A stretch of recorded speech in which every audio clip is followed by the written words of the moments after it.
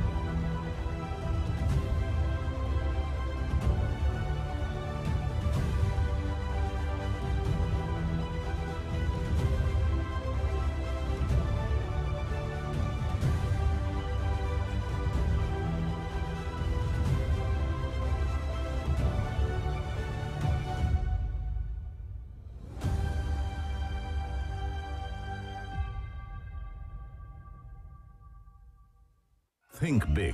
120-acre multicultural campus.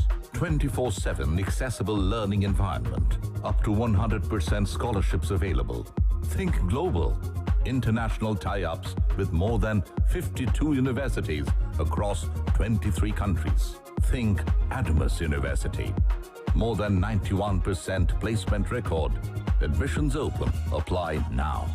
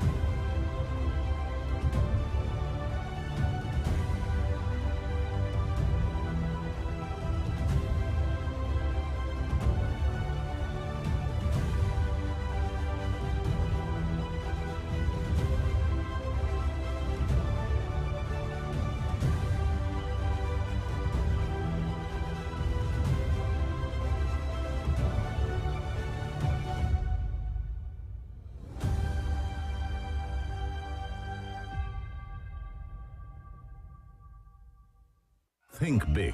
120-acre multicultural campus. 24/7 accessible learning environment. Up to 100% scholarships available. Think global. International tie-ups with more than 52 universities across 23 countries. Think Adamus University. More than 91% placement record. Admissions open. Apply now.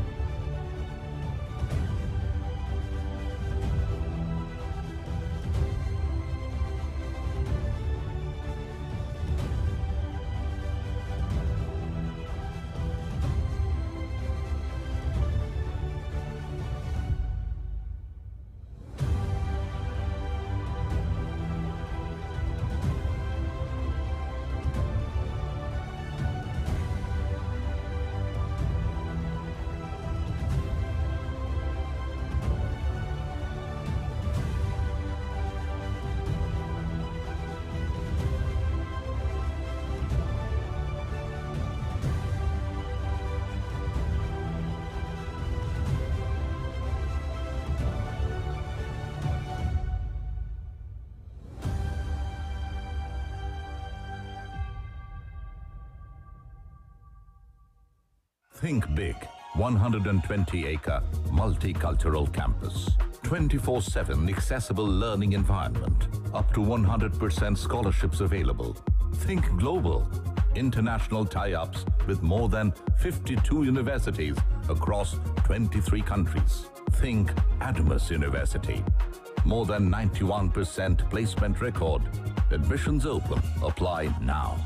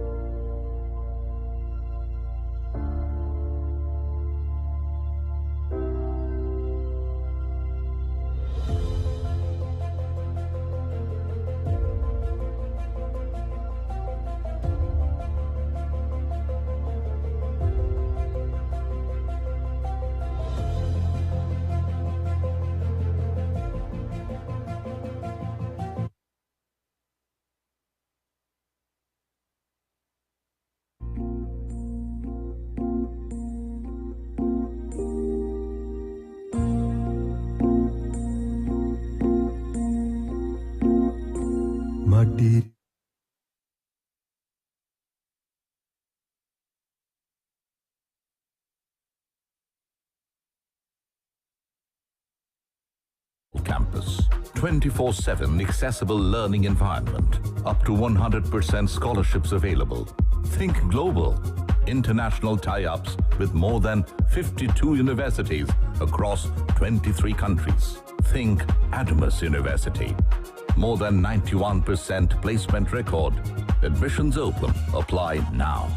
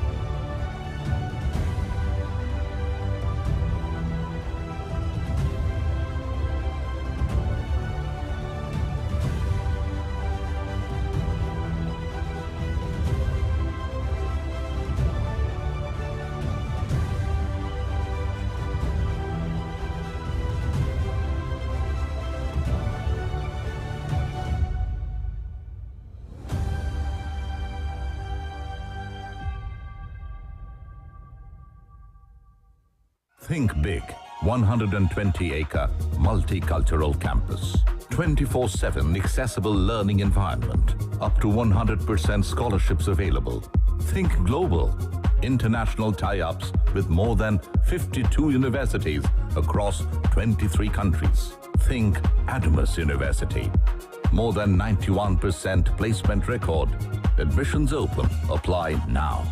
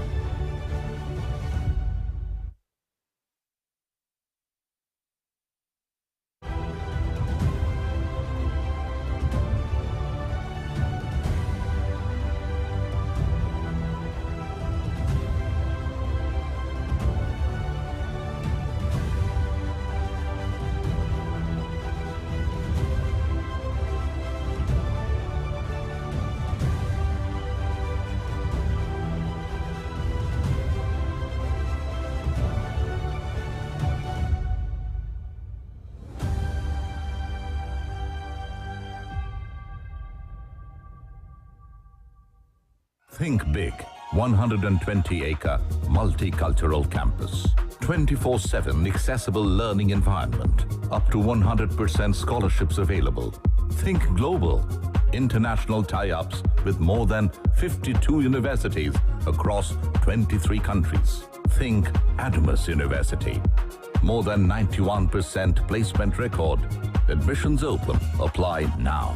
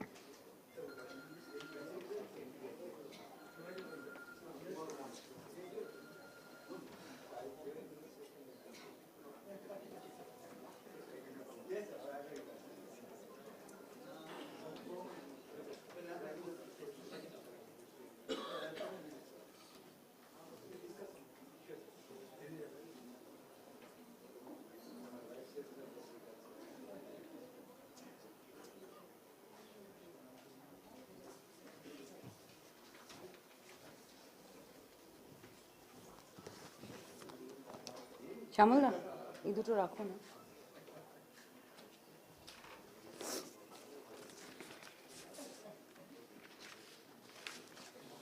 এটা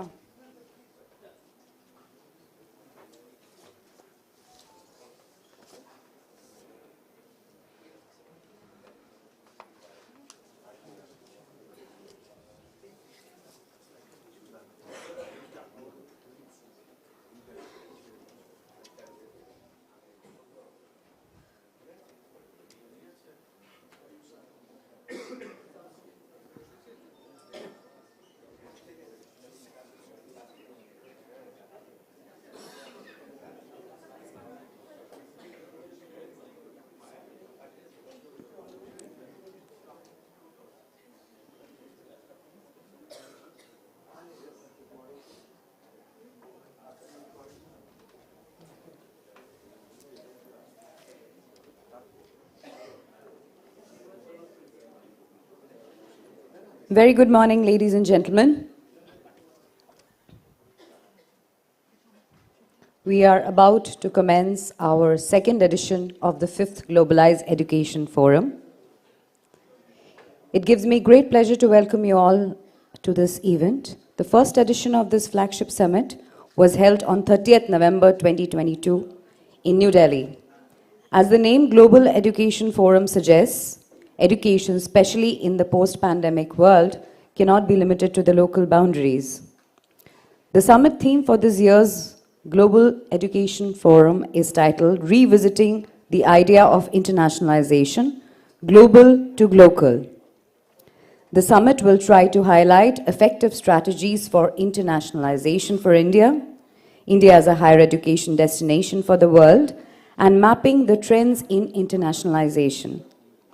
Discussions and deliberations will revolve around the following discussion points: defining globalization in new normal world, importance of host country in the globalization program, and key takeaways from the first edition, and summing up. Without further ado, we would like to start today's conference. May I request our chairman, Mr. Satyam Roy Chaudhary, to please come up for lamp lighting. For the auspicious occasion of lamp lighting, may I request our chief guest for today, Honorable Minister of State, Ministry of Education, Government of India, Dr. Subhas Sarkar, to please come up for lamp lighting. May I request Dr. Rajiv Singh, Director General, Indian Chamber of Commerce, to please come up for the lamp lighting ceremony. May I request Professor Dhrubajyoti Chattopadhyay, Vice Chancellor, Sister Nivedita University, please join for the lamp lighting. Professor Shoykot Mitra, Vice Chancellor, Macau, Kolkata, please join for the lamp lighting. Professor V. N. Rajshekharan Pillai, I'm announcing the names. Kindly, all of the committee members who are present here, please join, as well as the speakers, Professor Shuranjan Das, Dr. Moha Banerjee, Mr. Anirban Aditya, Dr. Maitrey Bhattacharya, Mr. Alok Tibrewal, Mr. Pradeep Agarwal, Professor S.P. Singh, Professor Dr. Raman Jha, Mr. Simarpreet Singh, Professor Nabeen Das, Nirvignam kurume deva sarvakaryeshu sarvada. Om Ganganapataye namaha. Om Ganganapataye namaha. Ganganapataye namaha.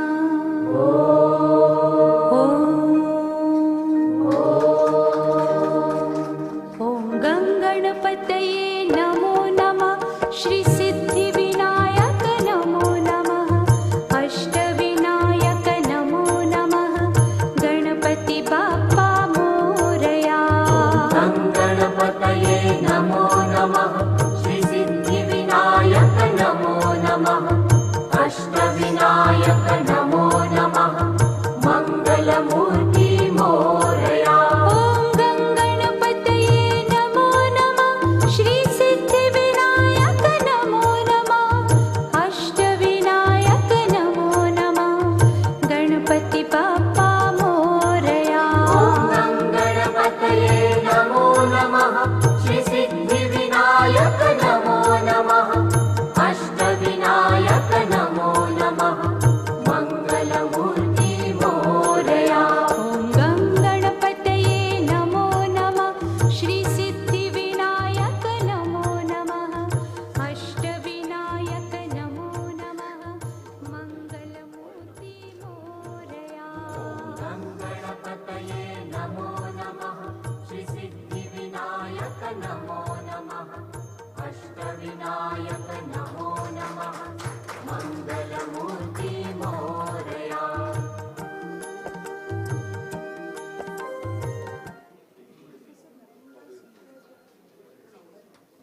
Thank you so much. With this, may I call upon our dignitaries for the inaugural today. May I call upon the stage Mr. Satyam Roy Chaudhary, Chairman, ICC National Expert Committee on Higher Education and Training, and Chancellor, Sister Nivedita University. Sir, please come up on stage for your welcome address. May I request Professor Dubajyoti Chattopadhyay, Vice Chancellor, Sister Nivedita University, to please come up on stage. May I request Honorable Minister and our chief guest for today, Dr. Subhas Sarkar, to please come up on stage. May I request Professor Shaukat Maitra, Vice Chancellor, Macau, Kolkata, to please come up on stage. May I request Dr. Rajiv Singh, Director General, Indian Chamber of Commerce, to please come up on stage. May I request Professor Shuranjan Das, Vice Chancellor, Jadavpur University, and President AIU, to please come up on stage.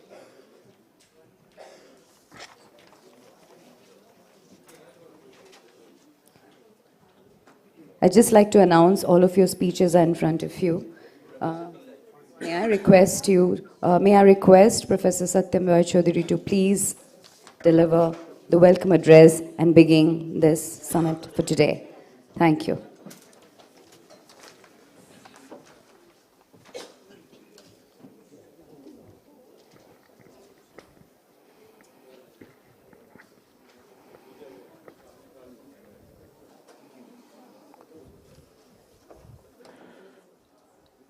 Very good morning.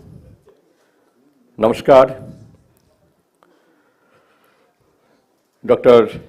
Subhas Sarkar, Honorable Minister of State, Ministry of Education, Government of India, Professor Ranjan Das, Vice Chancellor, Jadavpur University, Professor Dubajyoti Chattopadhyay, Professor Shaukat Maitra, Professor Rajshekharan Pillai, Dr. Rajiv Singh, Director General, Indian Chamber of Commerce, distinguished guests, ladies and gentlemen. It is my pleasure and honor to welcome you all in this program today. On behalf of Indian Chamber of Commerce, I would like to thank you all for making it convenient to today's program. It gives me immense pleasure in welcoming our chief guest, Dr. Subhash Sarkar, Honorable Minister, and all other dignitaries present here this morning. It is really our privilege and honor to have you all with us in this ICC fifth round of conference. To set the tone of today's discussion, I want to make few brief points about the internationalization of higher education in India. Internationalization of higher education is of utmost importance in today's globalized world as it promotes to production of knowledge and its dissemination worldwide, leading to enhanced international academic credibility. It is a process by which the knowledge produced in one country is shared with the world in many forms. It could be in terms of cross-border student flow, faculty exchange, international collaboration, in research, partnership, semester exchange, joint or dual degree and training programs. Internationalization promotes cultural exchange and helps in the internationalization of course curriculum, practices, and outcomes. Post-pandemic, with a shift to digital setting the stage for innovation in internationalization of education is immense. In a world of work from anywhere, people also want to learn from anywhere, which further strengthen the objectives of internationalization.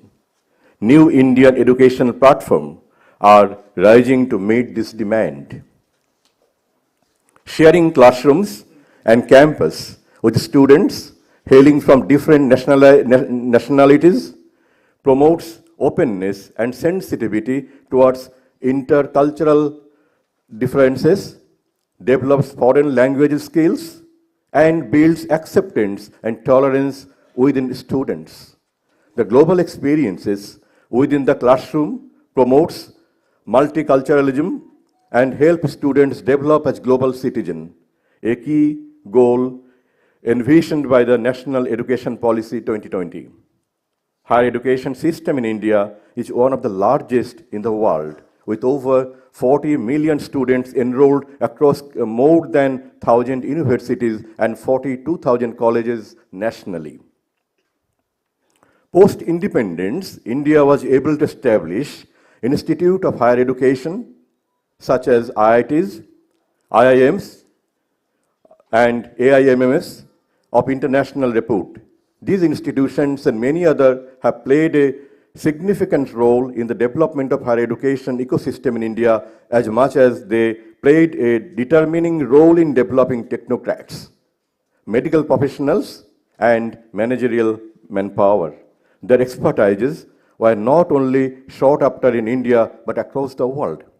Although Indian education sector is expected to grow over USD 225 billion by 2025. The education ecosystem in India does not feature among the top-notch global education hub that it deserves. The potential for India as a possible global higher education destination can be realized by exploring several countries for improvement, including closing gaps between curriculum and industry needs, increasing focus on research, developing international capabilities, and exploring opportunities for international partnerships. The visionary and progressive NEP 2020 promises major investment in higher education and significant improvement in India's top universities with an emphasis on internationalization. Internationalization of India's higher education sector is crucial to the development of its overall higher education system. the higher education ecosystem in India must focus on building an accessible, inclusive, research-oriented, and diverse world-class education system. Striving on realize the objective of internationalization, UGC has developed guidelines for internationalization of higher education, which will encourage our higher education institution to explore innovative areas of cooperation in the fields of education and research and contribute to the fulfilling the aspiration of New India.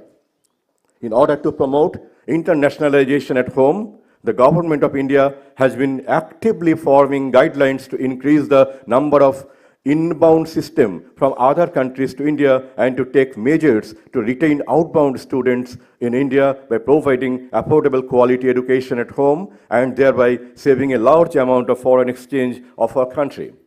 In this backdrop, Indian Chamber of Commerce organizing the 5th Global Education Forum with the theme of Increase Global Awareness and Interconnectedness towards attaining higher international standards in the quality of higher education and shaping the next generation of learners to be true global citizens.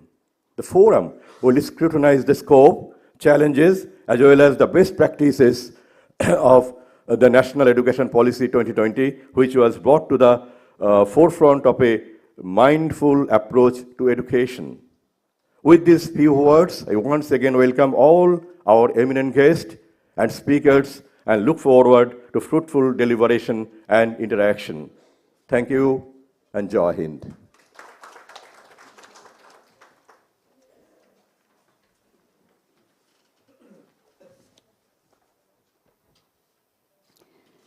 Sir, thank you for your welcome address. May I once again request our Chairman of the Expert Committee of Higher Education and Chancellor, Sister Nivedita University, Mr. Satyam Roy Chaudhary, to please felicitate by Uttoryo our Chief Guest of the day, Dr. Subhas Sarkar, Honorable Minister of State, Ministry of Education, Government of India.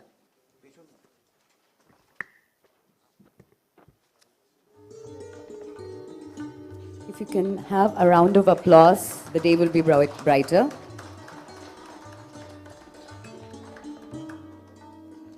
Thank you so much. May I now request Professor Dhrubajyoti Chattopadhyay, Vice Chancellor, Sister Nivedita University, who is also the Summit Chair for this conference, to please deliver the theme address.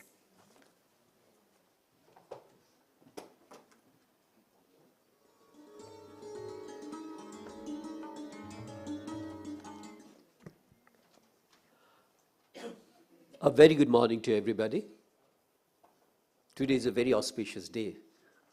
We are having this Makar Sankranti today, so happy Makar Sankranti to everybody. And when we are starting this very important program, the flagship program of Indian Chamber of Commerce, I would like to say a few words about the genesis of this program to our Honorable Minister who is present with us today. We are very happy that Dr. Subhas Sarkar, Honorable Minister of State, Minister of Education, Government of India, is with us today. I really want to thank Mr. Satyam Roy Chaudhary, the Chairman of the ICC National Expert Committee on Higher Education, Training, and the Chancellor of Sister Nivedita University for guiding us to make this type of program in the last consecutive years. I'm very happy to have Professor Shoikat Moitro, Vice Chancellor of MACAUT, Kolkata, Professor V. N. Rajshekharan Pillai, Vice Chancellor of Somaiya Vidya Vihar University, Professor Suranjan Das, Vice Chancellor of Jadavpur University, and President of Association of Indian Universities, and definitely Dr. Rajiv Singh, Director General, Indian Chamber of Commerce. Now, I think that 5 years back, when the Education Committee of this ICC been reformed, it's in a meeting with Dr. Rajiv Singh and other members. If you remember Dr. Rajiv Singh, that why not ICC should organize a meeting which should be a flagship meeting which can give a new dimension for these education committees. And then we started our flagship program the Global Education Forum. And in the last 4 times, this Global Education Forum, every time we decided that we are going to have 2 parts, one in New Delhi and another in Kolkata. So this is going on. So we already completed 9 editions of this Global Education Forum. The 5th Global Education Forum, which actually was in 30th November 2022, we are going to have it. This is a 2nd edition. And the first edition was, the theme was Internationalization of Indian Higher Education.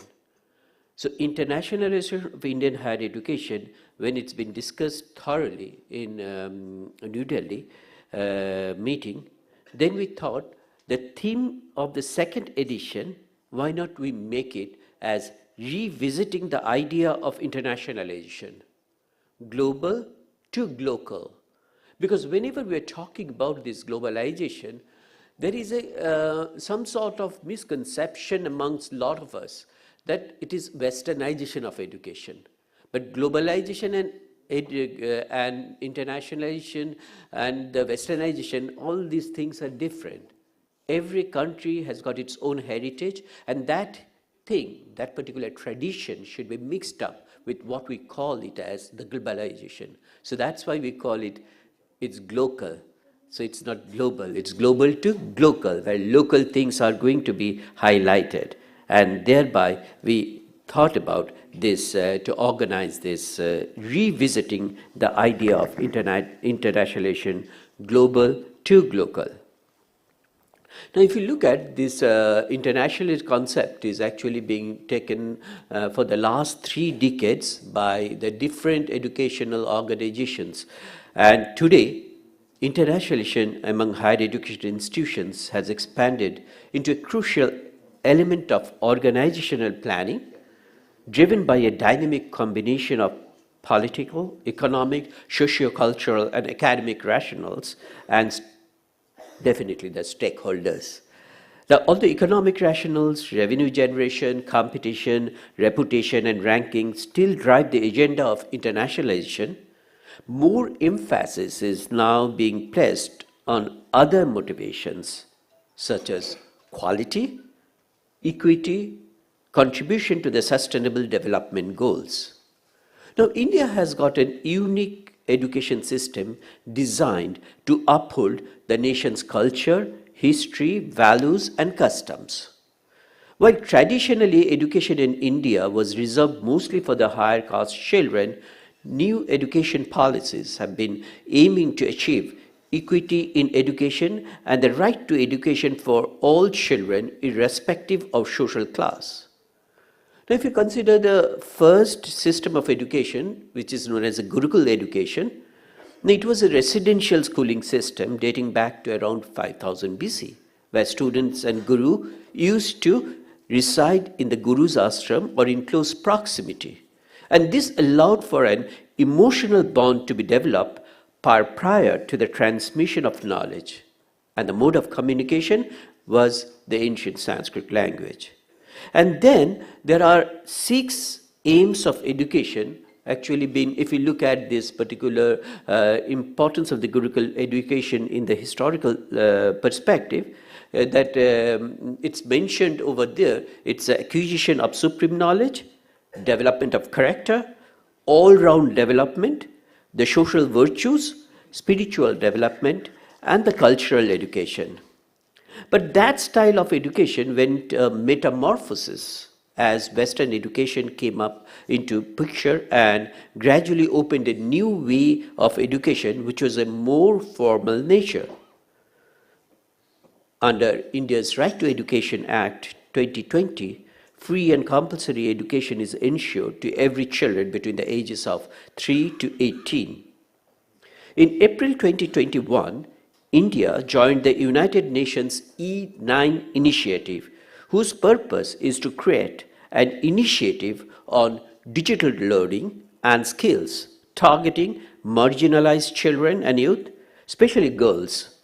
According to Union Budget 21-22, the Indian government allocated an expenditure budget of almost US $5.28 billion for higher education and $7.56 billion for school education and literacy.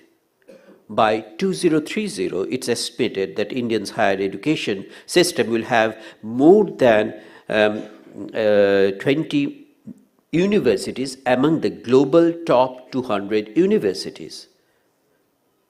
So it's an undeniable fact that education in modern India is different from that what we started with. Now, in general, what has been found that internationalization will lead to the creation of holistic teaching and the facilities to meet the growing demands of the industry and technicalities of the corporate world. The policy advocates horizontal and vertical linkage of Indian universities with foreign educational institutions and promotes integration in terms of curricular design, exchange of faculty, students, and research so that India can emerge as a popular destination for international students and a knowledge economy. Just this point is very important right now, that a popular destination for international students. So far, it is the other way around, but we have to make it the other way around. Now, we have to get the international students, and for that, we have to get ourselves prepared. So, primary focus of the policy is to increase the number of inbound students from other countries to India and to take measures to retrain outbound students in India by providing affordable quality education at home and thereby saving a large amount of foreign exchange for our country. Now, there are a number of steps already been taken, number of discussion, number of debates which are going on, and these debates are, I'm sure, is going to lead to a lot of different positive things in our total education system. And with this, I just wanted to thank all the speakers and who are going to be as panel discussion in the panel discussions, and all of you who are present over here. That we are really very much interested to have the questions and other things from yourself, and if it could be given to the ICC representative over here, so that at the end of the meeting we can actually have an open forum where we can discuss about those questions also. With these few words, again, thanking all of you to be with us, and also thank the ICC and particularly the Director General and the team that to think about that this type of things are why so important right now in the education sector. Namaskar, thank you.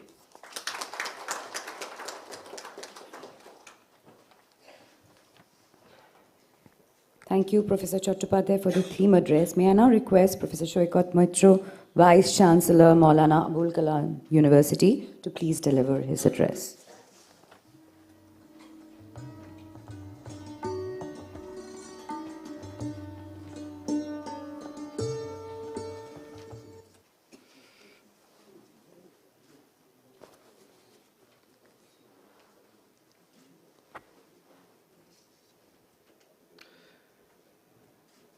Good morning.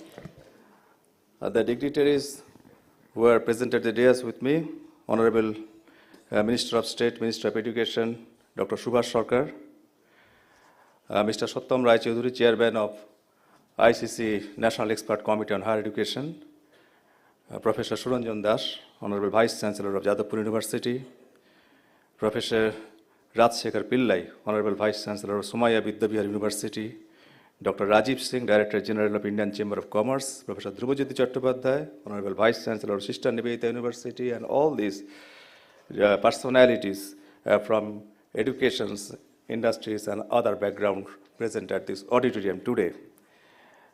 Today, the theme is revisiting the idea of internationalization, go from global to local. You say this has many facets and dimensions, particularly after this pandemic scenario. Now this importance of all these things, internationalization, is being felt in a more prominent manner. Earlier, we were putting lots of emphasis on communications and networking, but As because of pandemic, all these exercises became more formidable as this advent of digital technology that created lots of opportunities in terms of networking, communication, connections. And this has been creating abundance of opportunities because this internationalization, these are bringing this more business, more economy, optimum utilization of resources at many places. But everything has its side effect too. Because you see, this internationalization, the major problem is the pressure of it erodes this local culture, all these local, these potentials, and job losses may be there. But the new perception is globalizations. That means it is the reverse penetrations of local things in the global market, to global arena, and which is now of paramount importance, particularly for a country like India. We had a lot of potential resources, and because of so many factors of historical importances and all these things, we could not capitalize, leverage all these potentials and possibilities to the fullest extent so far. And here, taking the advantage of globalization, taking the advantage of all this technological development, particularly digital technologies, this networking, this digital trade and communication and connections. Now, abundance of opportunities are coming before us to showcase all these things in the global market in the most formidable manner. Be it our education system, which was there, now it is being felt the importance of this flipped learning, collaborative learning, experimental learning. But it was there in our education systems. In the last 200 and 300 years, all these things, because of certain pressures, because of certain factors, because of these colonial rules and all these things, that has either that has been destroyed or has taken a back seat. Now this argument-based learning with the peers and in different learning in different fields, that was there.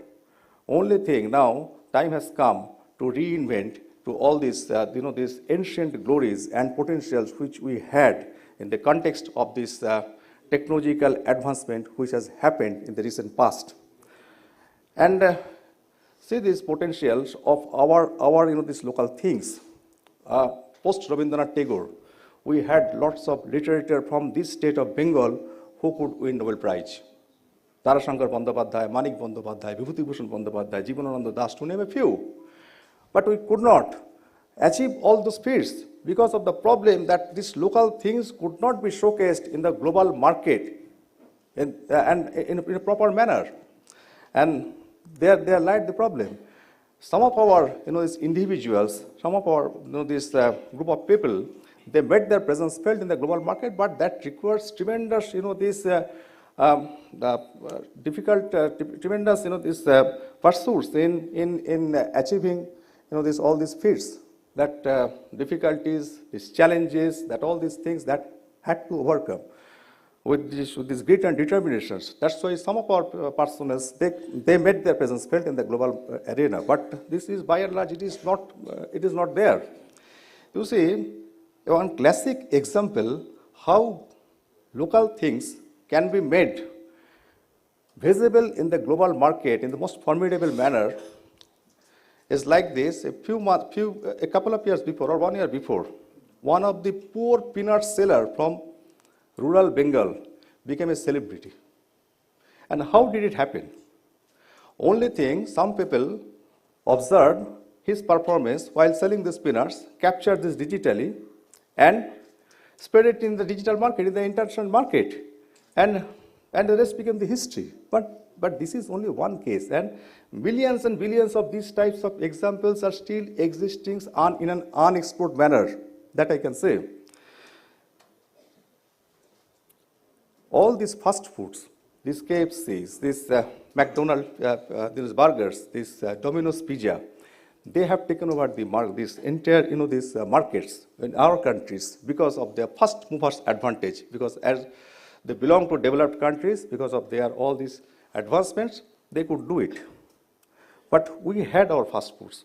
We had, this is the season, but time. our grandma's recipe of pithi and puli. Probably you know this rice grain powders with date syrups. All these delicacies are made, used to be prepared here, and these are becoming a lost art. And there lies the business potential. Our education systems, ultimately, we have to make self-reliant and independent professionals.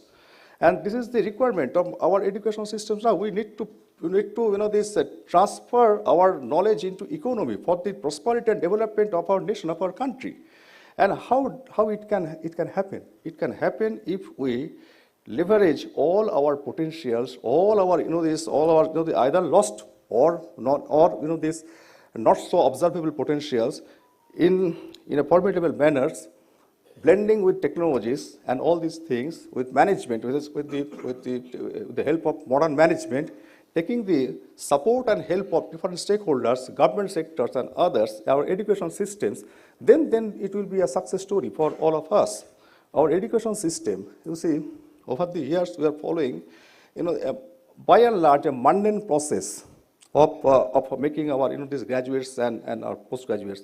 I was hearing a discussion, our Honorable Minister was opining that this purpose of research only to publish paper. By and large, it is a true fact, because we could not connect this, our research, how to use our knowledge to upgrade or to convert these local resources into economy.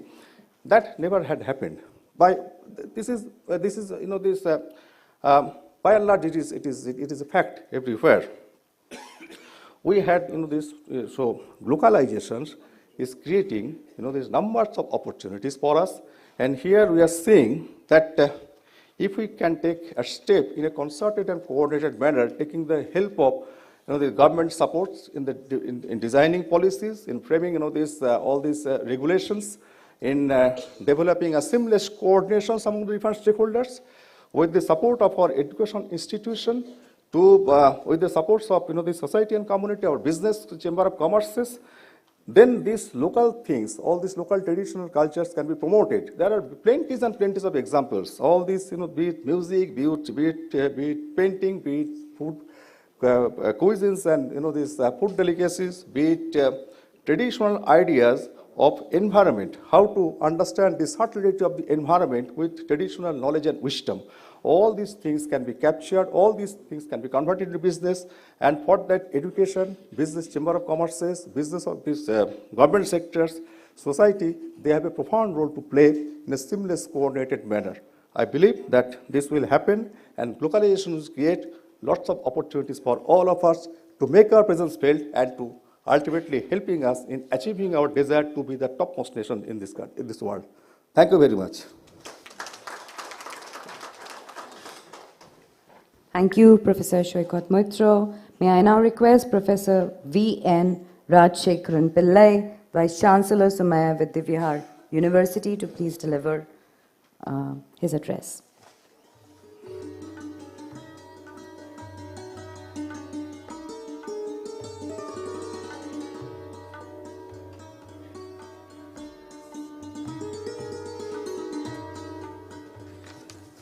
Good morning, everybody. Honorable Minister of State, Ministry of Education, Government of India, Dr. Subhash Sarkar, distinguished historian and President of the AIU and Vice Chancellor of Yadavpur University, my good friend, Professor Suranjan Das, Professor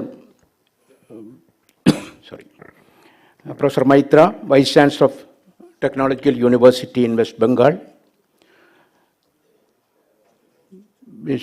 Professor Drupajyoti Chattopadhyaya, Vice Chancellor of Sister Nivedita University and Chair of this particular program, Mr. Satyam Roy Chowdhury, Chairman of the ICC National Expert Committee, Dr. Rajiv Singh, Director General of Indian Chamber of Commerce, distinguished educationists, distinguished principals, distinguished heads of institution from different premier institutions in the eastern region of the country, other invitees.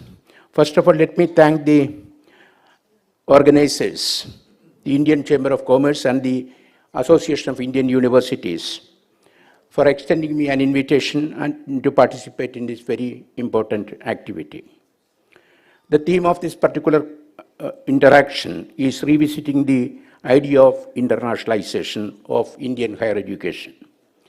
It is very important that the industry and the academicians are putting their heads together to find out the reasons for probably the lack of even minimal internationalization in the country, and then trying to find out solutions for that. I have been in the higher education system, in the university system in the country for the last 52 years.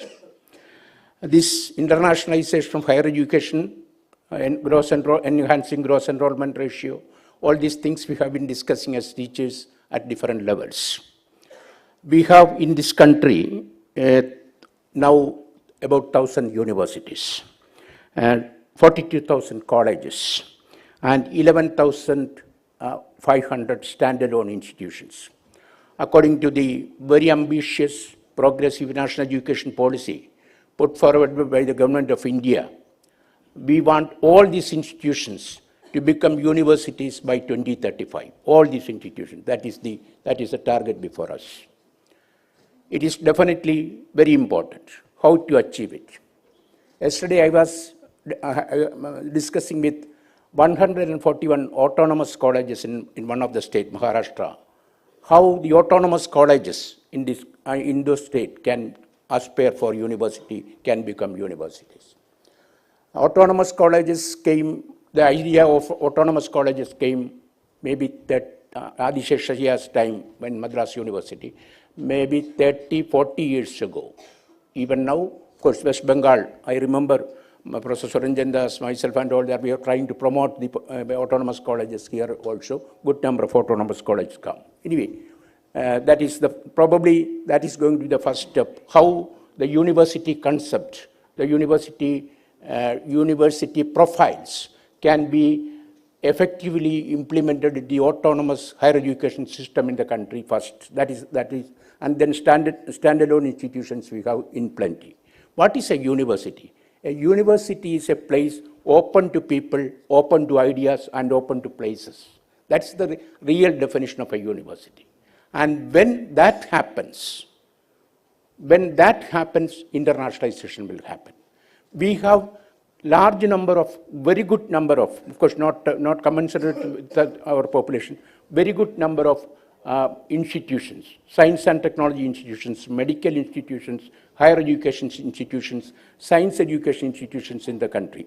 Good number, starting with the AIMS, then IITs, IIMs, Indian Institute of Science Education and Research, Indian Institute of Science, Bangalore, and there may be a few other institutions under different ministries also, national institutions.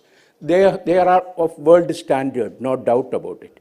They are doing essentially the same kind of teaching, same kind of research, same kind of publications as any other university, top university in the world.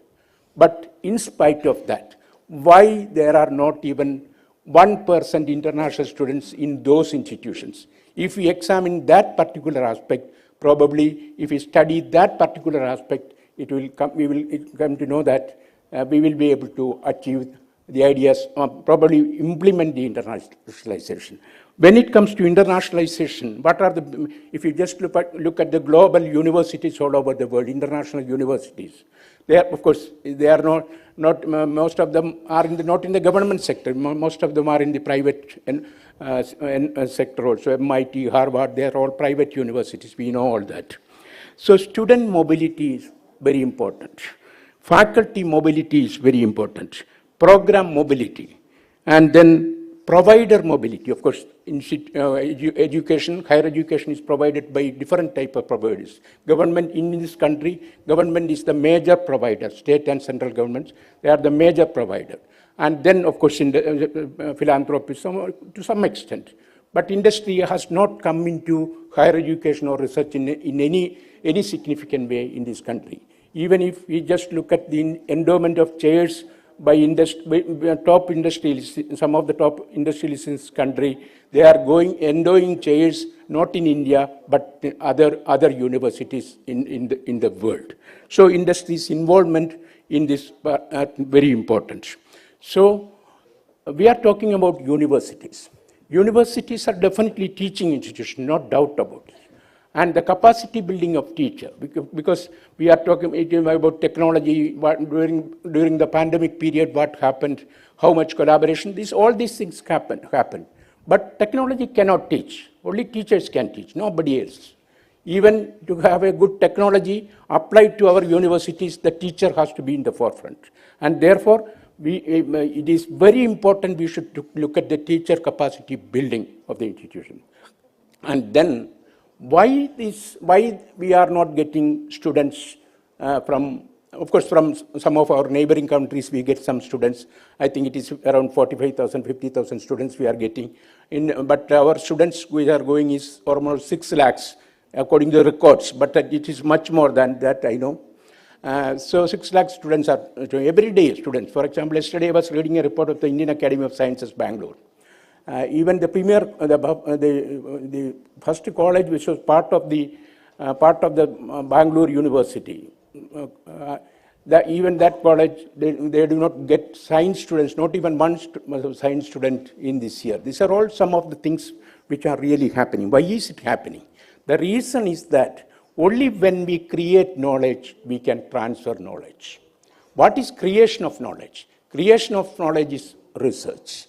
It's very important. Creation, and therefore, the individual who are teaching in the institutions, they should be involved in research.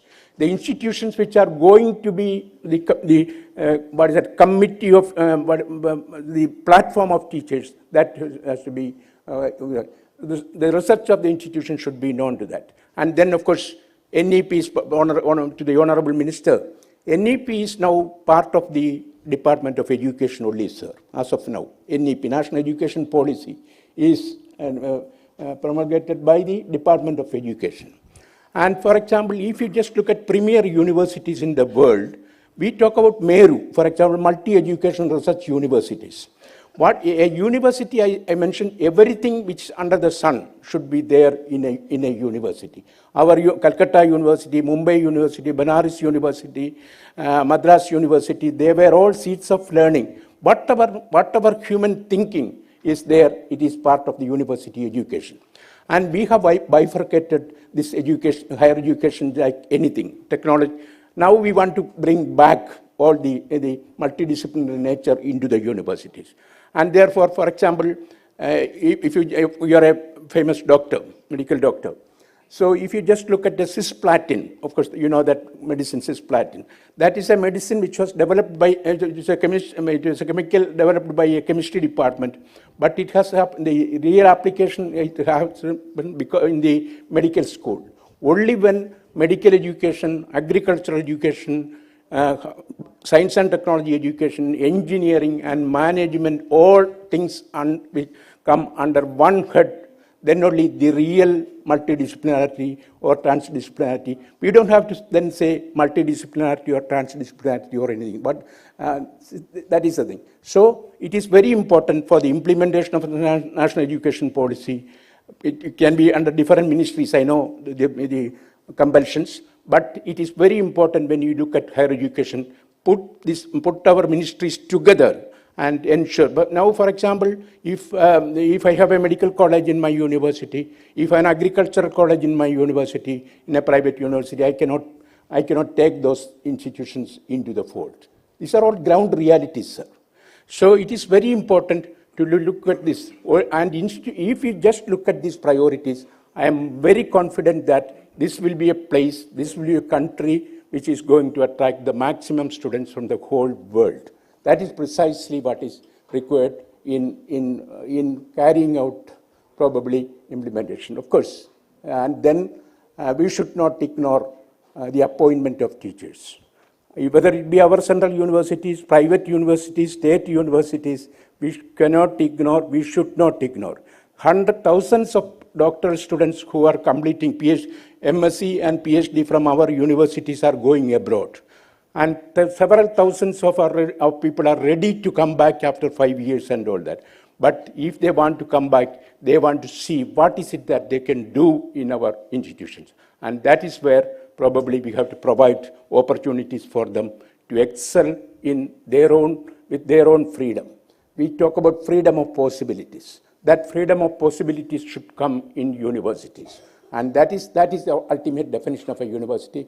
I am an incorrigible optimist. I sincerely believe that the national education policy, applied in the right perspective with the industry, the social sector, and the social sector in the country, we can achieve these targets. And I did this as a good sign that the Indian Chamber of Commerce is interacting with the universities for this purpose. Thank you very much.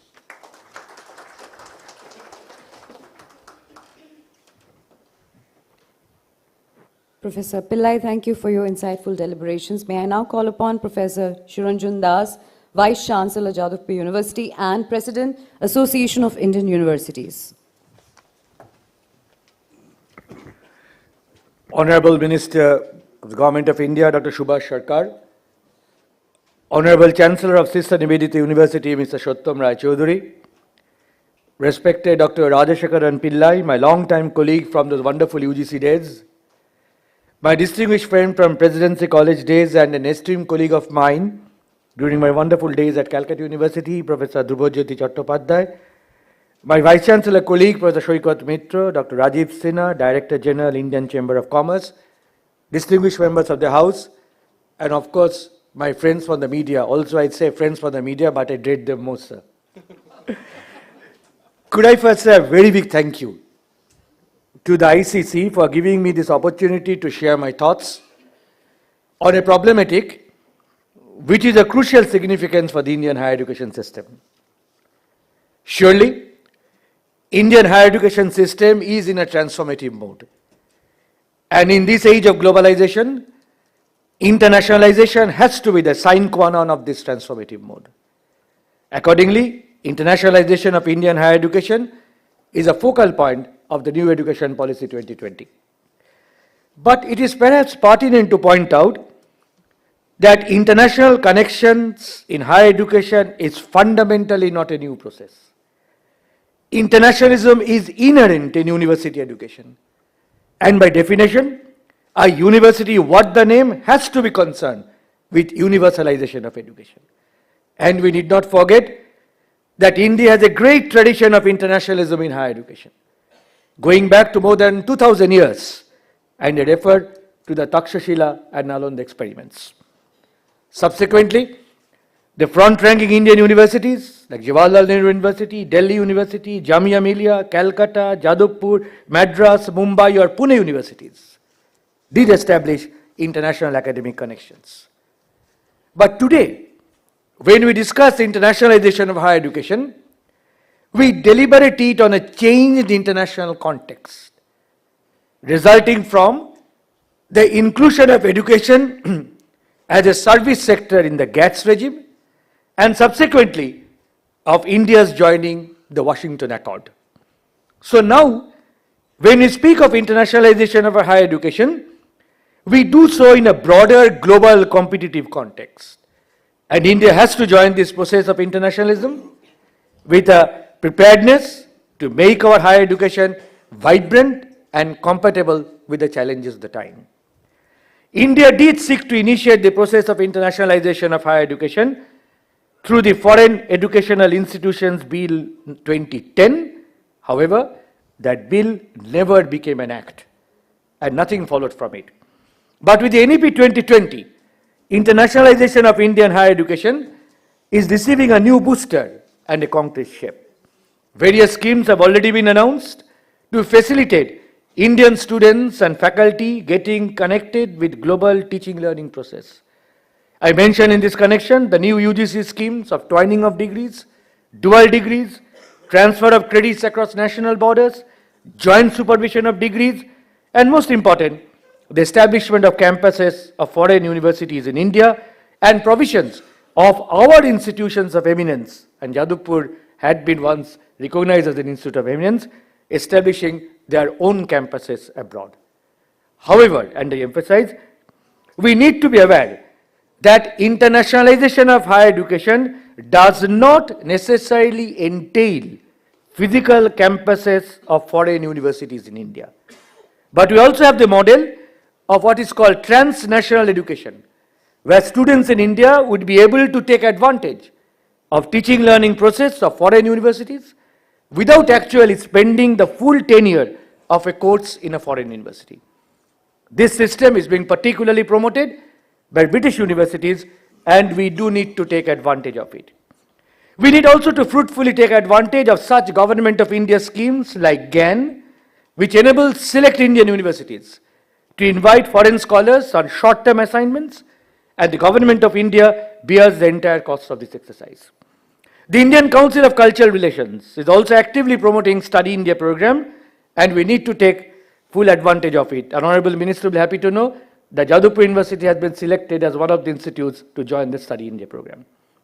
The Association of Indian Universities has itself undertaken some initiatives in promoting internationalization of Indian higher education. For instance, it has developed a portal to facilitate linking of Indian with foreign universities. It is developing a directory of eminent Indian academics abroad so that there could be greater linkage between India and the outside world. I am sure this House will also agree that an important challenge for India's higher education is employability. The Confederation of Indian Universities find only 25% of technical graduates and 10 to 15% of other graduates as instantly employable. This is particularly alarming since our countries under 35 years of age will soon account for 1/4 of the total global workforce. Here, transnational education can help the Indian universities to develop industry-compatible and industry-friendly courses, which has already attained great heights in the Euro-American world, Australia, Japan, and China. Yet, when we join the process of internationalization of higher education, we need to be aware of certain issues, and I will take the opportunity of highlighting some of them. According to a recent estimate, little more than 2% of the total students enrolled in India get an opportunity to cross national borders for studying abroad. So we need to expose more and more Indian students to foreign education. And in this context, the establishment of foreign campuses will serve an important purpose. And the UGC has already published regulations concerning the operation of foreign campuses in the country.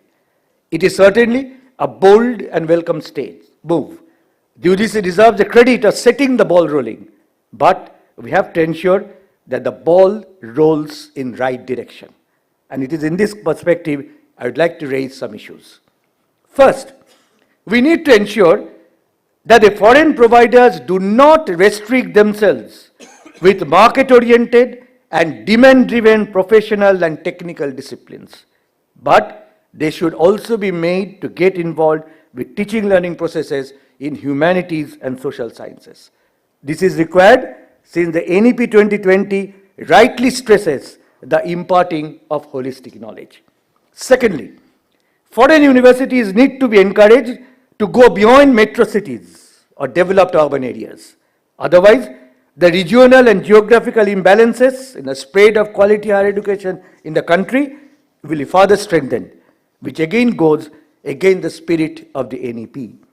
Thirdly, access to foreign courses or foreign campuses should be such that students across class, caste, and gender can take advantage of the internationalization of higher education.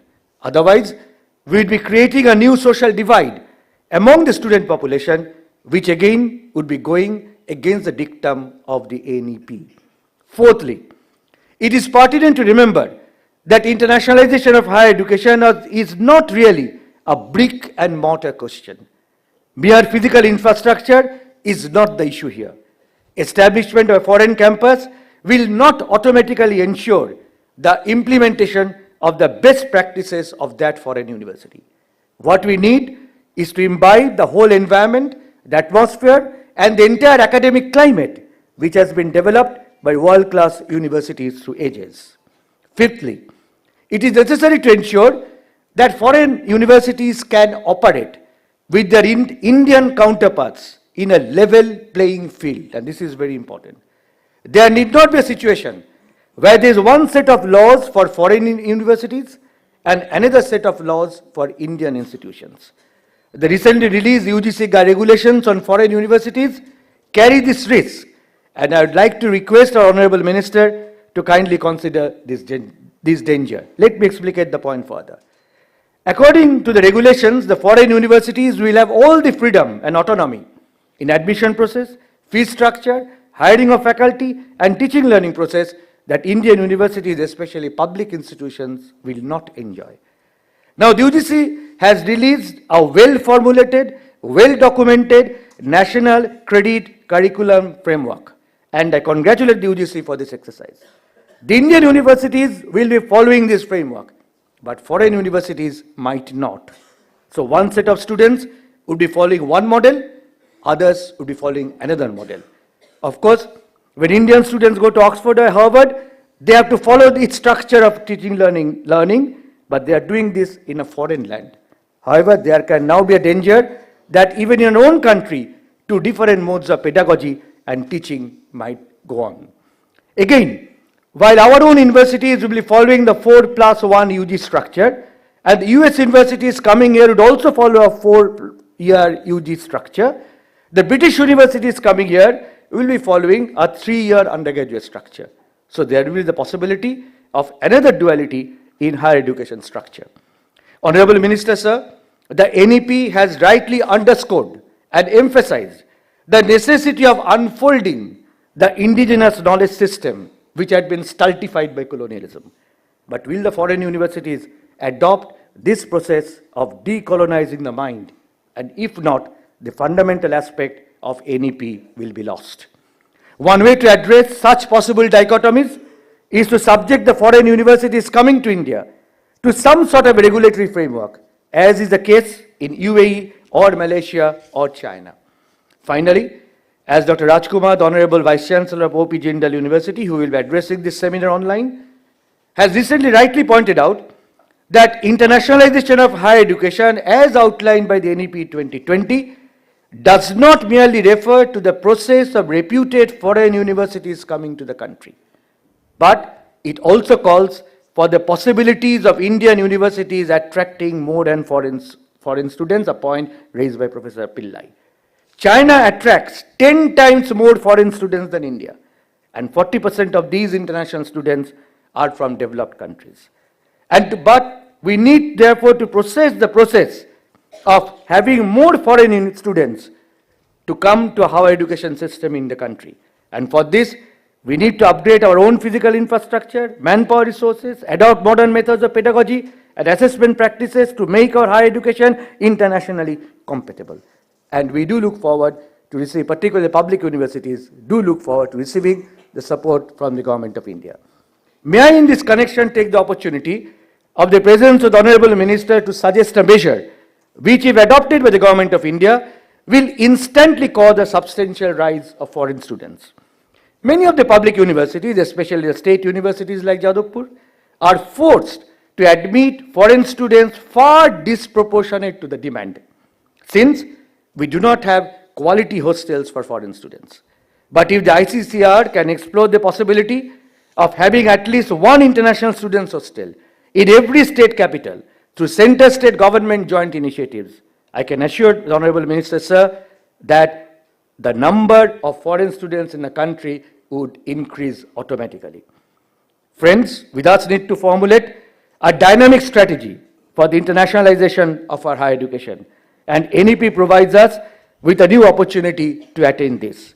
Participation in the internationalization process is thus a sine qua non for the survival of Indian higher education system.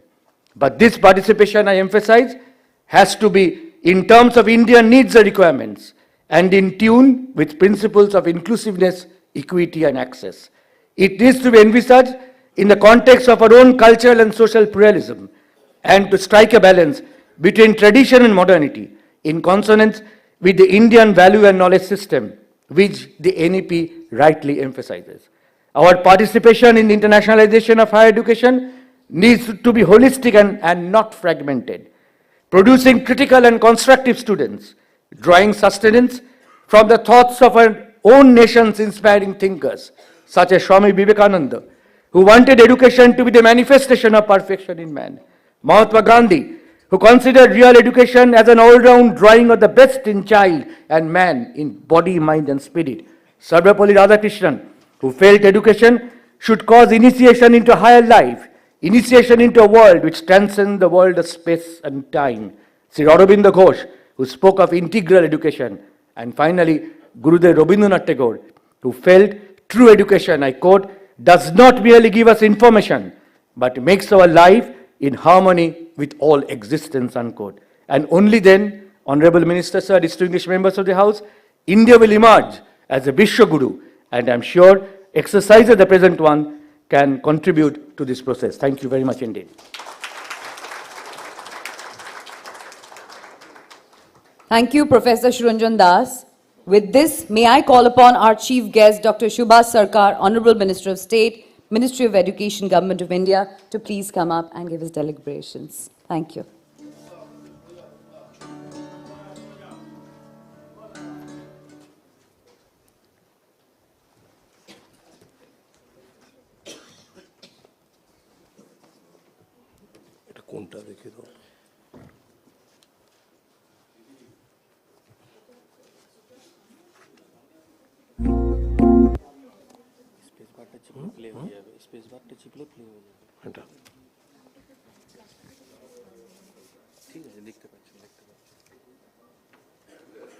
Namaskar, Namaste, Khurum Jari. Khurum Jari is from Manipur. Sat Sri Akal, this is from Punjab. Vanakkam, Tamil Nadu. Namaskaram. Warm greetings to all.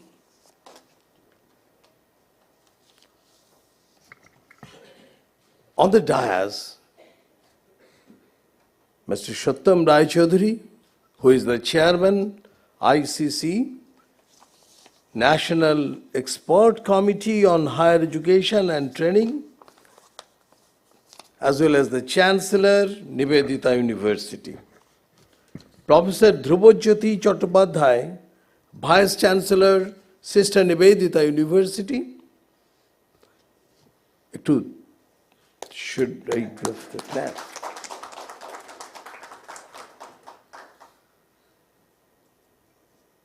Professor Shoikat Mitro, Vice Chancellor, Macaut. Ariktu jore ha uchit. Little bit louder. Professor V.N. Rajashekhar Pillai, who is the VC Shomya Vidya Vihar University. Professor Shuranjan Das, who is Vice Chancellor, Jadavpur University, as well as the President, AIU. All stars. That is it. Now this auditorium is like galaxy of stars. All educators, VCs, and distinguished friends, as well as the friends from the media. I am glad to inform you that I am very much happy to be present at the flagship conference organized by Indian Chamber of Commerce on the theme of revisiting the idea of internationalization, global to local. Dear all, founded in 1925, Indian Chamber of Commerce is the leading and only national chamber of commerce having headquarters in Kolkata, and one of the most proactive and forward-looking chambers in the country today. I am happy to see that the Indian Chamber of Commerce, headquartered in the Kolkata over the last few years, has truly engaged as a national chamber of repute, with full-fledged state offices in New Delhi, Mumbai, Guwahati, Bhubaneswar, Hyderabad, Agartala, Shiliguri, Ranchi, and Patna functioning efficiently and building meaningful synergies among industry and government. This is very important part. Among industries and the government by addressing strategic issues of national significance. As Indian Chamber of Commerce is doing this kind of work, we have come together in this forum. I congratulate the Indian Chamber of Commerce for organizing this conference. Dear all, today is the auspicious occasion of Makar Sankranti. May this festival of the largest spread lots of blessings to all.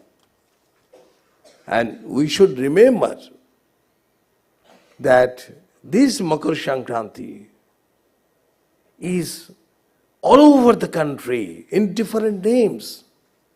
And this year also, UGC has also sent to the all universities to educate our teachers and educators under the umbrella of Ek Bharat, Shrestha Bharat.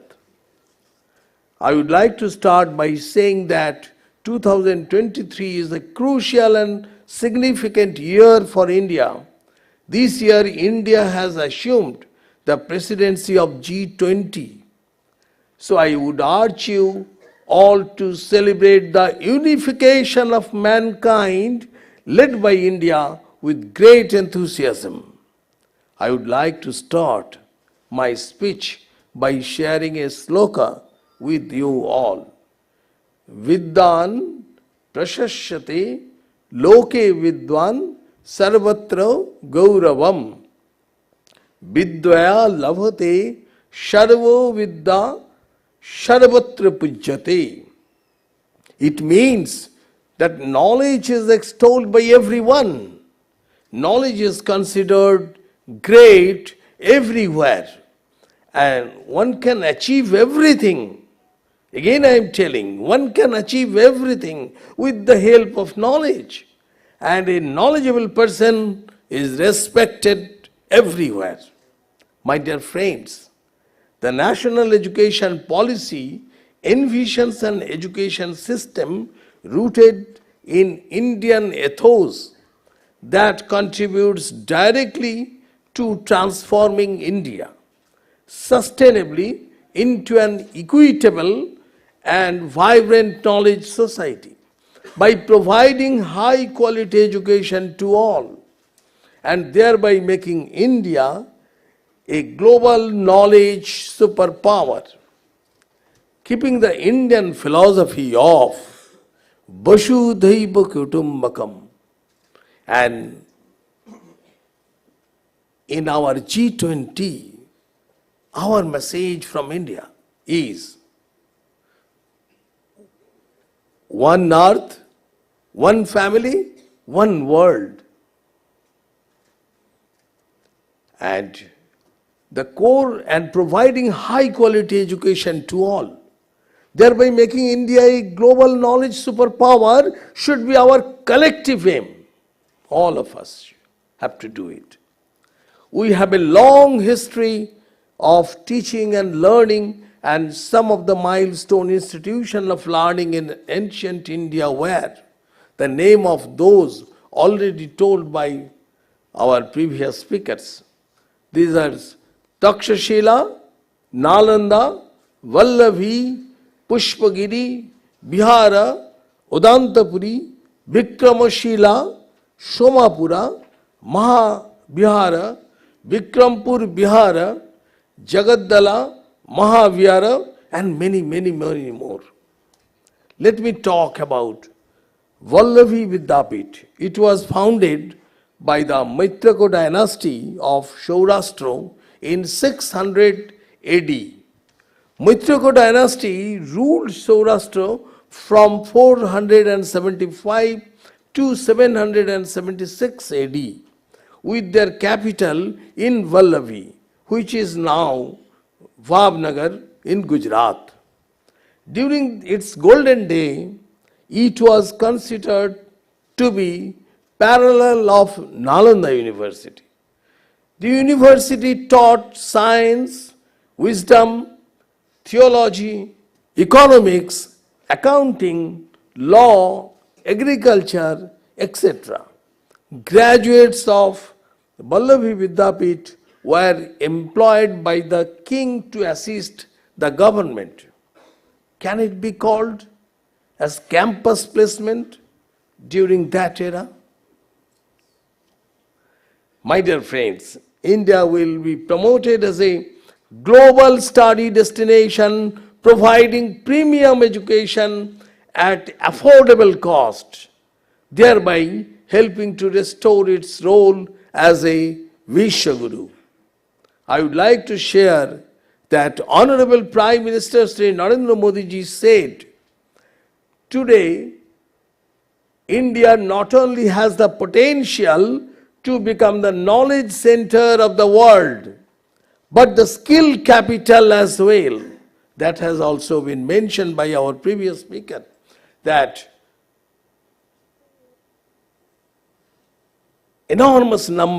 highest number of young people will be in our country. Today India has a large number of capable youth. Our youth have skills, values, and the necessary passion and honesty to work. This skill capital of India can become the engine of development of the world.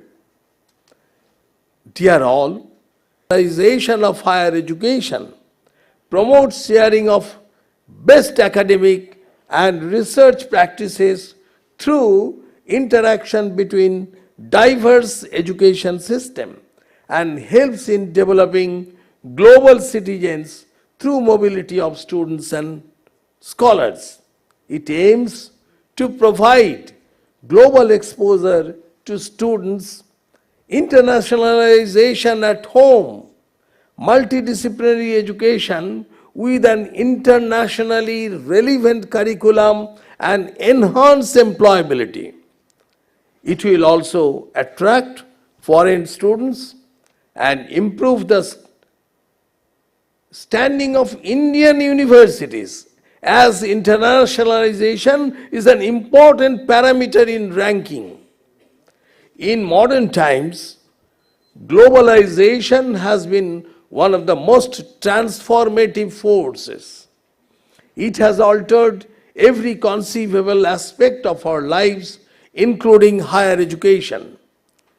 Accelerated rate of globalization has brought back the focus on internationalization of higher education a bit in a broader way. It has been a catchphrase since amongst the international higher educational community.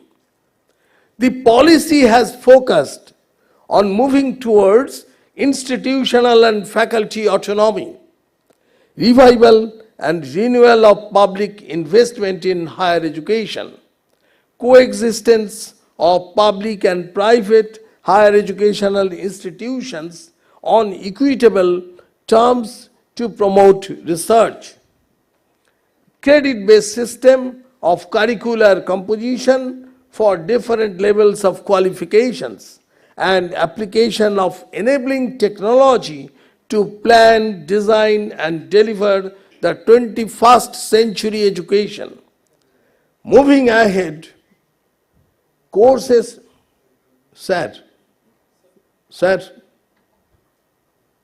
please. Moving ahead, courses and programs in subjects such as Indology, Indian languages, Ayush system of medicines, yoga, arts, music, history, culture, and modern India. Internationally relevant curricula in the science, social sciences, and beyond, meaningful opportunities for social engagement, quality residential facilities, and on-campus support, etc. will be fostered to attain this goal of global quality standards, attract greater numbers of international students, and achieve the goal of internationalization at home. In this line, an international students' office, actually, in this kind of seminar, all the participants should take the notebooks, should open their pens. Notebooks have been given. I have seen somebody is writing, but somebody is not writing. These type of conferences and seminar have some values, and we have to utilize this value to educate our educators in the institute. That is, an international students' office at each higher educational institute hosting foreign students is being set up to coordinate all matters relating to welcoming and supporting students arriving from abroad. Dear friends, research and teaching collaborations and faculty and student exchanges with high quality foreign institutions will be facilitated, and relevant mutually beneficial moves with foreign countries will be facilitated more and more. India is among the highest contributors to students wanting to study in other countries. But as satellite campuses are growing and within the national education policy, international institutions will make India their home, with prestigious Indian institutions are looking to set up offshore campuses. I would also like to highlight that there is a demand for student mobility, not just in the form of outgoing students, but even in the form of incoming students. This is more important. We have to make this path reverse. Now, the statistics is this: 49,000 students come to India, and 10 lakh students goes abroad. We should know about the parameters, and we have to exercise our work very hard to make this path reverse. I would also like to highlight that there is a demand for student mobility, not just in the form of outgoing students, but even in the form of incoming students. India is a popular study destination for students from SAARC, Central Asian and African countries. Dear friends, all of this shows that education has become more internationalized, and the demand for quality education goes beyond geographies. My dear friends, our government has taken several key initiatives to streamline the higher education sector and bring it in the requisite reforms. And always mind it, whenever any reforms are being going on in our government, always there is portal, the lakhs and lakhs of suggestion and letter comes. And we people, we should think, we should look at the website whenever this kind of information is coming, and we should think on that. And even after completion, our government is in such a mentality that always we are ready to reform and transform. And always we are ready to get any ideas, but we have to think these ideas in a positive manner. To develop a culture of ranking in India, the Ministry of Education is successfully running the National Institutional Ranking Framework, suited to the local condition, circumstances, and requirements. NIRF has already completed 7 successive years of ranking. The indigenously developed MOOCs platform called SWAYAM is developed to emphasize self-learning and increase access, equity, and quality. In QS 2022 World University Ranking, 35 institutions have featured in the ranking, and 63 higher education institutions have figured in Times Higher Education World University Ranking 2021. Dear all, what is more important, however, it is to focus on the latent potential of many more Indian higher education institutions to do equally well in this ranking. Internationalization of higher education may therefore be seen as the catalyst to spur many Indian universities to position themselves strategically to cater to the needs of the global knowledge society. I would like to tell few words, I think it will be relevant, that we should have an idea that what is the status of National Education Policy 2020. Whether it is slipping, or whether it is crawling, or whether it is working. It is working. I am giving some data. That is, regulation, we should remember in such a way, in 2020, when it was launched, the country was through COVID. Even in the whole of the 21, 22, part of the 22 also. But even during this period, what kind of work has been done? If we come to know, I think we'll be very happy. There is a regulation of Academic Bank of Credit has been issued on 29th July 2021. Guidelines for transforming higher education institutions into multidisciplinary institutions have been issued on 2nd September for academic collaboration leading to multidisciplinary and holistic education. Guidelines have also been issued on 13th April 2022 for pursuing 2 academic programs simultaneously to facilitate multiple pathways for learning involving both formal and non-formal educational modes. Guidelines for multiple entry and exit in academic programs offered on 12 December 2022 has been issued. And yes, guidelines for multiple entry and exit has been issued on 29th July 2021. And curriculum and credit framework, this is curriculum and credit framework, this is also very important.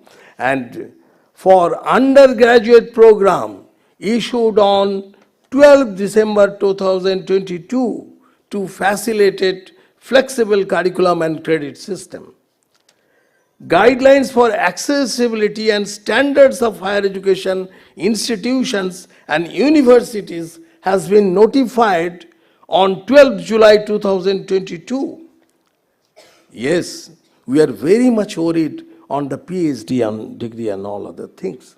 Minimum standards and procedures for award of PhD degree regulation 2022 has been framed and issued on 7th November 2022 to encourage research scholars to become well-trained researchers. Regulation for ODL and guidelines for admission and supernumerary seats of foreign students in Indian higher education institutions has been issued on 30th September 2022. Industry-academia linkage, this is very important. Guidelines for engaging professor of practice in university and colleges have been issued on 30th September 2022. Yes, under IKS, funded 64 high-end interdisciplinary research projects are undergoing. 22 IKS centers have been established in higher education institutions. And regarding the Indian knowledge system, I will ask you, please everyone, you read and you develop a 4 hours 4 hours faculty development course for all the faculties. And these 4 hours course will be like secondary level course. That is, if you try to get alphabetically, all the subjects have knowledges. And if we start to say on the Indian knowledge system, then another sunrise will come. It will take so much time. But there is one book, small book. The name of the book is Science in Sanskrit. The cost is very less, only 100 rupees. If we ask all the educators, all the faculties to know this, and to corroborate this knowledge according to their classes, just like for the mathematics, for the social sciences, even I can tell there is one definition, there is a quality of a minister. And I can tell, sometimes we are thinking, Indian knowledge system, whether other foreign countries will adopt it or not. Yes, India is such a country. We are always ready to accept any better knowledge comes from any other places. But possibly we can see that our Indian knowledge system will be taken by other countries. The definition or quality of a minister, today I am not telling, but it is such a beautiful. I have tried to find it in different countries' education system. I have asked so many authors.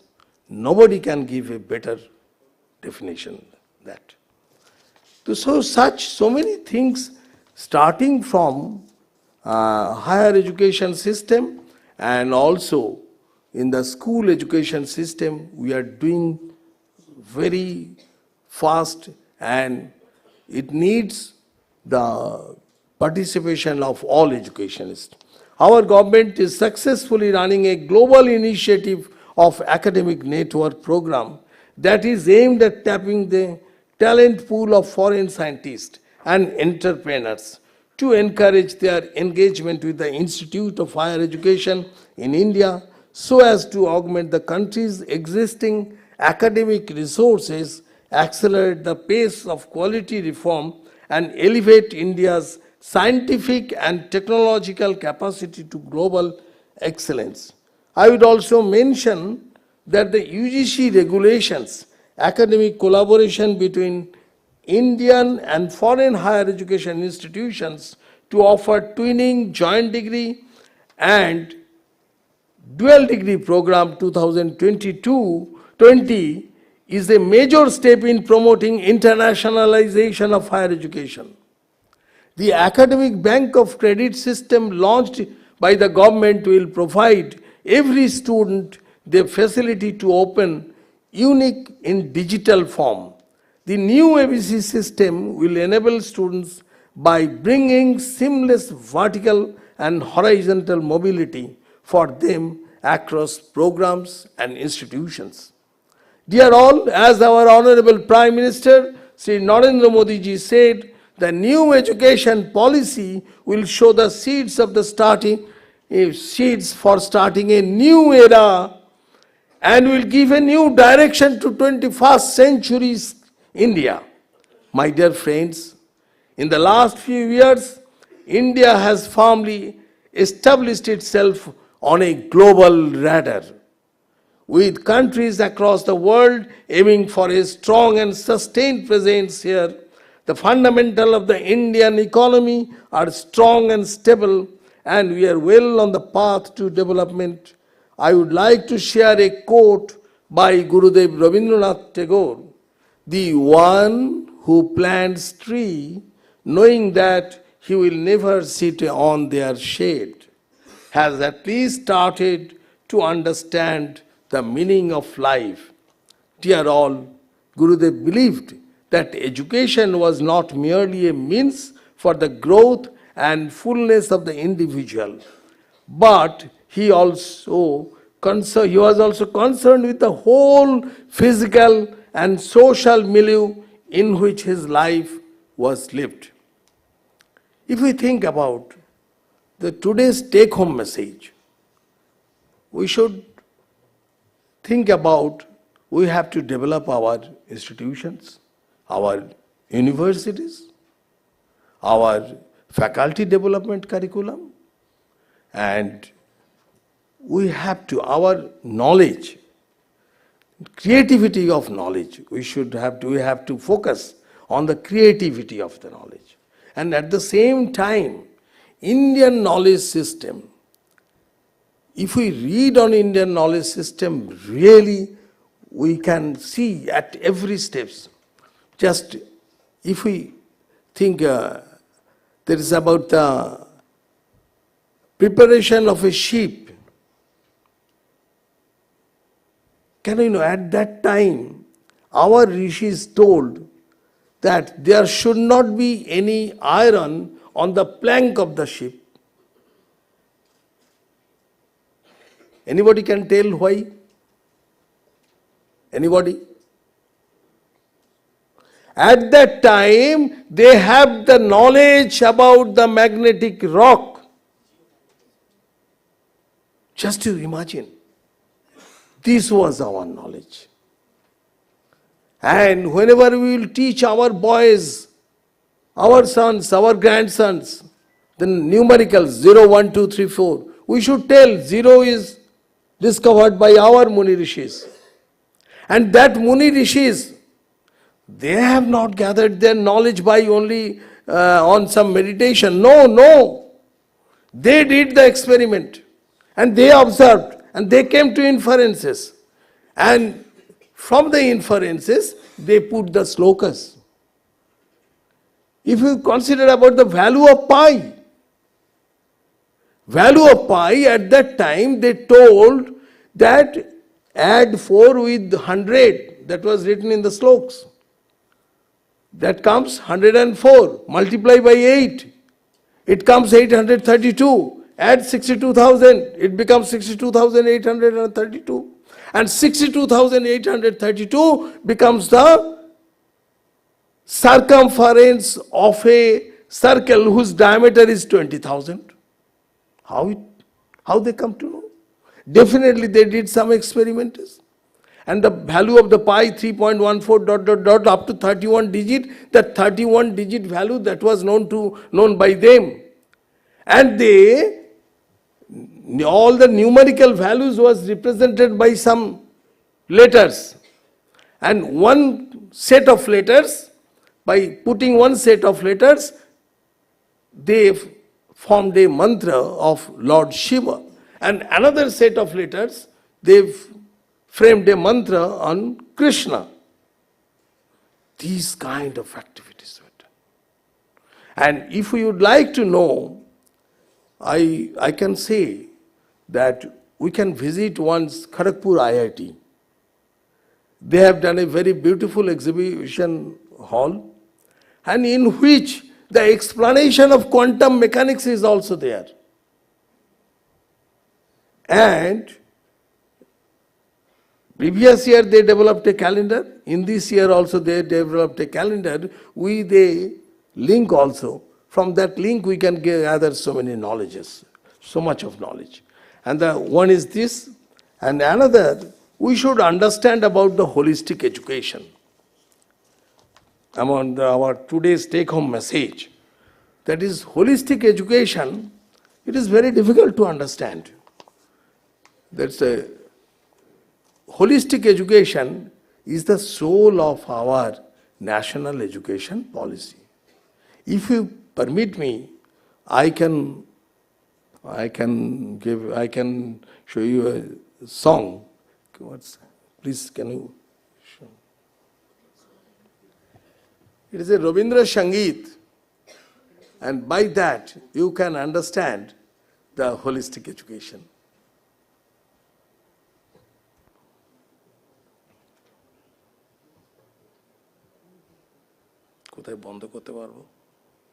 I am taking a little bit time.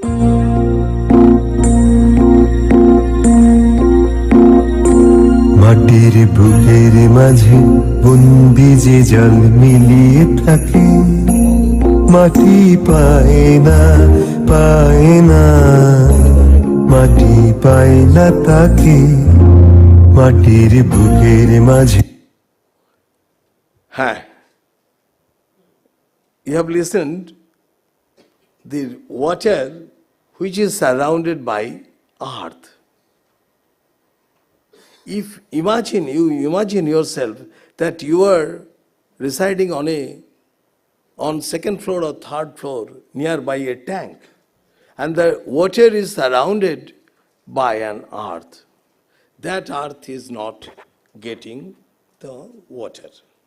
And that water is our student. And earth is whole society, parents, students, teachers, institutions. Then listen. বন্দি যে জল মিলিয়ে থাকে মাটি পায় না মাটি পায় না তাকে মাটির বুকের মাঝে বন্দি যে জল মিলিয়ে থাকে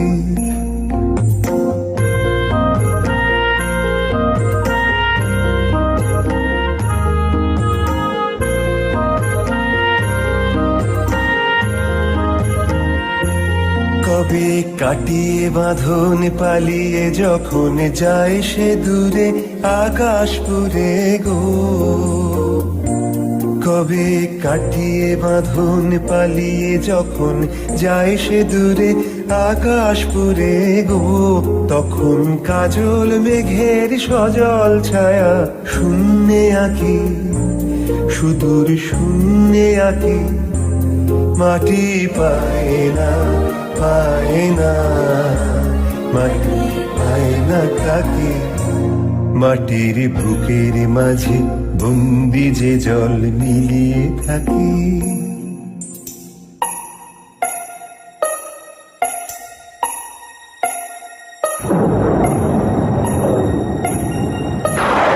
It has come back. The boys have come back after getting knowledge.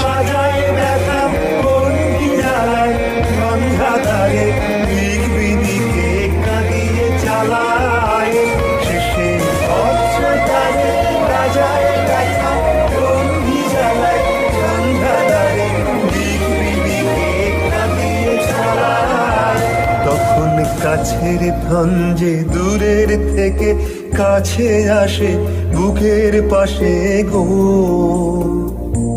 তখন চোখের জলে That means that students who become educated are going away from our institutions and going to other institutions, more higher institutions, even to the abroad.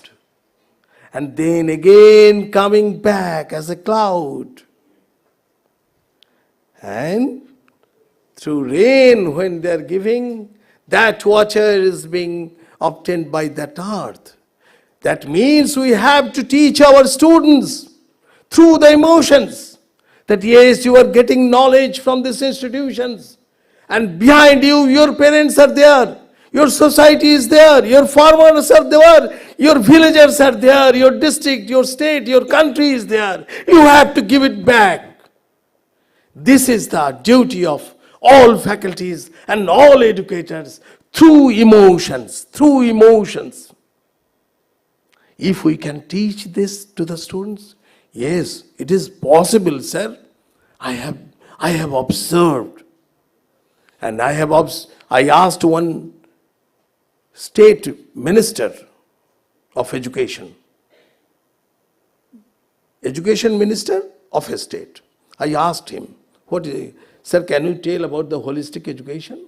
He told me that one day one VC came to my residence and I asked him, if a poor farmer comes to your house and he tells such and such problem is there, can you solve it? Very politely I told him, it is not, sir, holistic education. It is multidisciplinary education, sir. But I talked in a Kendriya Vidyalaya Sanghatha, Kendriya Vidyalaya schools. I asked in a class 11 students, boys and girls were there. I asked, can you tell how you have come to attain in such a good schools? By whose help? One by one, every boys and girls told, sir, with the help of my parents. Somebody tell, with the help of my poor villagers who made vegetables, who made paddy, everything. And then I asked them, can you tell, just whenever anybody gets any help from anyone, at his good time, should he give it back? Hey, yes sir, should he give it back? Then I asked them, if after completion of your study, if you get a package of 20 lakh per year, what you will do in your first year of earning? Everybody told very nicely, sir, I will do for my parents and such and such. And then again everyone started, sir, in my village, there is scarcity of water. I will solve this. Sir, in my village, the road condition is very bad. Sir, these feelings, this is the holistic education. And not for that, for 50,000 per annum packages more is being offered, and we will leave one service to other service. This should not be done. And their life does not become very happy. But if anybody who gets scope for very good quality of research, this is something else. This kind of education we have to give. Thank you all. Bharat Mata ki Jai.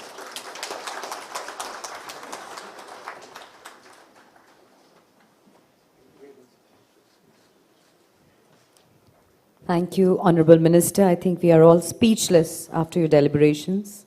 May I call upon Dr. Rajiv Singh, Director General, Indian Chamber of Commerce, to now please deliver the vote of thanks. Thanks.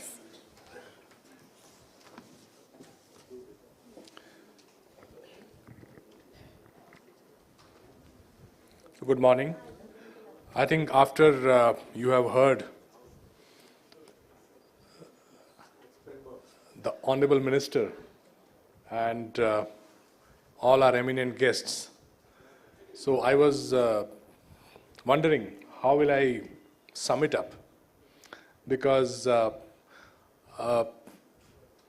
is so much of knowledge around and so much of ideas which we all have heard. Education, as I'm sure you all practice and you all know, is a very vast and a very complex subject. On one side, you have heard the challenges of regulation, how regulatory framework has to evolve. Professor Suranjan Das raised some of those things, how regulatory framework can, let's say, fast track the reform process which government wants to take up. On the other side, we heard about infrastructure, quality of faculty, curriculum, the market connect. So I was thinking, how do I sum it up? Because there are so many facets. Academic excellence, of course, government has a big role to play. And Honorable Minister, when you have a minister who is so passionate about the whole thing, and he himself has so much of wealth of knowledge, so I think first we should thank Honorable Minister with a round of applause.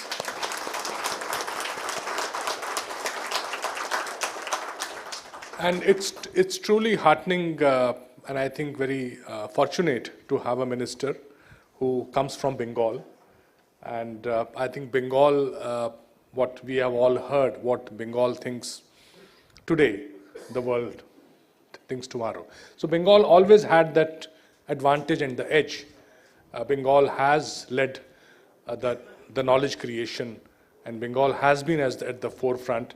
And with you, sir, we hope we'll be able to, together, everybody in this room, with your efforts, guidance, will be able to maybe make progress and regain that, because that is what our right place is, and we have the people and we have the willing. So again, going back to the same thing, I was wondering how do I sum it up, and what in a very, because you have heard very detailed deliberations. So I thought the best way to sum up the whole thing is education should basically, or the way I feel listening to all of you and from whatever I have learned, education is basically having three primary focuses: education for employment, education for enterprise, and education for excellence. I think these are three which primarily as an outcome and as the creation of the country or the economy. And when you look at these three E's, so again, so many issues come up. You talk about employment, so the issue of curriculum, market connect. Many times our technical institutes say that what is being taught to us is already 15 years old. The world is discussing something else and we are still maybe practicing and learning outdated things. And the issue of infrastructure comes up, the issue of faculty comes up. Are we able to retain, attract the best talent in the country? While you talk about the Western economies, so the best possible talent is getting into research, academic. When you talk of enterprise, I think Professor Saikat Basu mentioned about do we really retain, promote our heritage, our local products. So again, the issue of enterprise, the creation of enterprise. And when we talk of excellence, it's about creating excellence in everything what we do, whether it is the knowledge economy, whether it is the people, whether it is excellence in terms of whatever we do, whether it is healthcare, processing, and how do we connect with the society at large. So all these issues, definitely, I'm sure during the day we have some very eminent people who will deliberate, and the NEP is itself a reformist thing which has happened, and we have a government which is thinking, which is willing to change, and which is reforming. Of course, it's a state subject, education being under the state concurrent list. States have a big role to play, and states also have to, and which is again happening.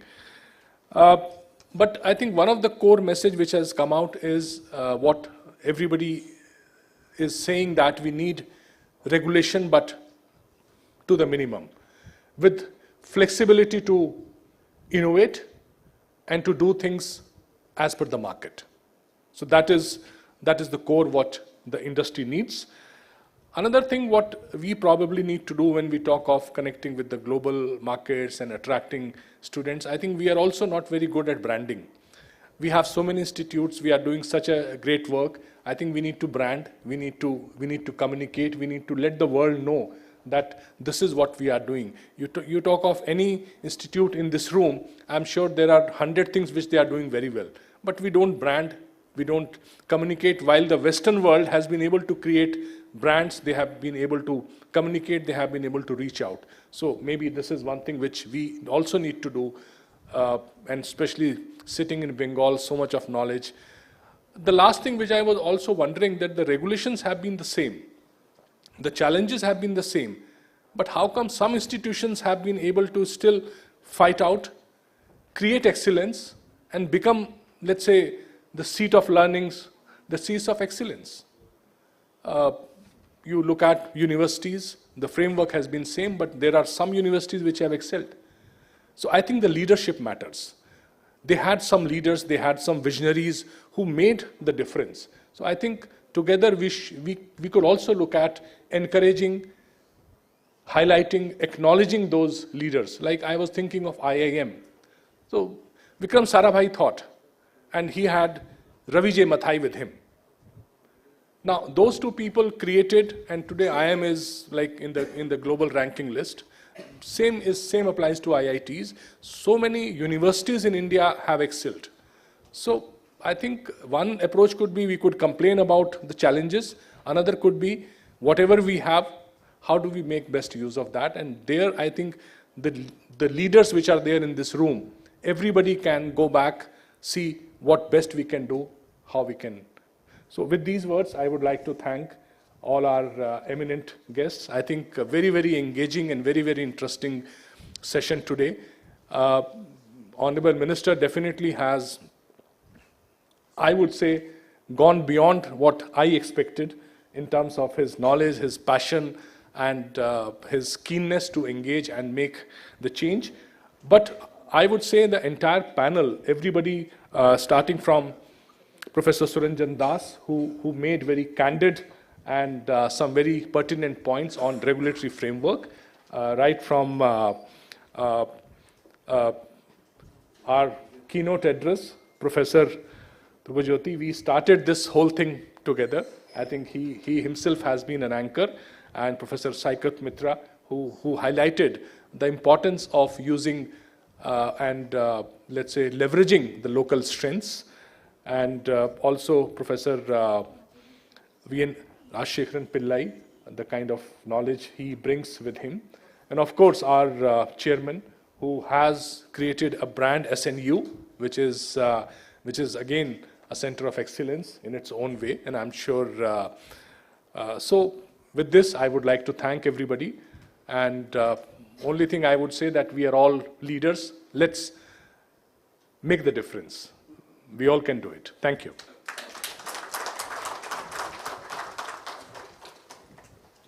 Thank you, sir.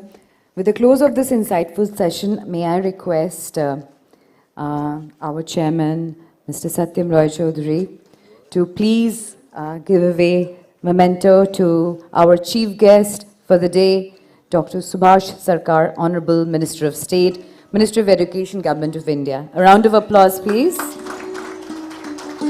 Thank you so much for gracing the occasion, sir. May I request Mr. Roy Chaudhary again to give away mementos to the rest of the dignitaries on the stage. Our summit chair, Professor Dhruva Chattopadhyay, thank you for framing the entire session today. Professor Shoykot Moitro, thank you for being there. Professor V.N. Rajshekharan Pillai.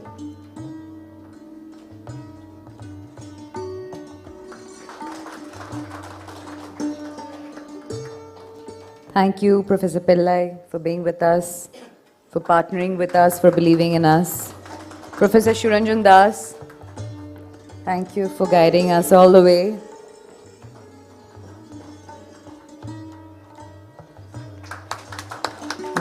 May I now request Director General, Indian Chamber of Commerce, Dr. Rajiv Singh, to please give away memento to our chairman, Mr. Satyam Roy Chaudhary.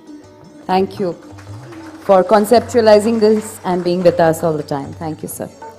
May I request everyone to for a group photo, please? Thank you.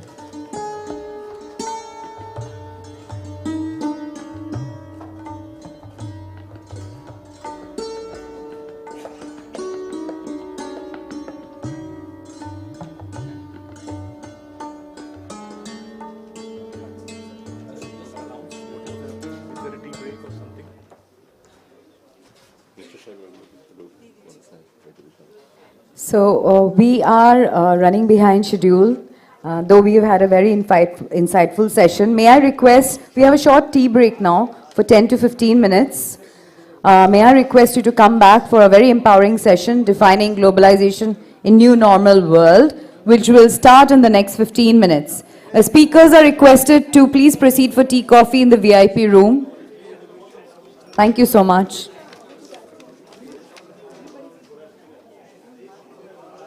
Such a passionate minister, sir. I've never seen a minister this engaging. Sir. I think everybody's Very nice. It's just that, sir, it's just that we are running behind schedule by half an hour. That's the only. the next session we have to manage it with time. Because we started also. Yes, we started. And the only thing is that anyway the session is winding up at 3 o'clock. So we have time for relaxing.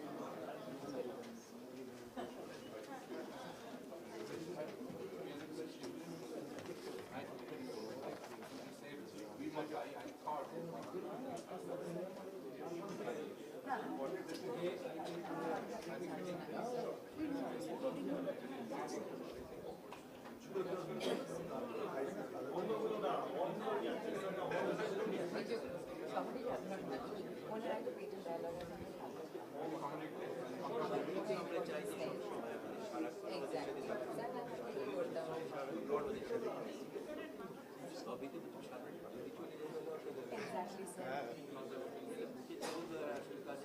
Absolutely.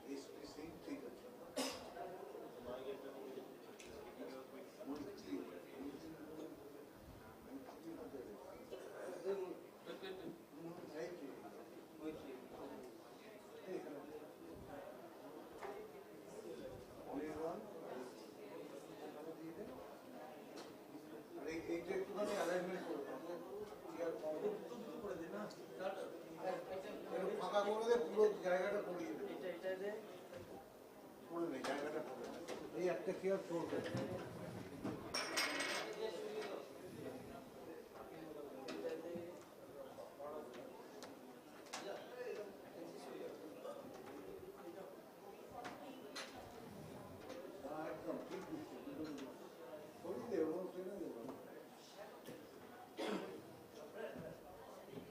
টেবিলটা একটু এগিয়ে দাও তো, বিশাল দিকে যেতে আসতে পারো।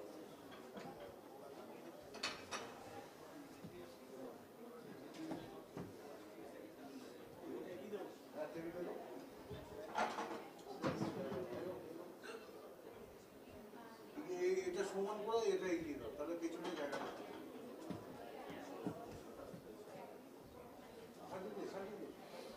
সমান কর, সমান।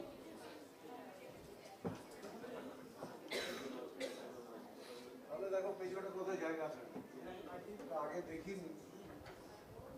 এগিয়ে দাও।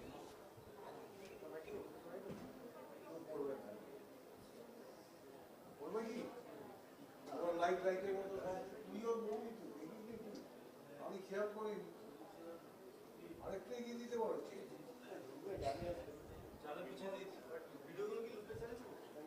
না না না, ঠিক আছে ঠিক আছে, তুমি ঠিক করছো।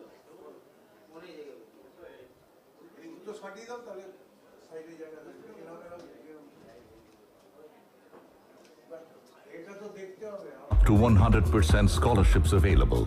Think global. International tie-ups with more than 52 universities across 23 countries. Think Adamus University.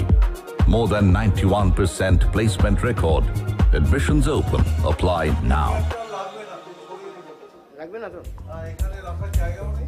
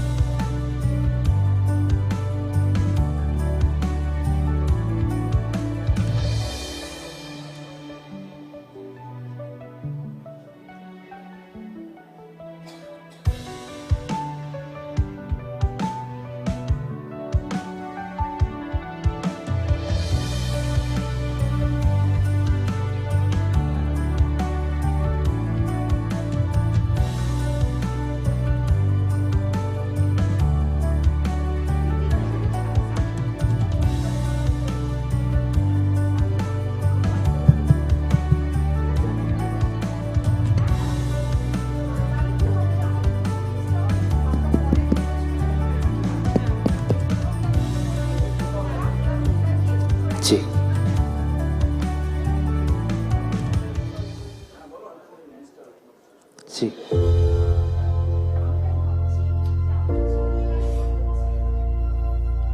Check. Hello, check.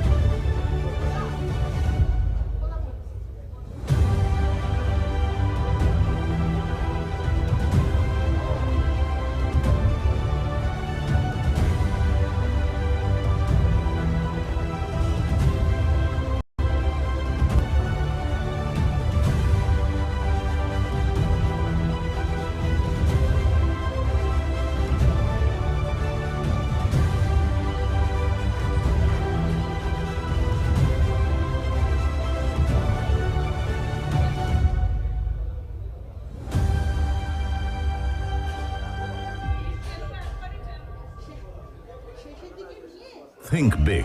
120-acre multicultural campus. 24/7 accessible learning environment. Up to 100% scholarships available. Think global. International tie-ups with more than 52 universities across 23 countries. Think Adamus University. More than 91% placement record. Admissions open. Apply now.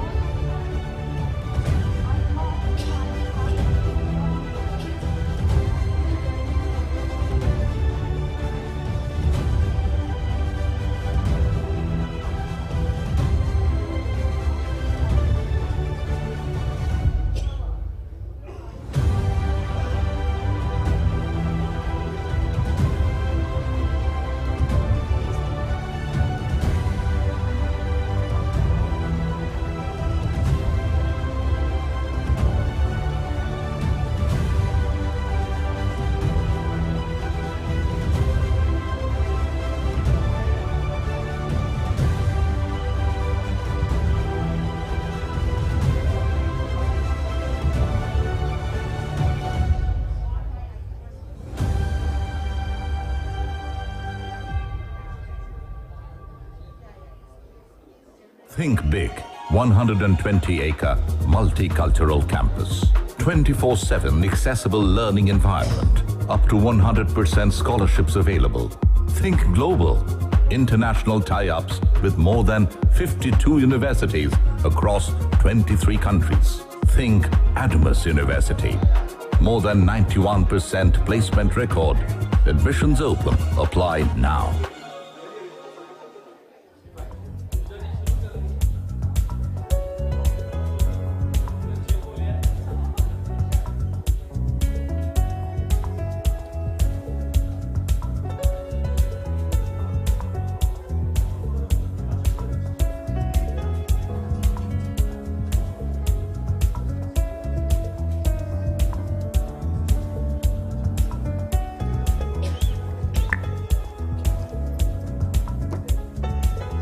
Thank you, ladies and gentlemen, for coming back to the hall on time. We are extremely behind schedule because of the engaging inaugural session.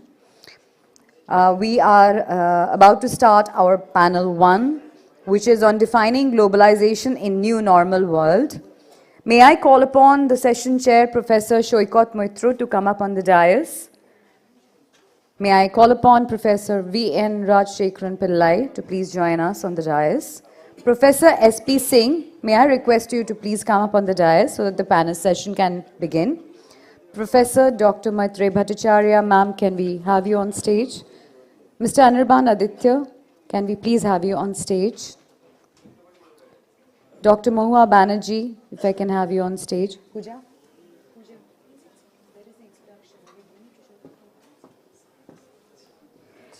May I request you to please allow me 2 minutes to introduce the dignitaries on stage. Professor Shoykot Moitro, who is the session chair, is also the Vice Chancellor, Makaut Maulana Abul Kalam University, Kolkata. Professor V.N. Rajshekharan Pillai, Vice Chancellor, Sumaya Vidya Vihar University. Professor S.P. Singh, Vice Chancellor, Royal Global University, Assam. Professor Dr. Maitre Bhattacharya, Director, Jagdish Bose National Science Talent Search. Mr. Anirban Aditya, Chairman, Aditya Group. And we have Dr. Mahua Banerjee, Director, IMI, Kolkata. May I request the session chair, Professor Shoykot Moitro, to begin the session. Thank you.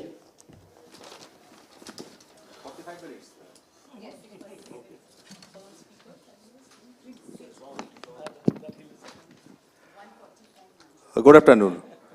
So we are going to start a discussion on a very interesting topic, defining globalization in new normal world. So all the dignitaries and expert panel members already been introduced by Raina. So I can save this time and go to the business directly. The topic is this defining globalization in new normal world. I would like to invite all these distinguished panelists to share their views first. And then we'll come for a second round, and then we'll invite some certain questions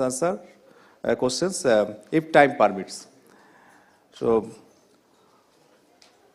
let me go to my left side, Dr. Maitri Bhattacharya, to start this session. So she is Director of Jagdish Bose National Science Talent Search. Madam, you can use your hand mic from here also. Yeah. I think initially you talk for 5 to 7 minutes, then we will come again at second round, and then we will have the question answer session. Okay? Yeah, you can take this hand mic. Mic is there.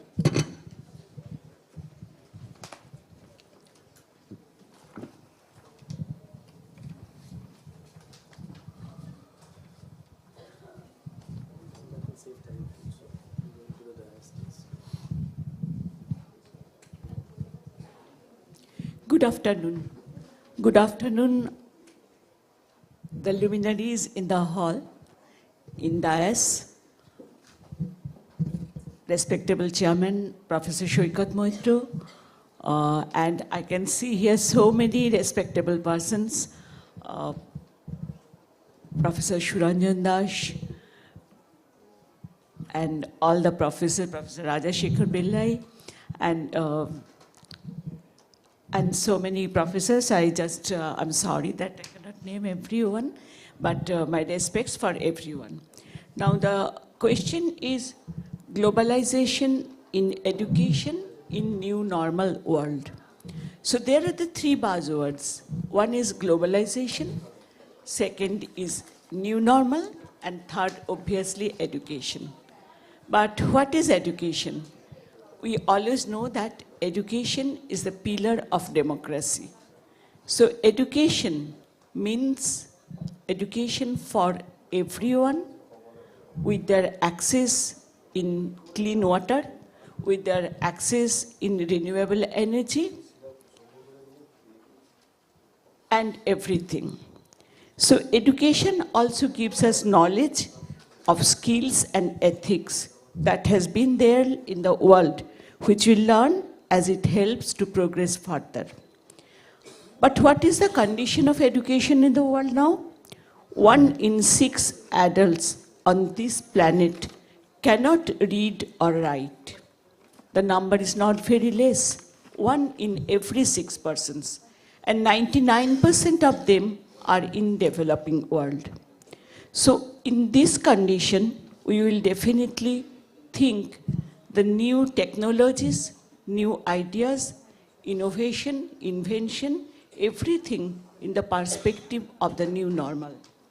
So what is the word new normal? Definitely we have got this word in the perspective of COVID scenario. In COVID, during the post-COVID context, we had the online remote learning. While the term has no definitive meaning, but it has been assumed by many to be a more technology-driven teaching and learning. Impact of teachers, the role of faculty members in this education is now crucial. And definitely in countries like us, where every student don't have the access to internet, to devices, in that condition, new normal is not definitely welcome to everyone. But definitely we have to think of globalization. So what is the globalization and how we can think of it? We have the words that Google. Now everyone can Google, everyone can be Googled.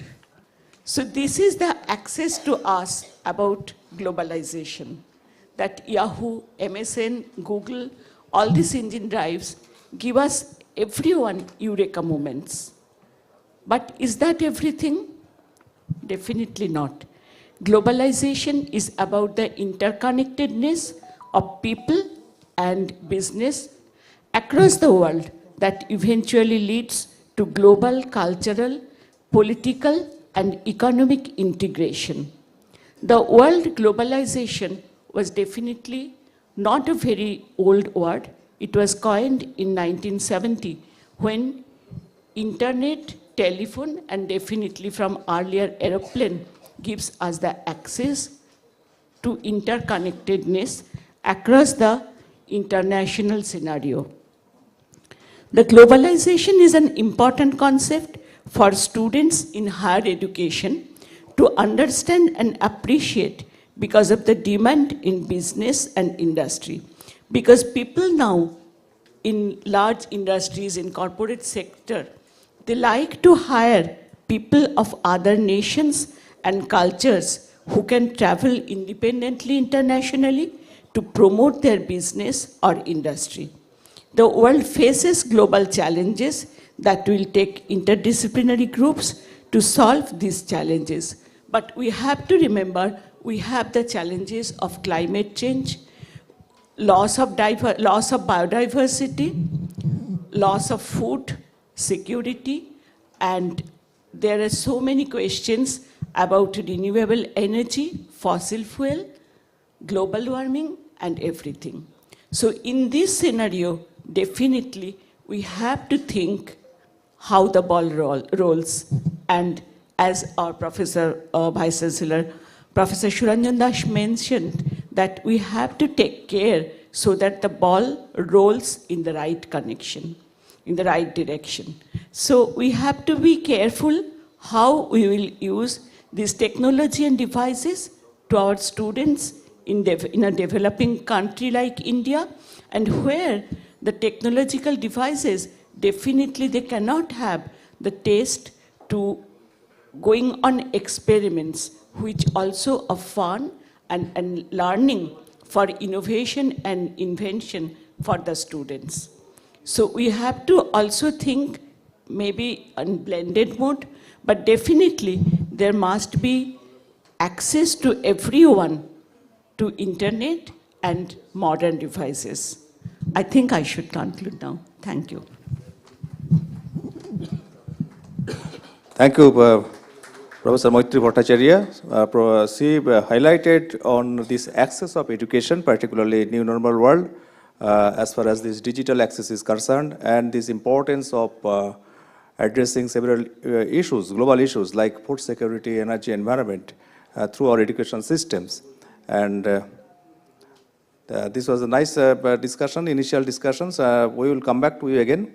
But let me go to Professor S.P. Singh, Vice Chancellor, Royal Global University, sitting at my right, to start this discussion further. Thank you so much, respected Chair, other panel members, galaxy of stars, as told by the Honorable Minister, sitting in the audience, fellow Vice Chancellors and dear friends. The topic, if you see the main topic of the seminar is revisiting the idea of internationalization, global to local. And the topic on which this panel is sitting here is basically globalization is in the post-pandemic era or the new normal. So I just wanted to put a few points which probably have been already deliberated upon in the last session, introductory session. One is that globalization, if we talk about globalization with respect to the country India, with respect to economics, we started journey in 1991, and a lot of benefits have come from the globalization, and our GER ratio, gross enrollment ratio, at that point of time, it was 6%, has rose down to 27% now. So that globalization has a positive impact on education system. Probably many of us are sitting here working in the private system is outcome of the globalization, which we have started way back in 1991-92. This is about globalization with respect to economy. Now we talk globalization with respect to education. If we talk globalization with respect to education, probably it is a gap between 49,000 versus 10 lakhs. 10 lakhs are going abroad, 49,000 are coming to India. If you talk about 49,000 coming to India, internationalization, out of that, I think maximum number of students, almost 20% of them are from Nepal, followed by Bhutan, Bangladesh, Afghanistan, some from Iran, Iraq, and some from Malaysia. Rest, it is concentrated, 70 to 80% of the students coming to India are concentrated from Southeast Asian countries. And 50% of them are from the SAARC countries. And out of those, Bangladesh is on a high. The number of people coming from Bangladesh is rising, not because that they are very fond of probably or maybe whatever it is, but it is mostly, it has been found in the report of this Association of Indian Universities, and also the data being collected by the university authorities, that most of them are coming from the scholarships. The scholarships have been increased to Bangladesh, so Bangladesh is more here. The scholarships are reduced to Bhutan and Afghanistan, so they are less in number. Bhutan also started with 100, now they have 700 schools and colleges. Same way, Malaysia is also having 200 universities out of them. Many of them are under QS 200. So this way, they are growing, so number of people coming from there. UK, US and Canada. If you talk the number, they are only coming for certificate courses in India, and that is restricted to yoga, philosophy, and some very Indian authentic systems of education. So that number is meager, negligible. So now, in that light, we have to see globalization, internationalization, a different perspective. We have a yoga university in this country. We have a Sanskrit, so many Sanskrit universities in this country. We have so many very Indian authentic system, Ayurveda university, this and that. Let us see how many people are going to those people for those kind of education we are talking about, Indian knowledge system. We are also part of the Indian knowledge system, but what is the ultimate goal of the knowledge? Why people are going in 10 lakhs to US, UK, Canada, and other countries?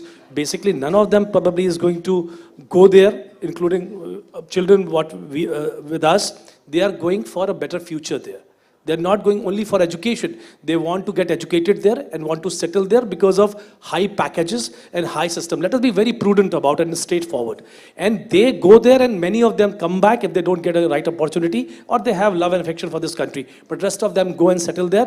Fortune 500 companies, 55% are Indians, gone out of this country and contributing there. So, I mean, that is one aspect. Do Indian economies strengthen enough to bring in people from other countries and give them the job scenario, the unemployment scenario? So it is nobody's talking about that economic scale and not talking about the type of jobs we are creating. And then finally, because time is less, I'm just skim maybe 100 things in between, coming to the conclusion is what we are trying to do: internationalization, globalization, local and phygital, local by phygital, whatever we are talking about today. Everything is to be seen in two perspectives. That knowledge is for job and commercialization, and knowledge is for knowledge and having a better way of life. Now this whole education system has to change from job-oriented and money-oriented education and commercialization. I mean, now you see IITs, people are not, okay, you got a job of 1 CR, means this IIT is doing well. If you're getting a job of 50 lakhs, your IT is not doing well. So that kind of mindset has been created in last, but that is not our fault. Which is part of globalization, outcome of globalization, outcome of market economy. So market economy versus economy, what we are talking about. So we have to see very seriously that what kind of institution, what kind of internationalization, what kind of local. Otherwise, this will be something, in my opinion, maybe I'm just triggering the point deliberately. Don't think that I'm having some negative way of mind. I'm a very positive person, but I'm just triggering few points to see where and what can be done. A student of strategy I am, so I believe in a strategy which is actually functional end of the day, not by just saying and doing for everyone and keeping everybody alike and same will not be the system. And that will not proliferate. We have to see university to university, college to college, and strength to strength, and where what we can do. Just having 25% extra seat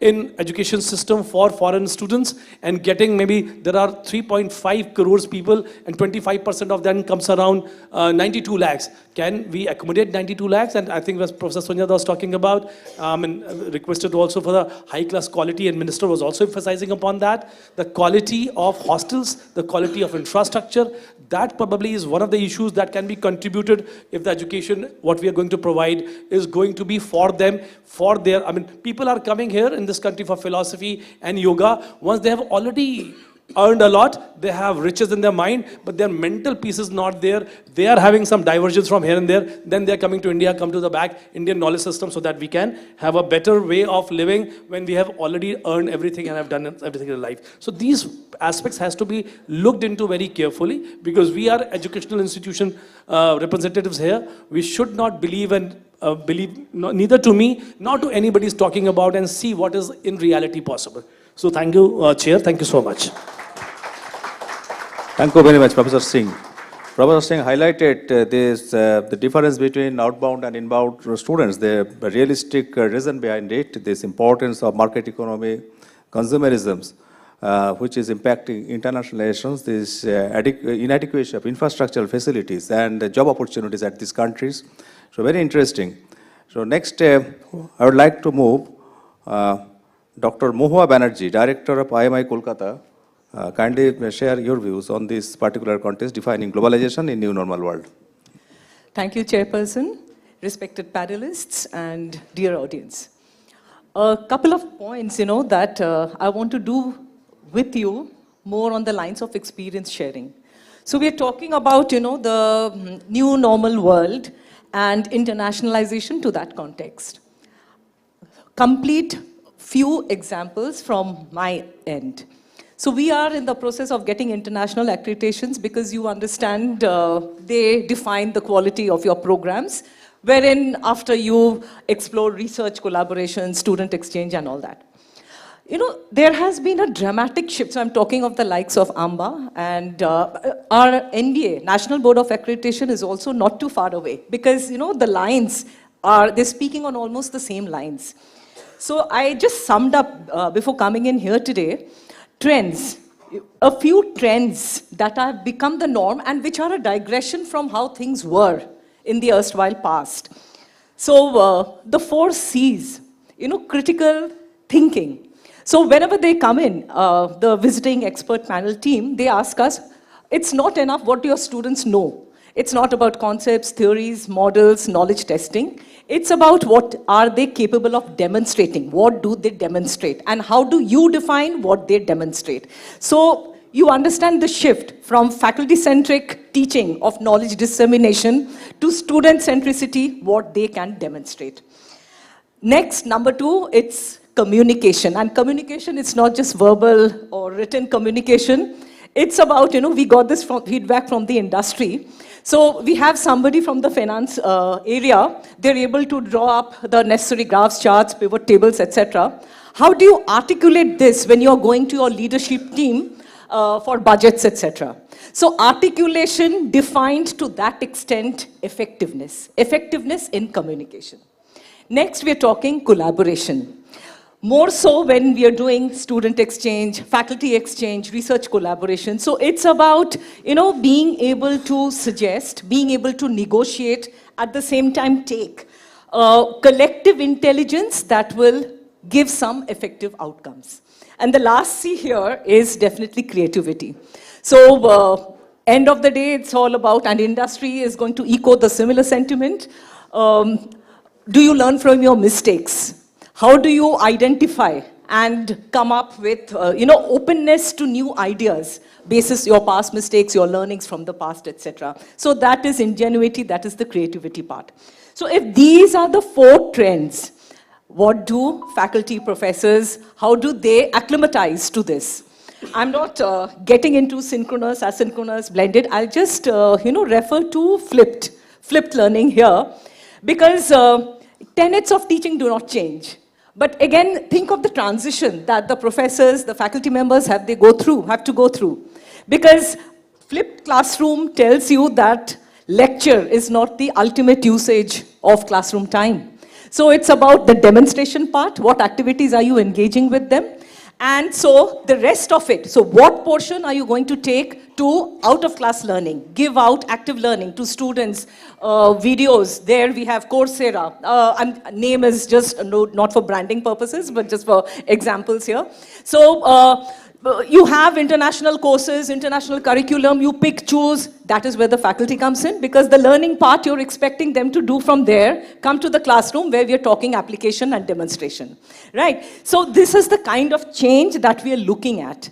And typically, what are the issues faced? There is an elephant in the room, much that we are talking of, new world and the new normal that is happening out here. Distractions, high level of distractions among students, because they are supposed to be independent learners who are self-motivated. So from a classroom context, they're in a remote location where they are on their own. And how do you as faculty within that screen grab their attention span?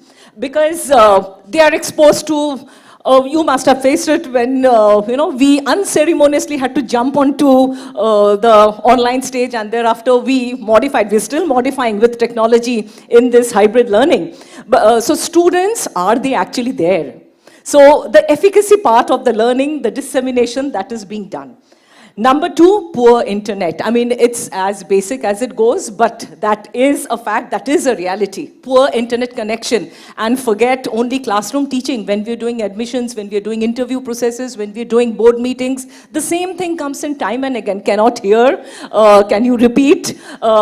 Just dropped out from the connection. So these are things that we have to deal with, issues that we just cannot ignore. And again, so I will come up, as DG ICC, he mentioned that we are leaders. So are we going to sit and crib, or are we going to take the next step forward and find some method in the madness? So coming to that, a few readiness steps, that we could suggest out here. For students, they have to be self-directed. There has to be some component of motivation, because bulk of this, in new world learning, everything is there, synchronous, asynchronous, blended, hybrid, plethora of information, courses, international, national, all there. But how much of it are they assimilating? So that component has to be there. Access to technology goes without saying, the infrastructure, the IT part that I mentioned, and time management, because we are also talking screen time out here. And that again, there's a deluge of questions out here from the medical fraternity as to that quantum of time spent online and the detrimental effects that they are having on the physical self of the student, of our candidates here. For teachers, it is about pedagogical competency. So this change, content hasn't changed as much. What is the change here is the application part of it and the nuances that you have to describe. In a classroom setting, you want to do group discussions, you have opened a case, you tell them, okay, break out into groups. What do you do in an online setting? You have chat rooms, you dedicate chat rooms, you enter from one room to the other, you ensure that the students there are talking. So it's different. It's different, not impossible, but yes, there is a transgression that needs to be familiarized with at the earliest. And of course, institutional policy. So that again has to be harnessed into the faculty members. When are you giving attendance? Are you doing poll to check availability of students at that point of time? And at the institute level, because that is where we come in, you know, the technology infrastructure that management and leadership is willing to bring into your institution. Because that is going to be the ultimate harbinger, that will be the ultimate bridge, the platform that will build this enabling ecosystem. And of course, there is a financial part. I'm sure we all understand when we are talking IT, we are talking infrastructure, there is finance that is related with it. And again, it's a culture shift. So when we're used to doing things online and thereafter, you know we have to be in both. Because online, it's not going away anytime soon. It is a reality. We have to live with it. So how do we blend both? So that is where there's a huge culture shift that needs to be done, right? It can be top-driven, right from management leadership down to faculty, administrative colleagues, vertical heads, and thereafter percolated down to the students. So I'll stop at this time. Thank you. Thank you very much. Dr. Moha Banerjee highlighted different issues related to this modern education in new normal world, particularly this importance of student-centric learning, creativity, collaboration, then communication part of the students, then how this blended learning system is to be adopted, this how this infrastructure, digital infrastructures are to be developed, and which are basically a challenging scenario to introduce all these latest technological aspects of education in this new normal world. Thank you. Nice deliberation, Dr. Moha Banerjee. Now I'll move to Professor V.N. Rajashekaran Pillai. Kindly start your deliberation. Thank you very much. The theme of this particular session is defining globalization in the new normal world. In the 90s, we have the liberalization, privatization, and globalization. Most recently, we have the pandemic and the Russian war. These are really disrupting things globally. Of course, this particular session is part of the deliberations on education. So, what are the changes which can probably happen in educational systems, including higher education? That is the point which I would like to look into. Universities, if you just look at the histories of universities in the world, I think they have not changed in the concept or philosophy and all that. Definitely they have responded to the social milieu and then try to integrate whatever cultural, social, economic, industrial, all these things into the knowledge systems. When the national education policy was announced on, I think it was in August 2021 day, we were conducting, so I am a scientist, I am an experimental scientist, chemistry professor. We were conducting a discussion meeting with the 3 academies, science academies in this country, and a few other chairman of the National Assessment and Accreditation Council at that time, one V.S. Chauhan, who is also an experimental scientist. And Kasturi Rangan was the chair of that particular session. It was an online session. On that day, we were wondering what will happen to experimental sciences in this country because of these laboratories are resting, students are not going to the laboratory, research students, all these things are happening. In experimental sense, nothing is happening. The flyer of experiment will lose and all that. That was the discussion. On that day, around 3 o'clock only, Kasturi Rangan got a call from the Prime Minister of India that we are going to implement the national education policy on that day. It was by coincidence. But then we just looked at this particular aspect again. And then we saw that in 2021, Science and Nature, every year Science and Nature, I'm a scientist, Science and Nature publishes the future, status of scientific research, scientific contributions every year. Every year they publish this. And that was the year of science. That 2020 was the year of science. Maximum collaborations among institutions happened. Less non-institutions, probably not non-institutions, collaborated with premier institutions in the world. Less endowed scientists, maybe a very young beginner, they interacted with Nobel laureates in the world. So lot of collaborations have happened. We also know that because of the pandemic compulsions and all that, lot of new things happened in science. Lot of new things. In connectivity, lot of things happened. In technology, new things happened. In medicine, lot of things happened. Lot of things happened, including the vaccines and medical devices. So it was year of science. Year of science, 100 years, if they looked at 100 years, and that was the year of science. So what I'm saying that, is it not, that is the type of positive things of globalization.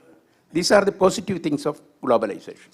And then, when we just look at globalization, it was Narasimha Rao's time, I don't remember, it is Narasimha Rao's time, this first global LP, liberalization, privatization, globalization came.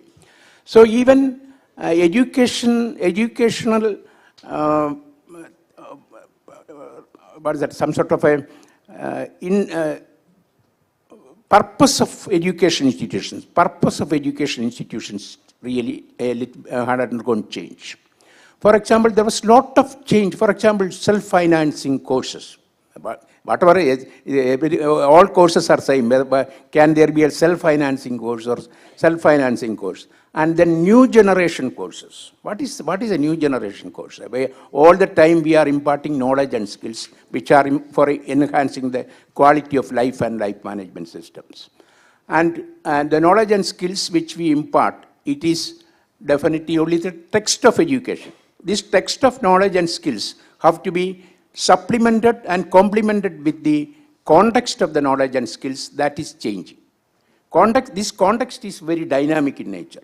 It has social connotations, it has global connotations, it has local, we are talking global to local, it has local connotations, it was religious, Minister was mentioning about the thinking systems, belief systems, it was religious, connected with belief systems.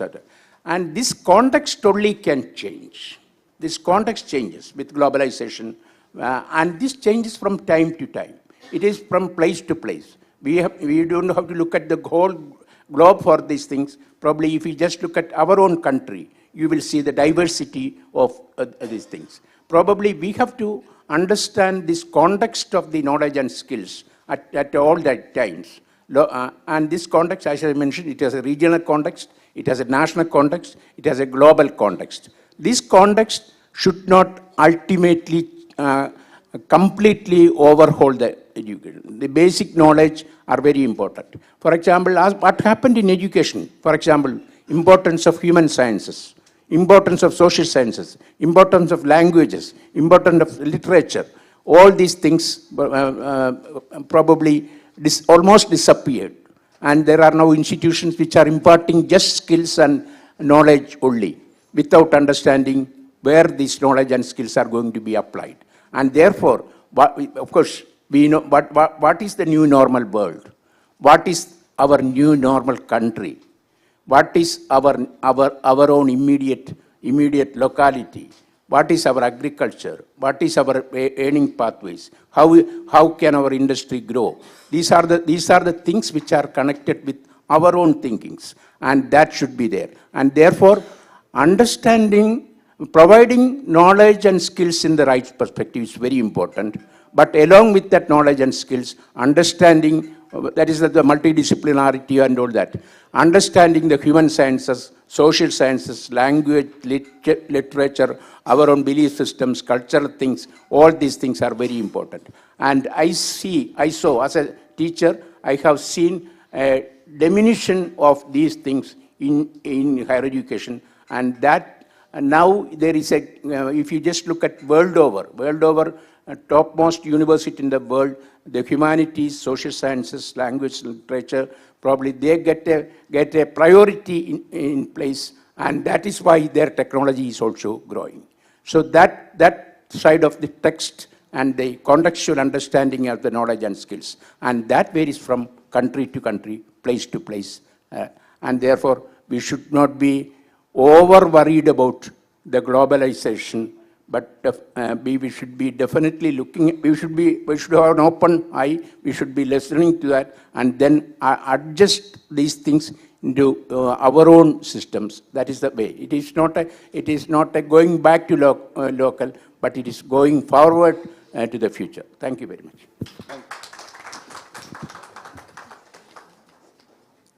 Thank you, Professor Pillai. Professor Pillai highlighted this importance of fundamental and basic understandings of everything, and then skill and knowledge, imparting of skill and knowledge, that may change, that may be contextual.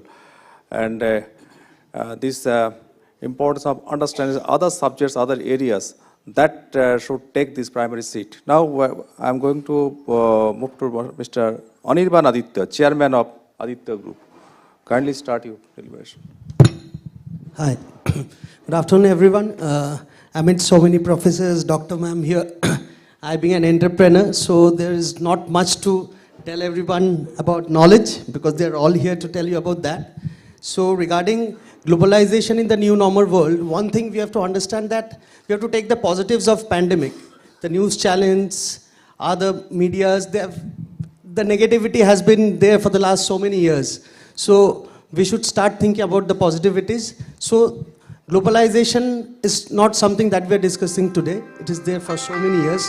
So what has happened post-pandemic or during the pandemic is digital globalization. So I think digital globalization has made things a little easier. I can't say it completely whether it's less expensive, but I think, given an example, a UK professor waking up, taking a 8 o'clock class in UK time, and the Indian student sitting here at 12:30. So that is digital globalization. In the same way, the Indian professor here taking a 8 p.m. class for the UK students there in the UK, which is 4 o'clock. So I think the faculty or the professor is not traveling to your country, neither the students are. I think this way it has become less expensive. And also at the same time, when we do VCs, when you need to speak, the others put their videos off. So that way, so the audiobooks has come up. So I think a WhatsApp call or a geo network call and imparting knowledge from one country to another, it's doable. It's doable. It's not something which is not doable.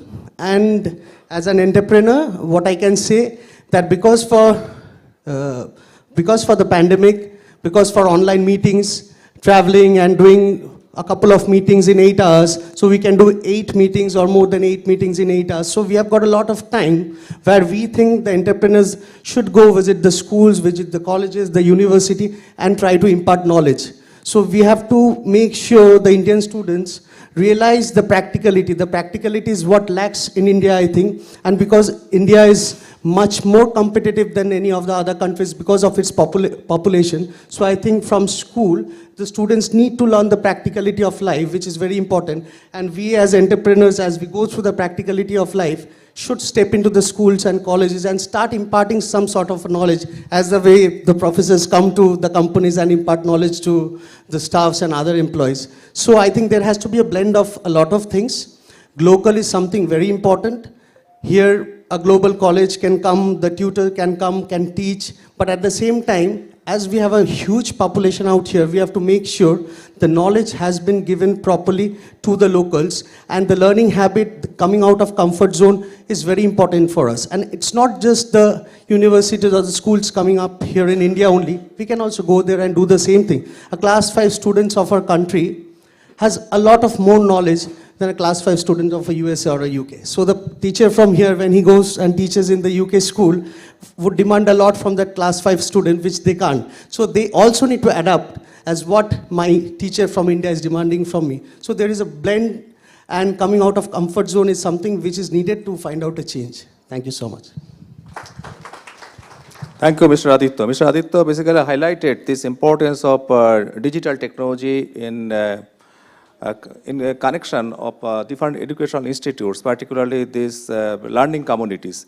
And then how these entrepreneurs come forward to bridge the gap between this, the observation, the understandings of the students and these uses of technologies and how to make it more formidable.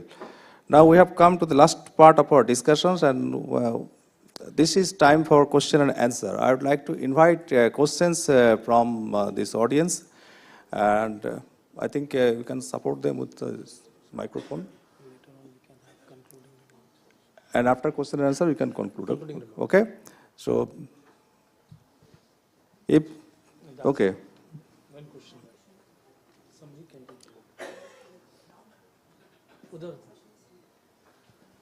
Kindly introduce you and ask your question. Hello.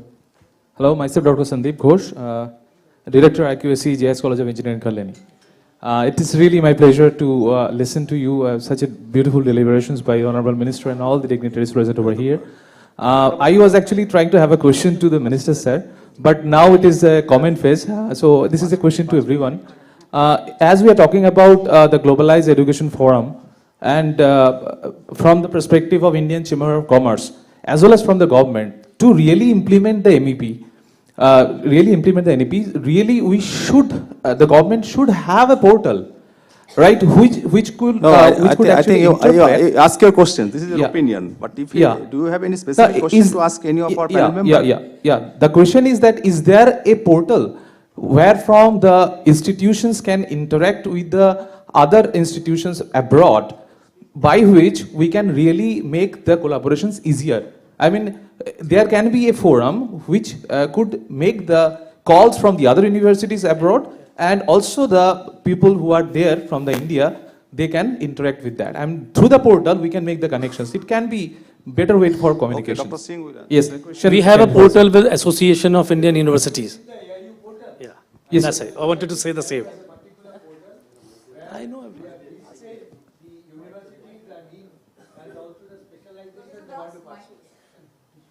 And also the president is here himself. Already done.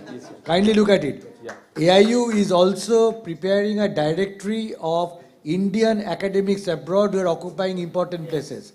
There was already in Washington in June, Indo-US summit, where the Indian embassy in Washington brought together all important Indian academics in high places in administration, university administration.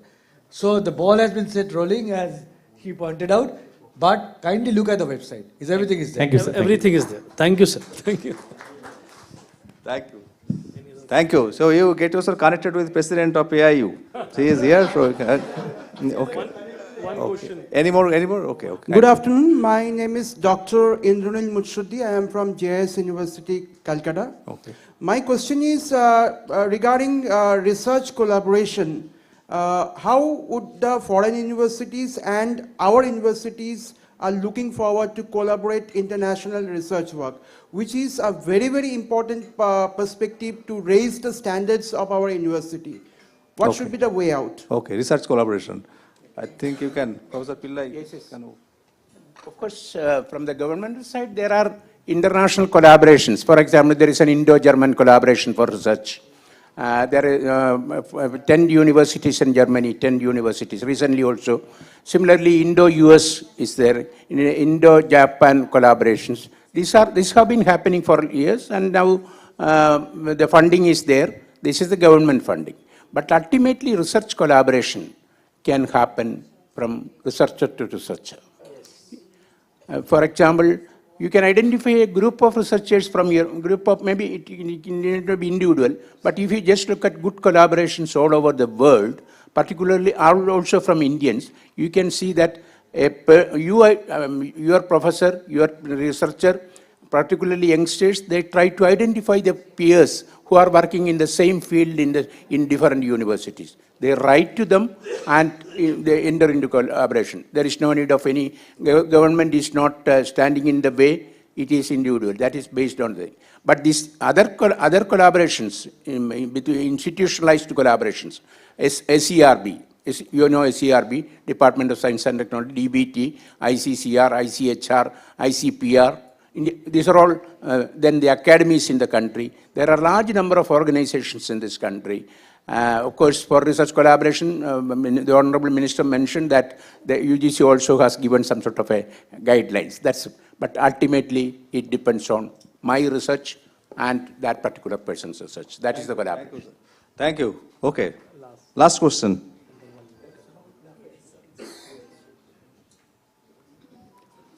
Myself, Professor Demanjan Banerjee, Head of the Department Media and SHM Knowledge Campus. My question is, Understanding Media, the book written by Marshall McLuhan in the year 1964, he talked about this global village. Now this concept of global village is only possible in a country like India, developing country, to proliferate digital literacy in the rural India, especially in the primary and the secondary sectors.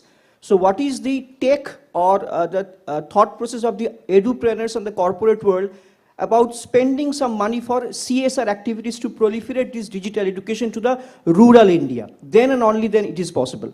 I think industry representative Mr. Aditya is here, so he can throw some light on this intention of industry. Again, this is not something new. This has already been worked upon, I might say pre-pandemic. So again, the entrepreneurs, because for pandemic had to come out of their comfort zone, even the government, and the implementation are quicker. I can't give you numbers right now, but it has increased more than what you expected 2-3 years back. Sir is here from Heritage, and there are a lot of entrepreneurs here. Things have changed, and the corporate and the government hand in hand are trying to do a lot in the CSR initiatives, and it is happening. I can bank on that. Thank you. Okay. So, yes. Okay, last question. Madam. Last question. Madam, ko de do beta.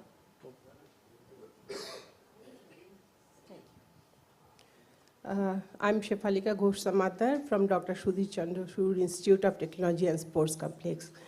My question is, there is a wide gap in imparting training and education when it comes to privately owned institute and government-owned institutions. Do you suggest a different strategy of implementation of education and training for the two classes of these institutions? I think, okay. You want to answer? Okay, I don't think that this strategy can be different for this different, because all this purpose is same. Be it private, be it public university, purpose is same. There cannot be, this different strategy for, this taking up research projects or introducing new courses and all these things.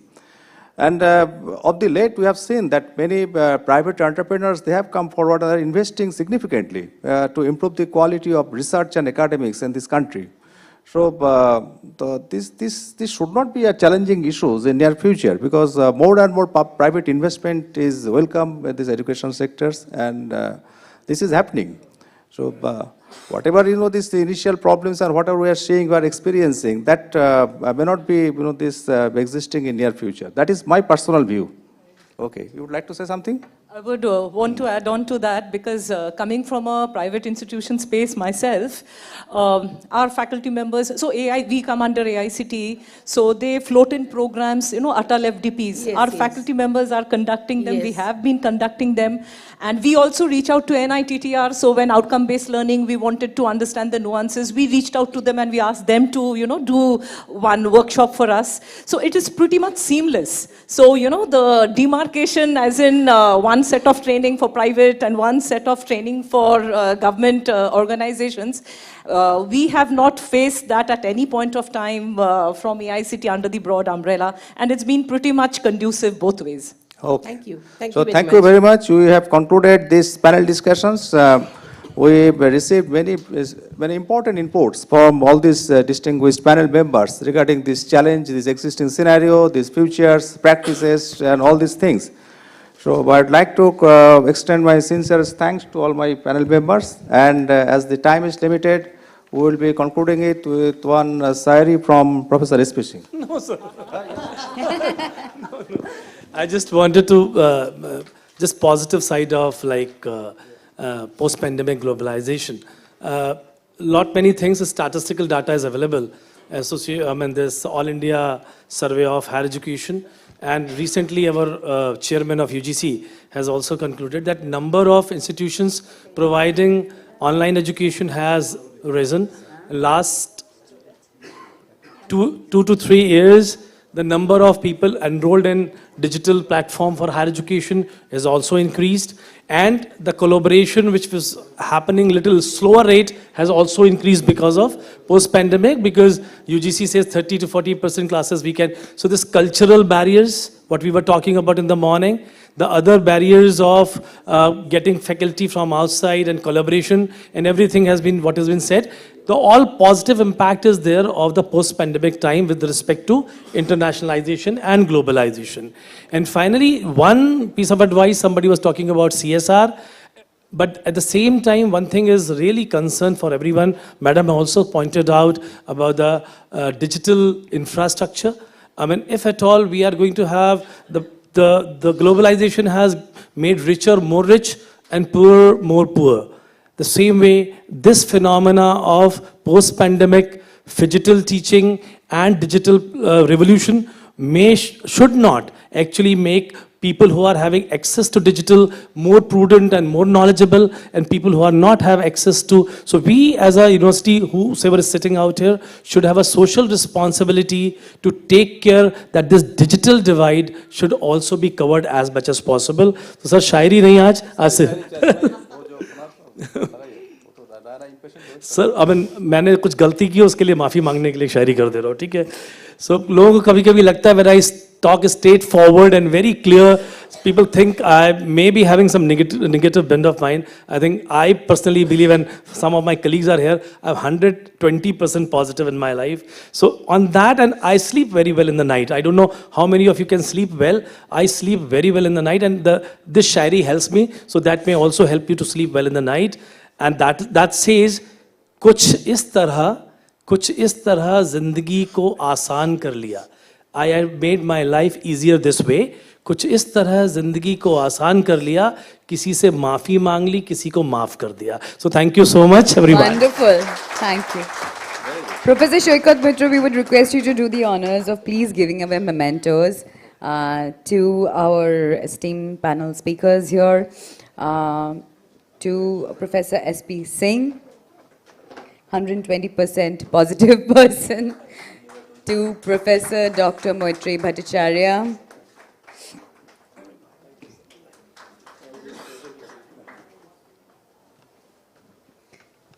To Mr. Anirban Aditya.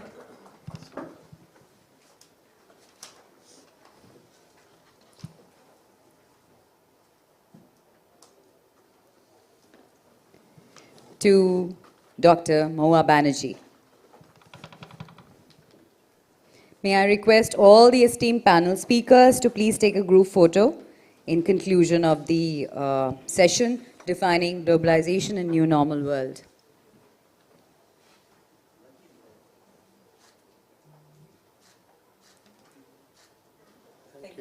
So we are announcing lunch right now. May I sincerely request all of the participants present here to please come back on in this floor. At 2:30, we have a very interesting session, Importance of Host Country in the Globalization Program, where we have founding Vice Chancellor of O.P. Jindal University and Symbiosis Principal Director speaking.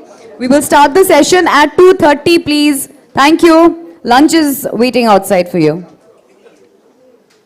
Thank you.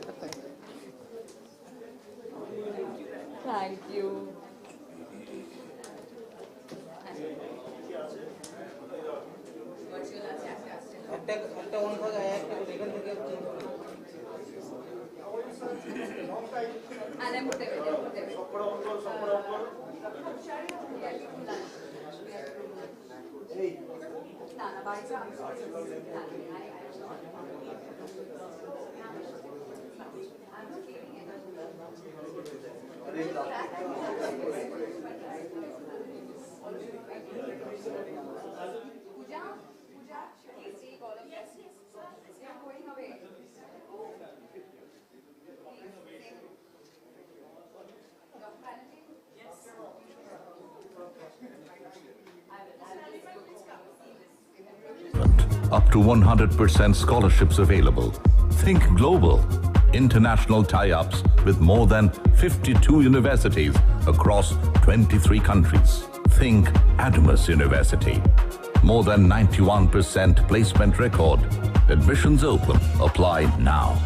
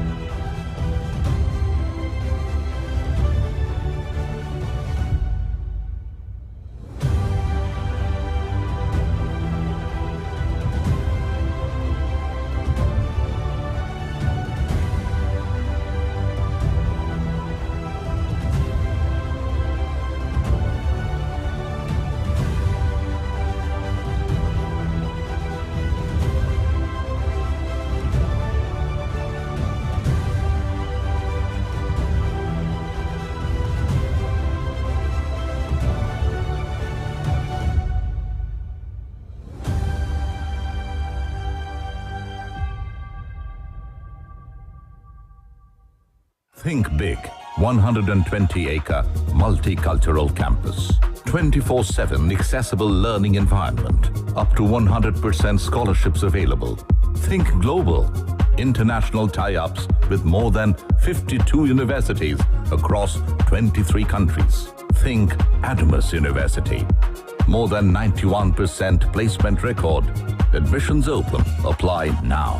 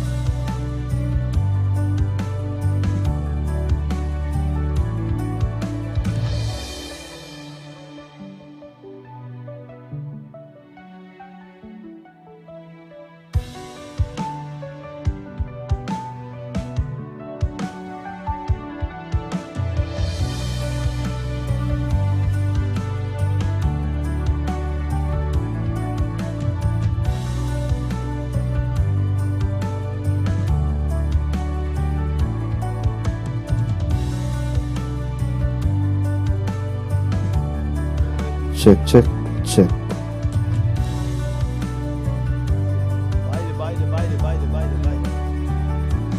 Check check Debuda বলো, দেবুদা বলো, বলো তোমার network disturb problem করছে। এই তো তোমার ছবি আটকে গেছে। তুমি এক কাজ করো, তোমার ভিডিওটা অফ করো।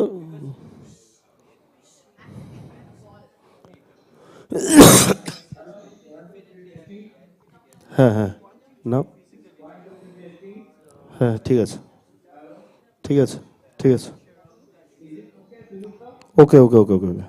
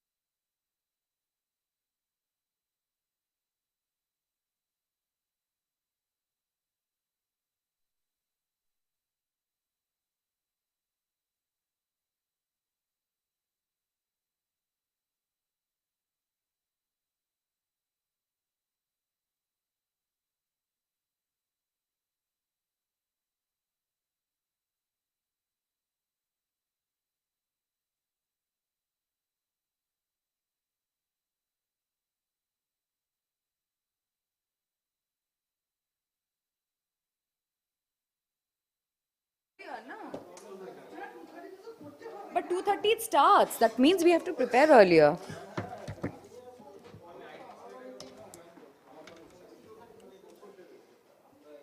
Neha is of Professor Rajkumar. What about Vidya Yaravdekar?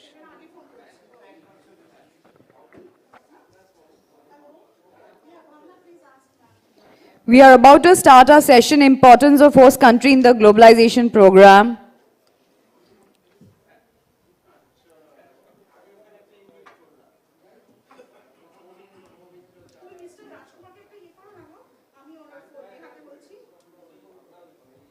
I've given you the number. Please call him.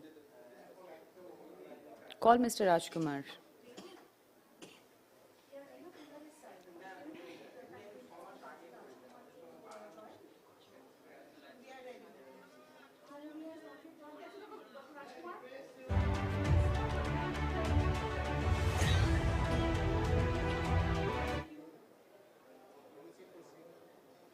But this coordination should have been done earlier, no?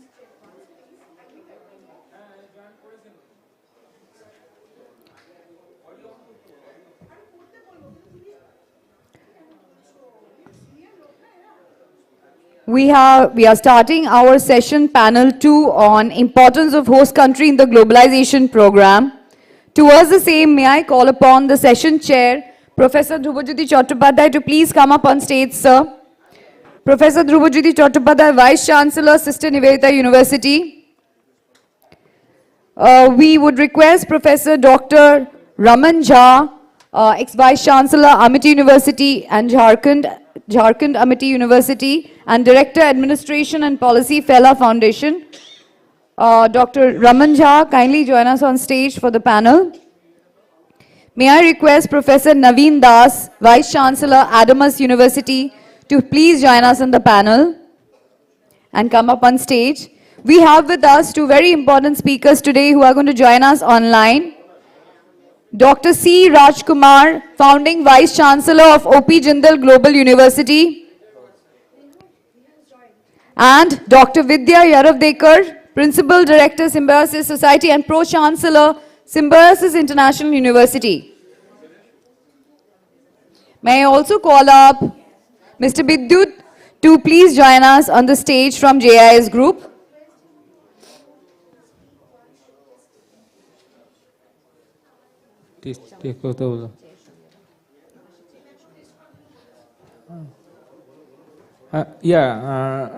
Dr. C. Raj, kindly just check your videos and audios, please. We have with us Dr. C. Rajkumar, who is joining us online. And Dr. Vidya, we can hear you. And Dr. Vidya Yaravdekar, we can see you. Can you hear us? Yes, we can. Can you hear me? Yes, we can hear you, ma'am. May I request Professor Dhrubajyoti Chattopadhyay, Vice Chancellor, Sister Nivedita University, to start the session, please. Thank you.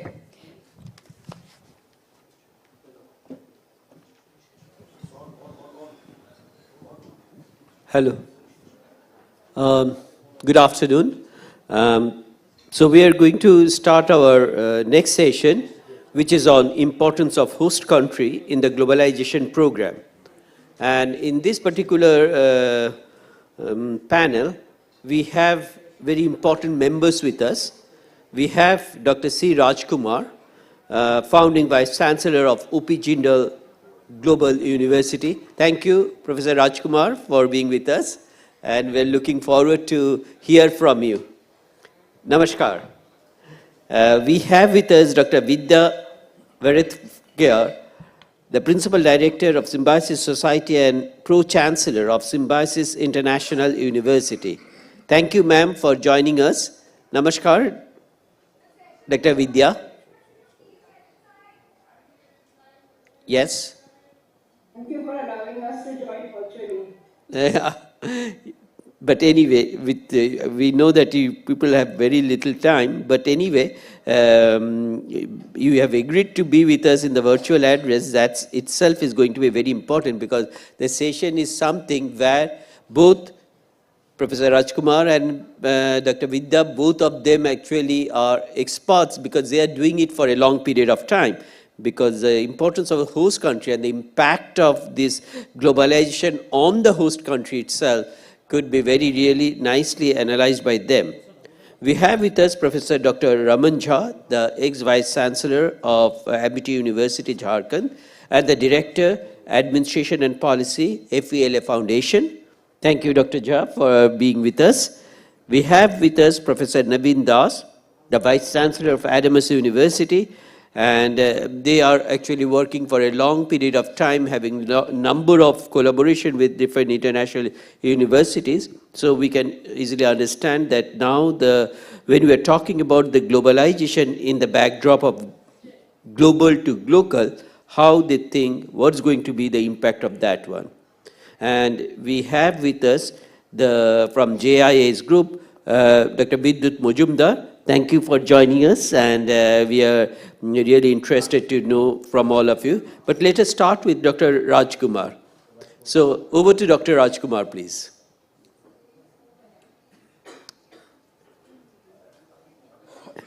A very good afternoon to all of you. First of all, I want to thank Professor Upadhyay and other distinguished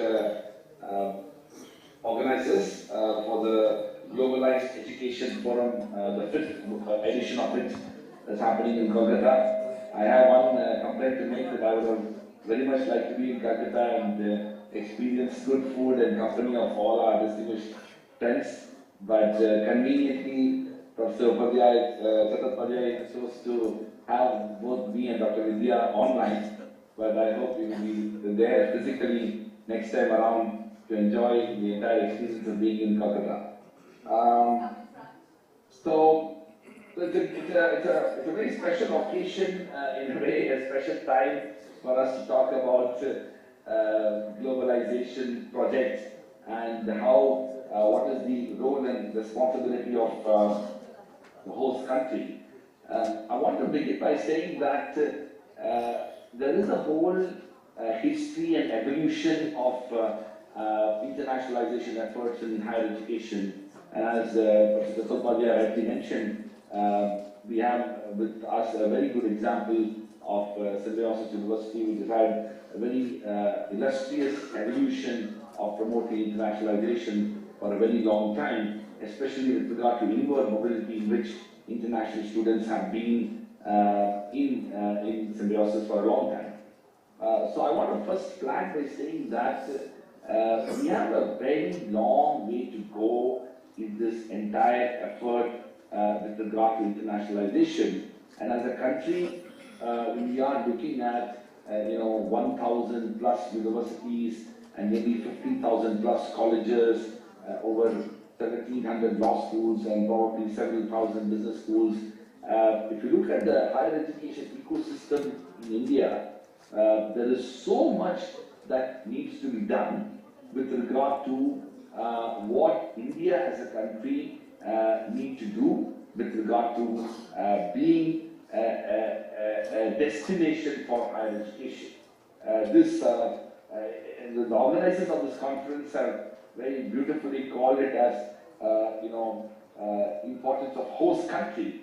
But the idea essentially is that, the idea of host country essentially means that the country is prepared to host international students. It has a viable ecosystem to be able to host the international students. So I'll quickly identify some of those big issues that I believe are critical. First and foremost is that if Indian higher education system, Indian university system needs to be a destination for international education, international students, we need to significantly raise the quality and standards of our academic institutions.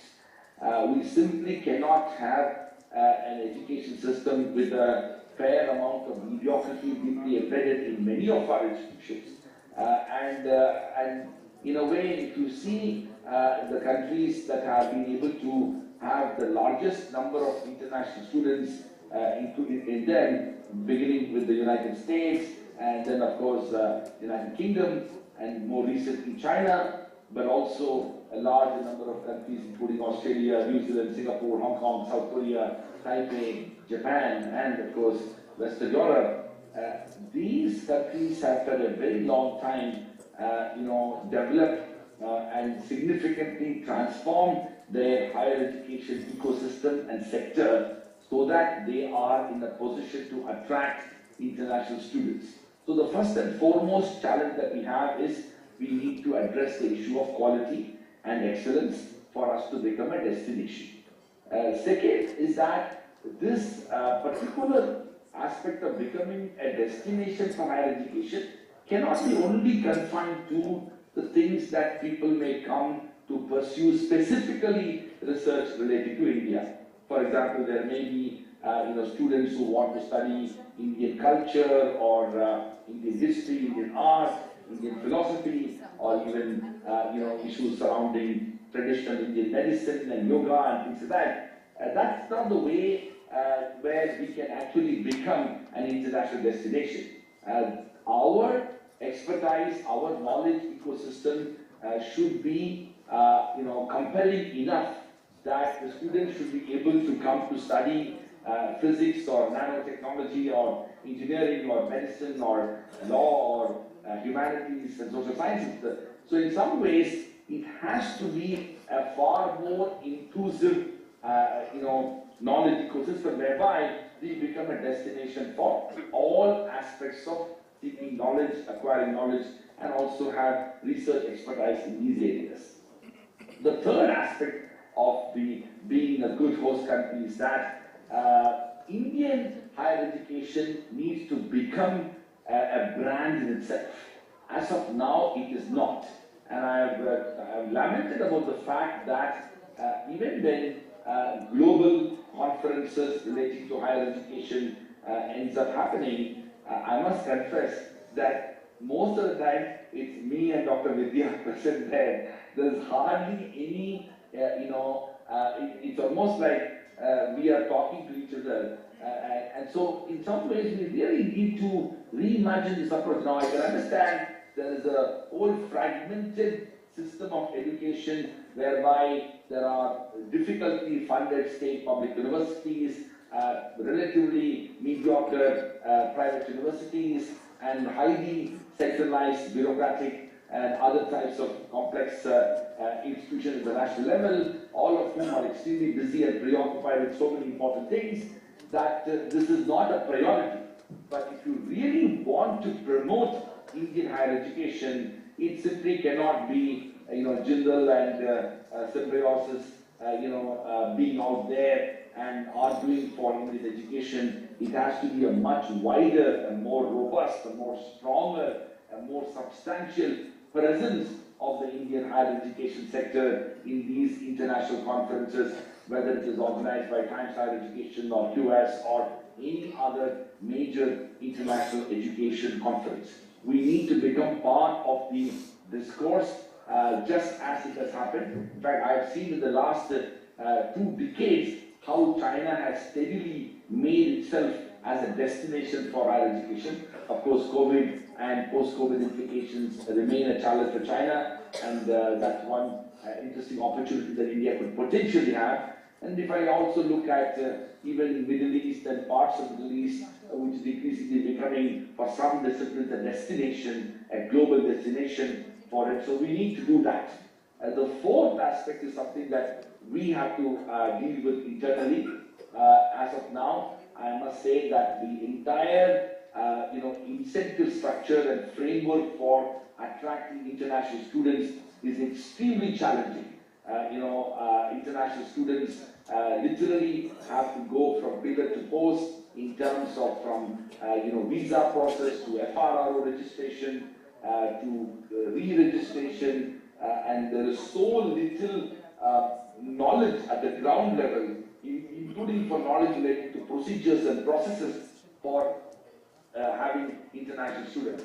We simply cannot do that. We need to learn from the Australians and even the Brits to some extent how they have made international education so easy in terms of access for information, for visa process, for ensuring that students who come from around the world are provided a pathway so that they are guided at all levels and this becomes a process. Now, of course, for Australia, as you know, international education is the second largest contributor to Australian GDP, and hence it becomes an economic argument for Australia. And even Britain, for example, has dramatically done a U-turn both during the Brexit years and post-Brexit years, when successive prime ministers, despite having certain degree of discomfiture ideologically, has now the pendulum has swung in the other direction. Now they are creating more and more ways by which for Indian students to go there, including job opportunities, visa process, everything has been relaxed. And so you can see how these countries are very systematically, very consciously, very deliberately, very creatively, very imaginatively working towards making international students attracted to those countries. And the fifth aspect, which I would say, is that we need to recognize that safety and security and well-being of international students has also been a major concern, especially for women, but also for other, while there have been sporadic incidents of violence against, Africans and people from some other countries, India has to step up. Our cities have to become safer. Our many other campus ecosystems should become even more safer, and we need to provide greater attention to the details of safety and security and well-being for making our India as a destination. And the sixth aspect is something that we all know, which is that the infrastructure that needs to have to attract international students needs to be dramatically improved across public universities. But again, I am not wanting to talk about individual few islands whereby such things prevail. But if India has to be portrayed as a global destination for higher education, we need to look at infrastructure changes and developments in a much more holistic manner. So I want to end by saying that there is an enormous opportunity here, and where I want to mention fiction is also the fact that this opportunity is not about foreign universities coming into India. I have expressed my views about it in an article in the Indian Express a few days ago, and I believe that has become slightly controversial, but we all have to say what we feel is the right thing to do in the best interest of our own country. But be that as it may, I strongly believe that there is an extraordinary opportunity for India to be a global leader for higher education, which is based upon Indian institutions leading that way. We need to empower own institutions. There are, as I said, 1,000+ universities, and there are new universities which are also emerging. Some of our colleges are large enough to become universities, and that's another area that we need to work on. We need to actually focus a lot more and pay attention to not so much about the British, the Australian, the American, and the European university to come to India, but we should focus on how students from Africa, Middle East, South Asia, Southeast Asia, especially from poorer countries in this part of the world, in these parts of the world, to aspire to come to India, so that India becomes a destination for higher education, as we can actually provide affordable higher education not only at a reasonable cost, but in a higher quality that is simply unthinkable in most parts of the developed world. This, I believe, should be the future for when it comes to internationalization of higher education. I want to say that I will be staying for the next 12 minutes or so, 15 minutes or so, and then I'll have to leave. But it's such a pleasure to share some of my thoughts and reflections. And I want to thank the organizers, Professor Upadhyay, Professor Upadhyay, but also Raina Guha for reaching out to me to share some of my thoughts. Thank you.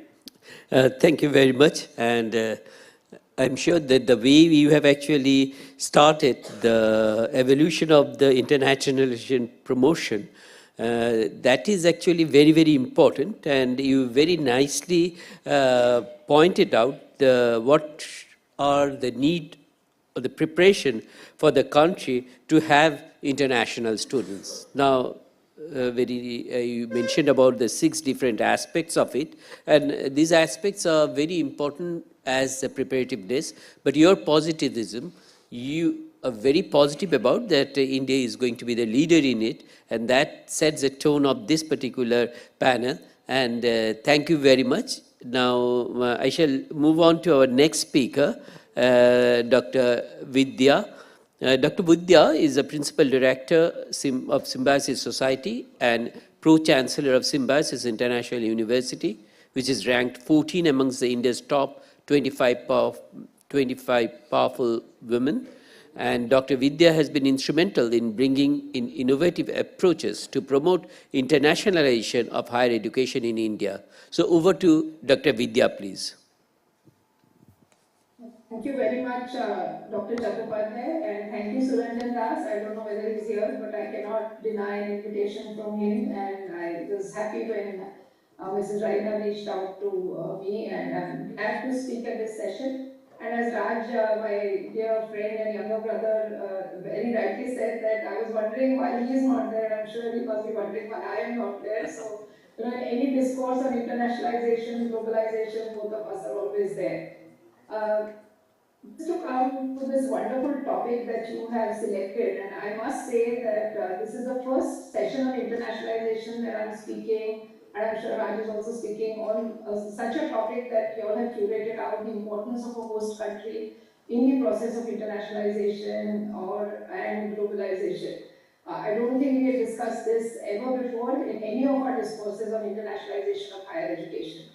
And I mean, it's very important to find out what are those reasons that a country or a host country can really say and be proud of being an internationalized country or a country that has internationalization of higher education as an agenda. And we all know that, hundreds of years ago, India had this wonderful image of being the Vishwaguru with Takshashila, Nalanda, and several other Indian universities, attracting a large number of foreign students, scholars, professors. And in fact, we educated several students from several countries. And even after that, for pre-independence times, we had students who came from far away countries coming and studying at our universities, which were much lesser in numbers. But I think post-independence, there was a concentrated effort on massification of higher education. So we actually wanted to create our own people, our own citizens educated. Therefore, we paid less attention to really attracting foreign students, or honestly speaking, projecting India, or reviving its age-old, image of being a Vishwaguru. And I think we really lost out in the post-independence era. And since the last five years, I would say, not even beyond 5 years, we again started talking about internationalization of higher education. And I must say that the national education policy has kind of given us an impetus over the last 2 years to discuss and have several discourses on promoting and projecting India as a higher education hub, at least in this part of the world. Symbiosis International University was established as a Symbiosis Society, a small organization for the welfare of foreign students 52 years ago. So when nobody spoke about internationalization of higher education, Dr. Muzumdar is founder, and I'm happy to inform you all that I am his daughter. And I've actually grown up in a house where if foreign students face any kind of problem, homesickness, if they lost their passport or didn't know the language, they would just be accommodated in our little bungalow on the Ferguson College campus where my father taught. And I think these experiences of foreign students 50 years ago kept bringing foreign students to Symbiosis. So as an organization, the experiences that you give to foreign students, and as a city, the experiences that the foreign students get, and then as a country, the experiences that the foreign students get, will attract more and more foreign students and make the host country an education hub. In the early 70s, when Symbiosis was established, Dr. Muzumdar conducted interviews of foreign students. And even at that time, students came from Afro-Asian countries. And what he would do is he would interview a foreign student and publish his interview in the daily newspaper, Marathi regional language newspaper in Pune, just to sensitize Pune citizens to what these foreign students' needs are. And at that time, in the early 70s, foreign students spoke about discrimination. Africans said that if there is a seat next to me in the bus, no one would be willing to sit next to me because I am black. I still remember a student who studied in the Film and Television Institute of India. He came from Ghana and his name was Patrick Osausa. And I cannot forget the story that he told my father, and I was young enough but old enough to understand what he's saying, that when I get up in the morning and I walk towards the toilet, and that time hostels had common toilets, all the Indian students would close their doors because they didn't want to see a black face early morning. And while he said that the education in India is great, but my experience is so bad that I will never recommend India as a country to any student from Ghana. So I think the experiences that any country or any city or any university gives to these foreign students will certainly project your city or your country as a host to accept foreign students. And surprisingly, at that time, my father wrote a book called New Faces, New Friends, so that more and more people would be sensitized towards what foreign students are feeling, and they would behave towards foreign students in a much better way. You'll be surprised to know that in 2014, I conducted interviews of foreign students, and just to make a comparison of what was the case in say early 70s and what it is today in the late 2014, 2015, and I was shocked to know that the experiences of foreign students in a city like Pune, which is the hub of foreign students, still remains the same. There is still discrimination towards Afro-Asian and typically African students, and not that they carry back great impressions of our city. So it is a country and its citizens that should really welcome foreign students. And when we talk about Atithi Devo Bhava, when we talk about believing that the whole world is one family, when we speak about Vasudhaiva Kutumbakam, I think this is what we need to project, even to the younger generation of Indian students who come and study with us. It is an endeavor of symbiosis to ensure that the bridges between Indian and foreign students, between Indian citizens and foreign citizens are bridged. And it is an endeavor to bring them together so that we culturally sensitize each other. As much as what foreign students should know about India, it's equally important what Indian students should know about a foreign culture. And that is what the importance of the impact of globalization on any country would be.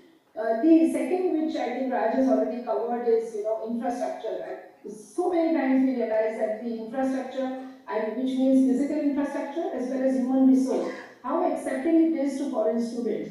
I see many of the times that when foreign students come on any scholarship program, let's take a note the ICCR scholarships, that a large number of foreign students come to our country. And when they come on ICCR scholarships, they are placed in a public university and not a private university. I do not want to discriminate. There are great public institutions and there are great private institutions. But the acceptance of foreign students in a private university, which is more accountable, the infrastructure is better, is much higher than placing the foreign student in a public university, and through the public university placing the foreign student in an affiliated college where probably students and even teachers can hardly teach in English, or the ecosystem is not conducive to accepting foreign students, and Indian students make fun of them, the foreign students don't understand much in classroom, and this happens right in the city of Pune. And I can give you examples of how ICCR scholars come and land up in a small college somewhere in the look of the city and feels so homesick and feels so discriminated that he has no option either to go back to his country or then seek help from other institutions that will accept that student. So I think we have to pay attention to these kind of experiences. Physical infrastructure, these foreign students require certain kind of physical infrastructure. They come from developing countries, they don't come from very rich countries, but they require their own food, they require a kitchen, they would require a pantry, they would require other Indian students to accept the food that they eat. And therefore, I think this kind of physical infrastructure is what Raj was talking about. And I fully agree with him that it is important to create that physical as well as a human resource infrastructure conducive so that the host country really projects itself as a country that will accept foreign students. The third is the role of the Indian High Commissions and embassies. I'm very appalled to say this, and I've several occasions, I think Raj and we, both of us have said this in several forums, that when students go to even inquire about the Indian higher education to embassies, at least in countries from where we can seek students or from where students are already coming, the information is not given on any common platform. Recently, since 2018, yes, there is the Study in India program that is being launched by the Ministry of Education. But if a country has to project itself as a host country to accept foreign students, then all Indian high commissions or embassies, at least in the countries where we are present from where foreign students can come in, should have an educational attaché who will give information about all universities, different kind of programs, and whatever that the student requires.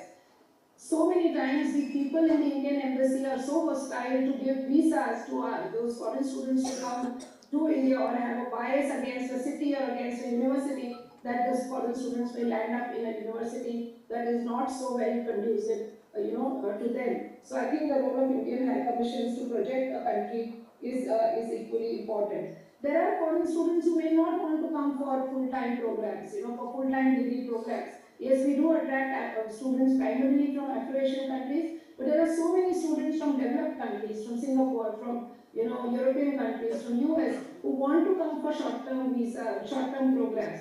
We, as many of us, at least OP Jindal, Symbiosis, have very strong collaborations. But why can't these students be attracted to come for short-term programs and be placed in, in certain universities that may have that program much better, than any other university? Let's take the example of, students coming to learn yoga.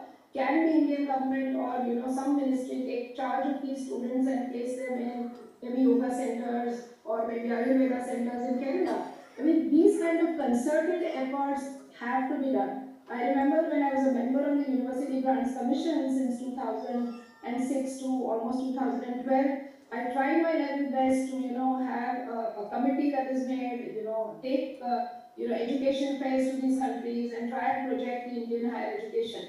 To some extent, at that time, we were successful. But after that, I don't think much has happened. The Study in India does take universities to various countries, but I think a much larger canvas is required. Fortunately, the Ministry of Commerce, through the Services Export Promotion Council, on which I chair, or FICCI, which I chair as the Education Committee member, we are doing some efforts, but I think the top 100 universities in India should be taken by the Indian government, by the Indian Ministry of Education as a delegation and reach out to various countries through the Indian embassies, so that India as a country will come out loud and large to say that here we are ready to accept foreign students. I don't want to broach into the topic that Raj has already covered, which is of the presence of foreign universities in the Indian soil. I know there are very mixed opinions, but as a proponent of internationalization of higher education, if India wants to become an education hub, those micro details can be worked out, but certainly the presence of international universities will help India be projected as an education hub. Look at smaller countries like Singapore, look at Dubai, look at Qatar. I mean, while there are in Singapore good universities like NTU and NUS, Singapore also has some other foreign universities on campus, which helps them to attract students from the neighborhood, to these universities. So I think as a country, we really need to have a very strategic effort to identify the top 100 universities, identify universities of high quality, and project them to the outside world,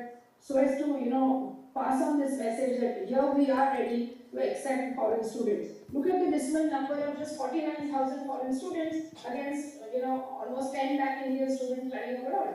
And we have such a huge potential. As Raj said, that we have more than 1,000 universities, or around 50,000 colleges and several institutions of national importance. Even if you calculate the number of hardly 10 or 15% international students, we are very, very low.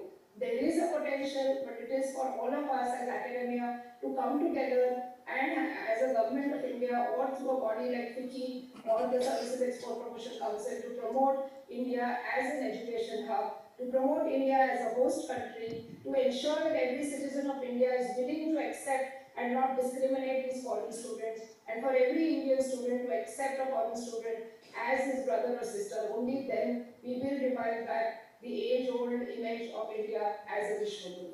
I'll stop here and I'll be happy to take any questions. Yeah, thank you, Dr. Vidya. Yes, starting from the historically, when really India has got the large number of people from outside, they used to come over here. You mentioned about the Vishwaguru and others. Now, the one thing, what you said, that it is the mindset of the country itself, the people to accept the international students, and you rightly mentioned about certain cases, just like the example of the Ghana student. These are the certain mindsets which are very important, and we have to come out of that to make it very actually successful venture. The other one you mentioned about this infrastructure, both physical and I think when you said physical infrastructure, that also incorporates a cultural thing in the mind, which is also going to be taken care of.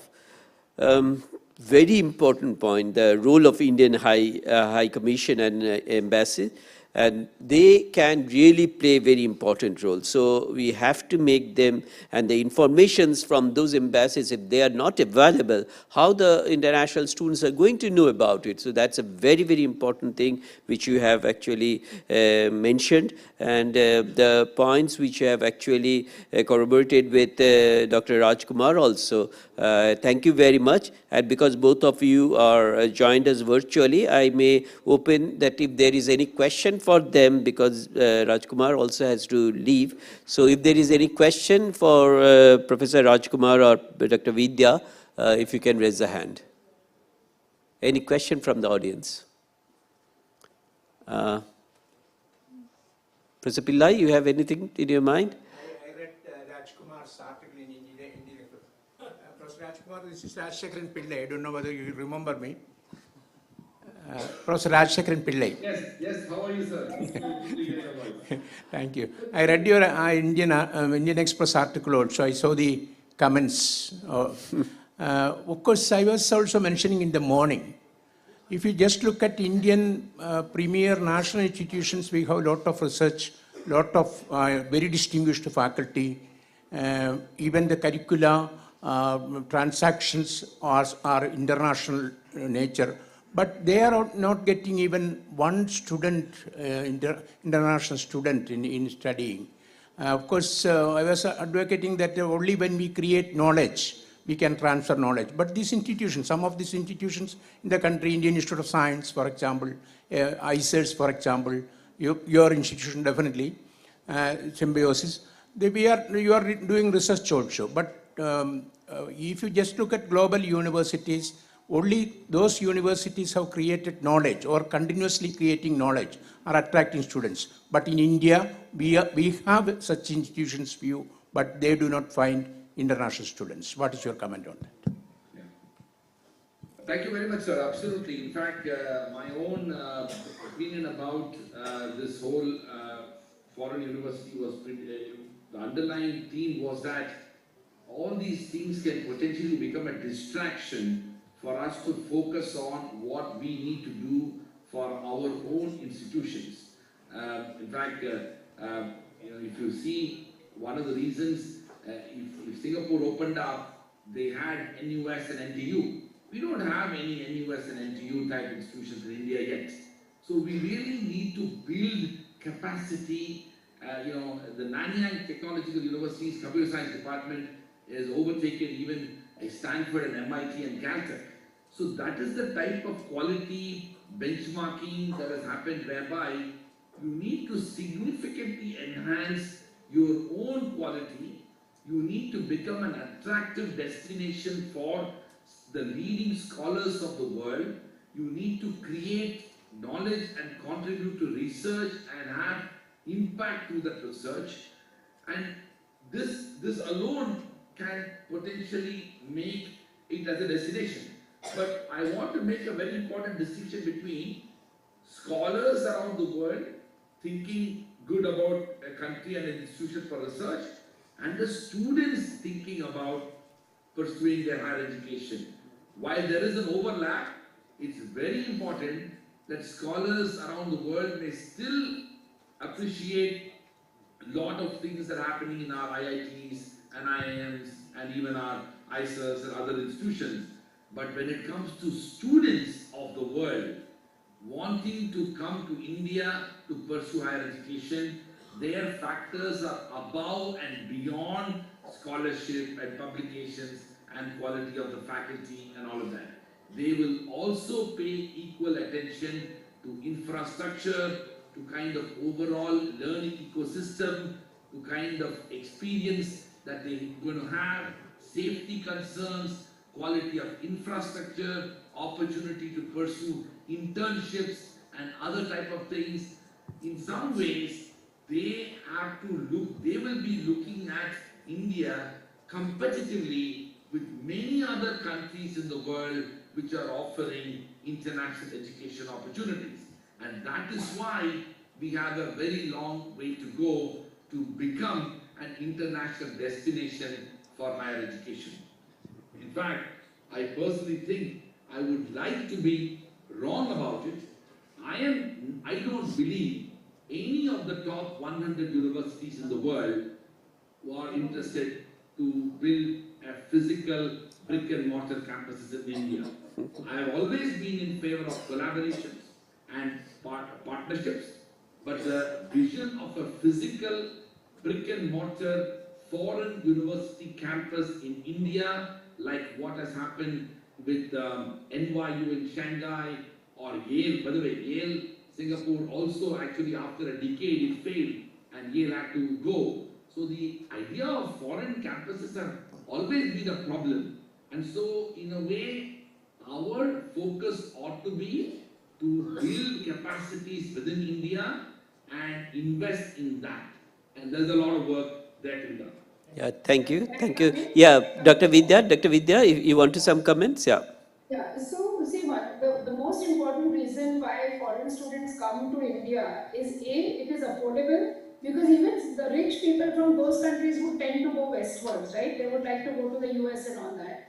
The second reason why ideally any student which is globally mobile, gets mobile because of job opportunities. And I think we've been saying this and I've been personally promoting this so much, that at least a 1 year post-work visa, it could be internship, you need not even call it employment, but this should be given to foreign students. If you really want a floodgate of foreign students coming to us, if you open up for, of course, internships, some of the companies do accept even now, but if we can post-work visa or post-internship 1 year visa can be given to the students, we can imagine the number of foreign students that will come here. See, India is known for employment. India is not known for research, right? So those, as Raj said, the scholars will never want to come to Indian universities to pursue research in an IIT or when they have options to go elsewhere westwards.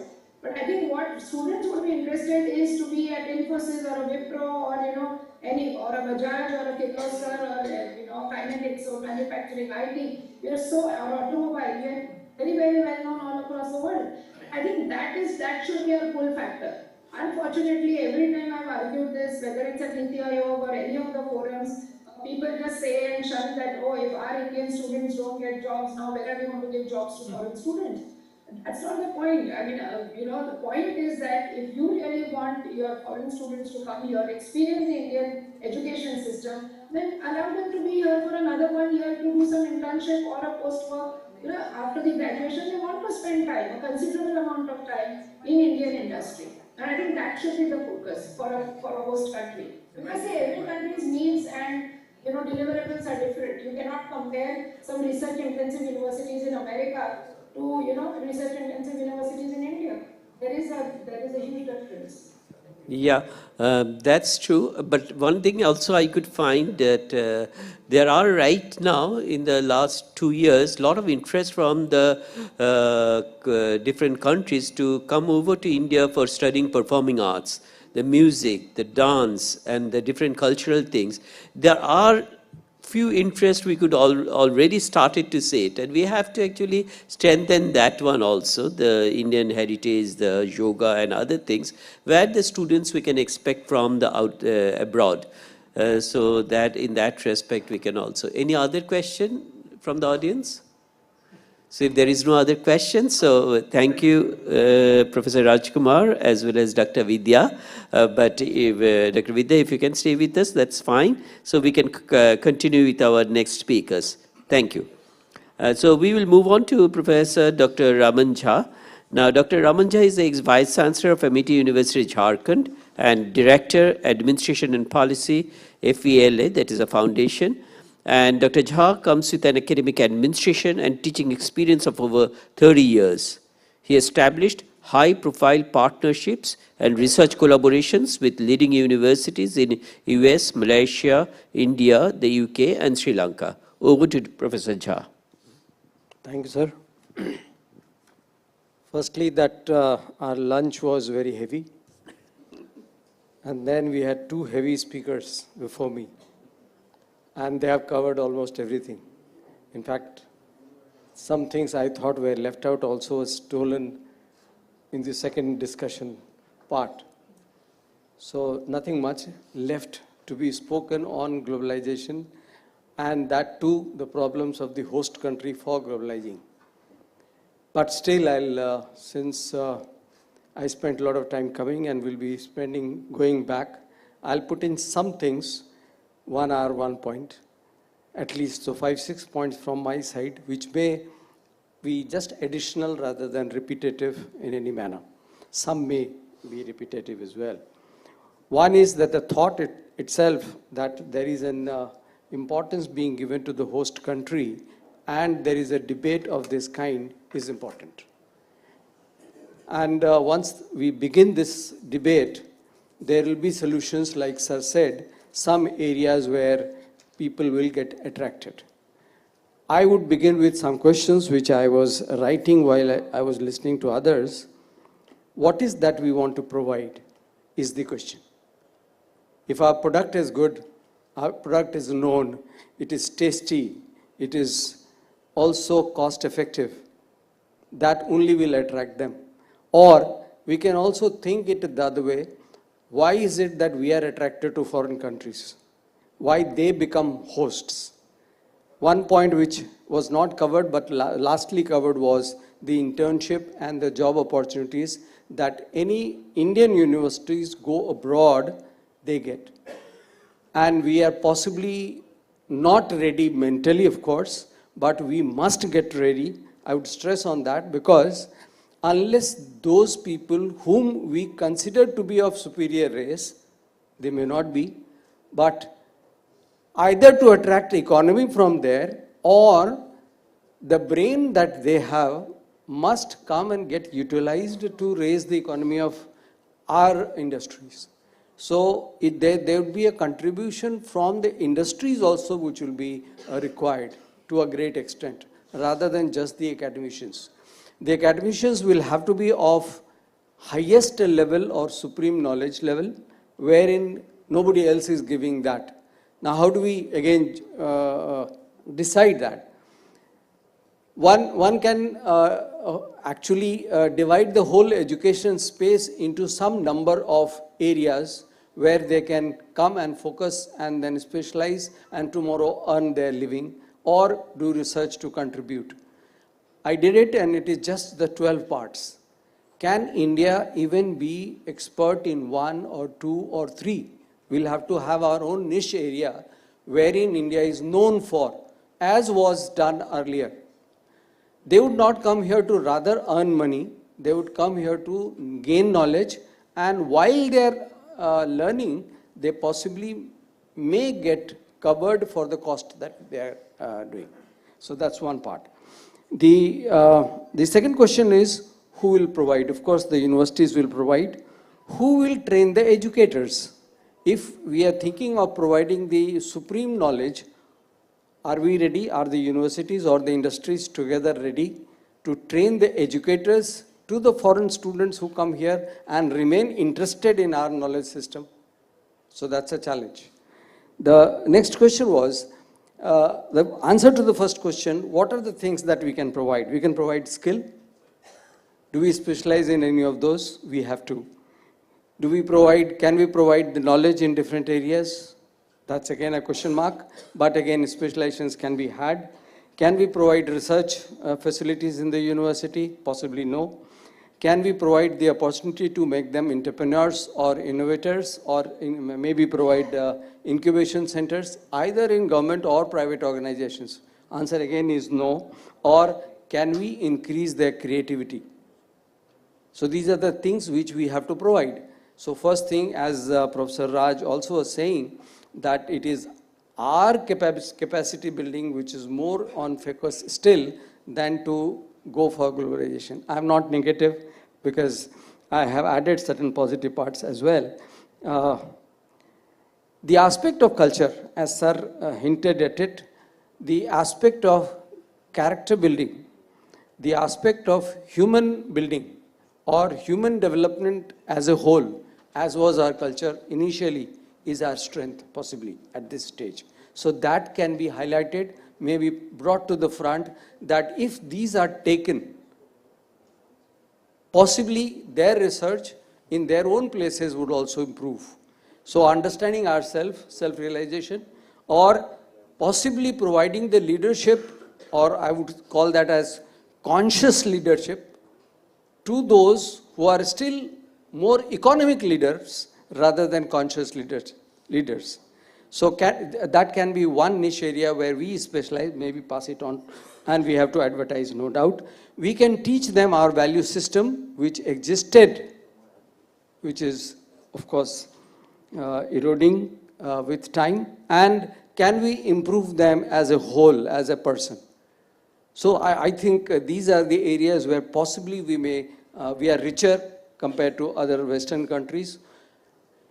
Talking about calling people from Africa or other countries which are poorer in nature, they may come here because of the low fee structure.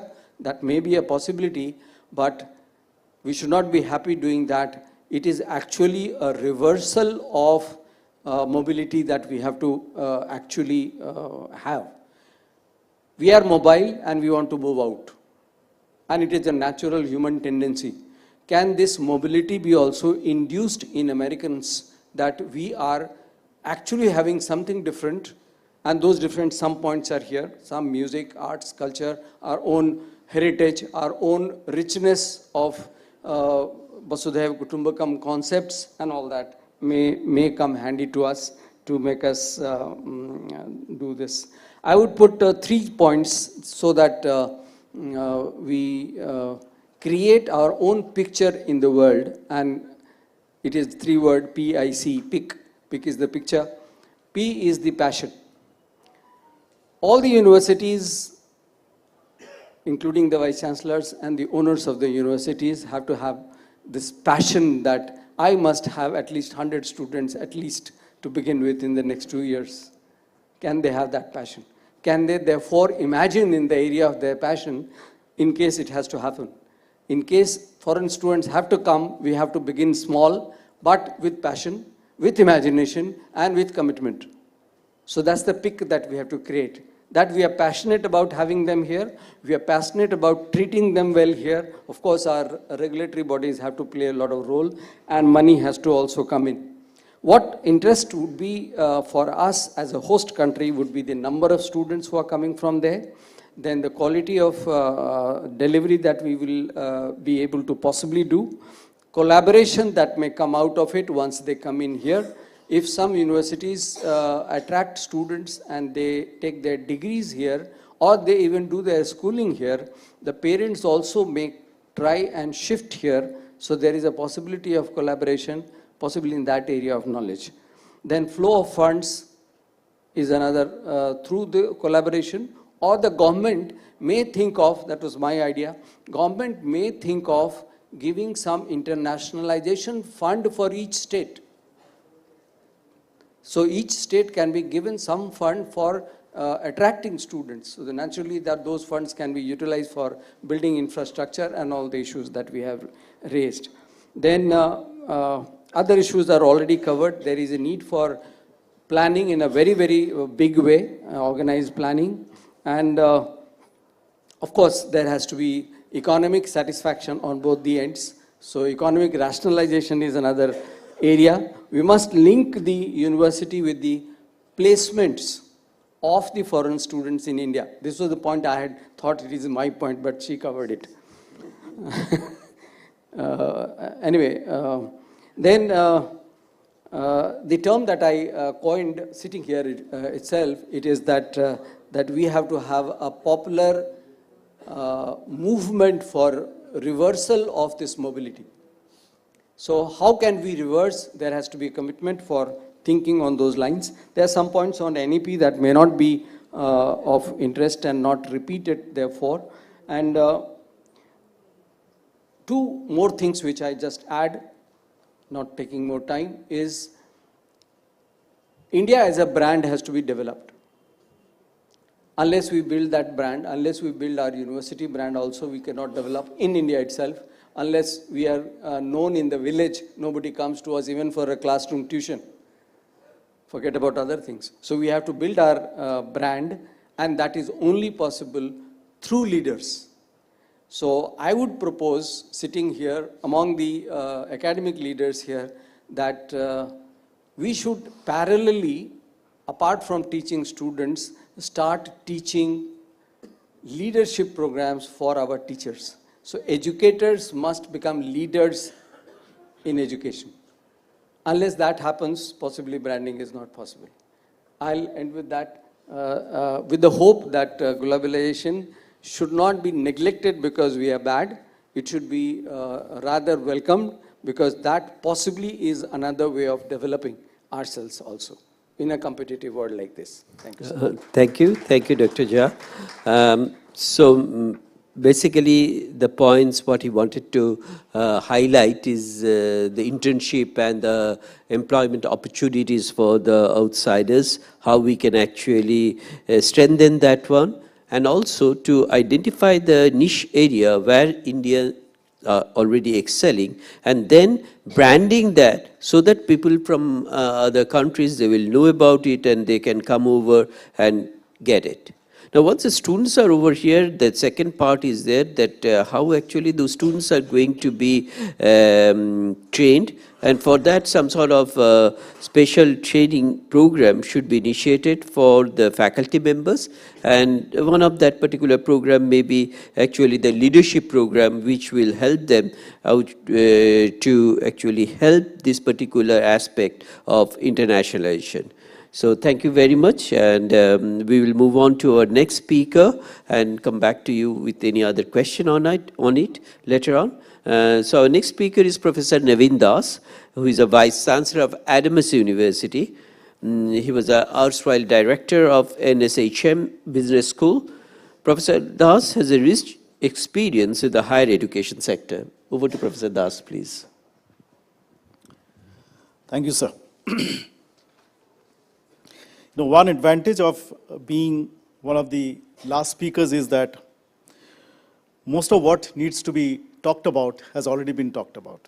And another advantage is that though you don't have to repeat much of what has been talked, but you get a fair idea about the framework, which in most of our minds is already clear. Listening to my previous two panels, and even the co-panelists of this panel, apart from the inaugural session, I think all of us, we now know that there is, on one hand, a distinct epistemic phobia against globalization, thinking that the institutions and the Ivy Leagues of the West would come and set up shops here. I'm sorry to use this word, but that's exactly what GATS has done.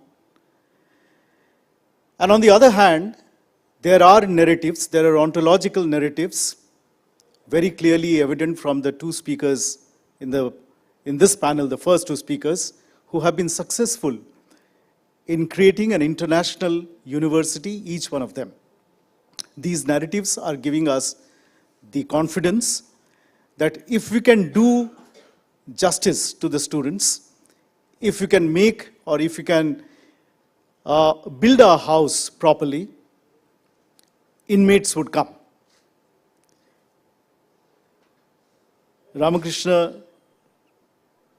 Thakur Ramakrishna used to say that if, obviously in Bengali, that if flowers bloom, bees would come automatically. Now, how to bloom those flowers, how to make those flowers bloom, in a country like India with its own inherent problems. It's not that with the domestic market, catering to the domestic students, all our problems have been solved. I have been in education for the last 23 years. Before that, I was in corporate. Before that, like all of us here, we have been students, and we have been hearing about these problems of, perennial problems of Indian education system almost ad infinitum.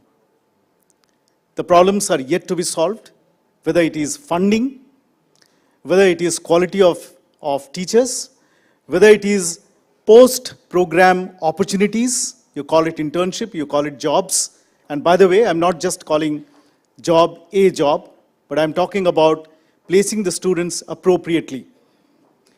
Many of the league schools in India today, I'm sure many of us are in touch with them, many of us belong to those institutions.